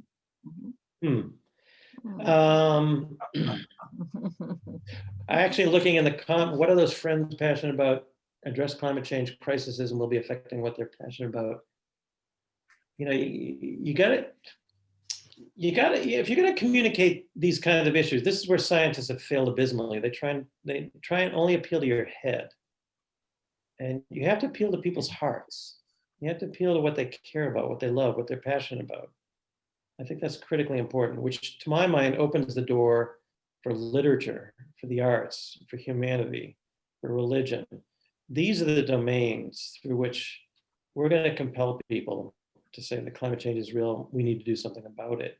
And so I would ask anyone that's listening, what are you passionate about? How does climate change touch that? The people you're talking to, what are they passionate about? How are they going to connect with that, whether it's future generations? I mean, very often you find CEOs who start to move on this issue, they're older. They're starting to think about their legacy. That's what they're passionate about. And then they start to realize the legacy I'm leaving isn't so great. You know, the famous story about Nobel, that there was an accidental obituary written about him, and they called him the doctor of death because he developed dynamite. And he saw that and said, that's not the legacy I want to leave. And that's why he created the Nobel Prize. Many of us are looking at that as we go on in years and say, well, what legacy do I want to leave behind? That comes down to what you're passionate about, whether it's your children, your grandchildren, whether it's the institutions of which you're a part, whatever it may be. I think most of us would like to leave the world a little better than we found it. And to do that, you're really speaking to the emotions, speaking to what really matters in your life. So I think I hope I've gotten the gist of that question and answered it. Thank you, Dr. Hoffman, for providing us with so much to think about, which we all need to be doing. And you put so much into such a neat package, and we appreciate your sharing it with us so effectively. It's clear we have good options to solve climate change, and the challenge can be exciting as well as daunting. And it's up to us to take it on. In closing, we thank you, Dr. Hoffman, and all our panelists and volunteers from CMU and the community for your participation and your help in moving us forward with effective action rather than despair. Climate change is solvable. There's not one silver bullet, but there are many key components and many other pieces so that every profession can play a vital role in building this livable world that we want. We hope you're excited by the solutions mentioned today and will join us to expand and continue this initiative next year. Liz, what are your thoughts? I just would like to echo much of what you have said, Marie. First, I'd like to actually thank you, Marie, for all of your efforts in this. It's been a joy to work with you, and you have taught me a lot about what it means to organize for social change, both within the community and on campus. So I appreciate your efforts so much, and it's been great to work with you. I would be amiss to not thank our institutional sponsors here at CMU, which includes the Office of Institutional Diversity, Equity, and Inclusion, the College of Liberal Arts and Social Sciences, the College of Science and Engineering, the Institute for Great Lakes Research, and the Department of Sociology, Anthropology, and Social Work. And I just want to say thank you again to all of our CMU panelists and our community panelists, all of the efforts and the work of students, the lovely videos you all have created. And this summit for me has really has been inspirational. And so the process of organizing, working with everybody, and then just hearing everything today has given me hope for our collective ability to forge innovative solutions to the climate crisis. So thank you again. I hope we can continue to all work together, both at the university and in the community, to work towards these collaborative solutions. So thank you very much for being here today, everybody. Thank you. And thank you very much for joining us all. And Liz, return the gratitude for your hard work, because as a mom with a young child and full-time job, your dedication was awesome. And it's a privilege to work on this together as a collaborative event. Thank you. And thank you all again for coming. Bye-bye.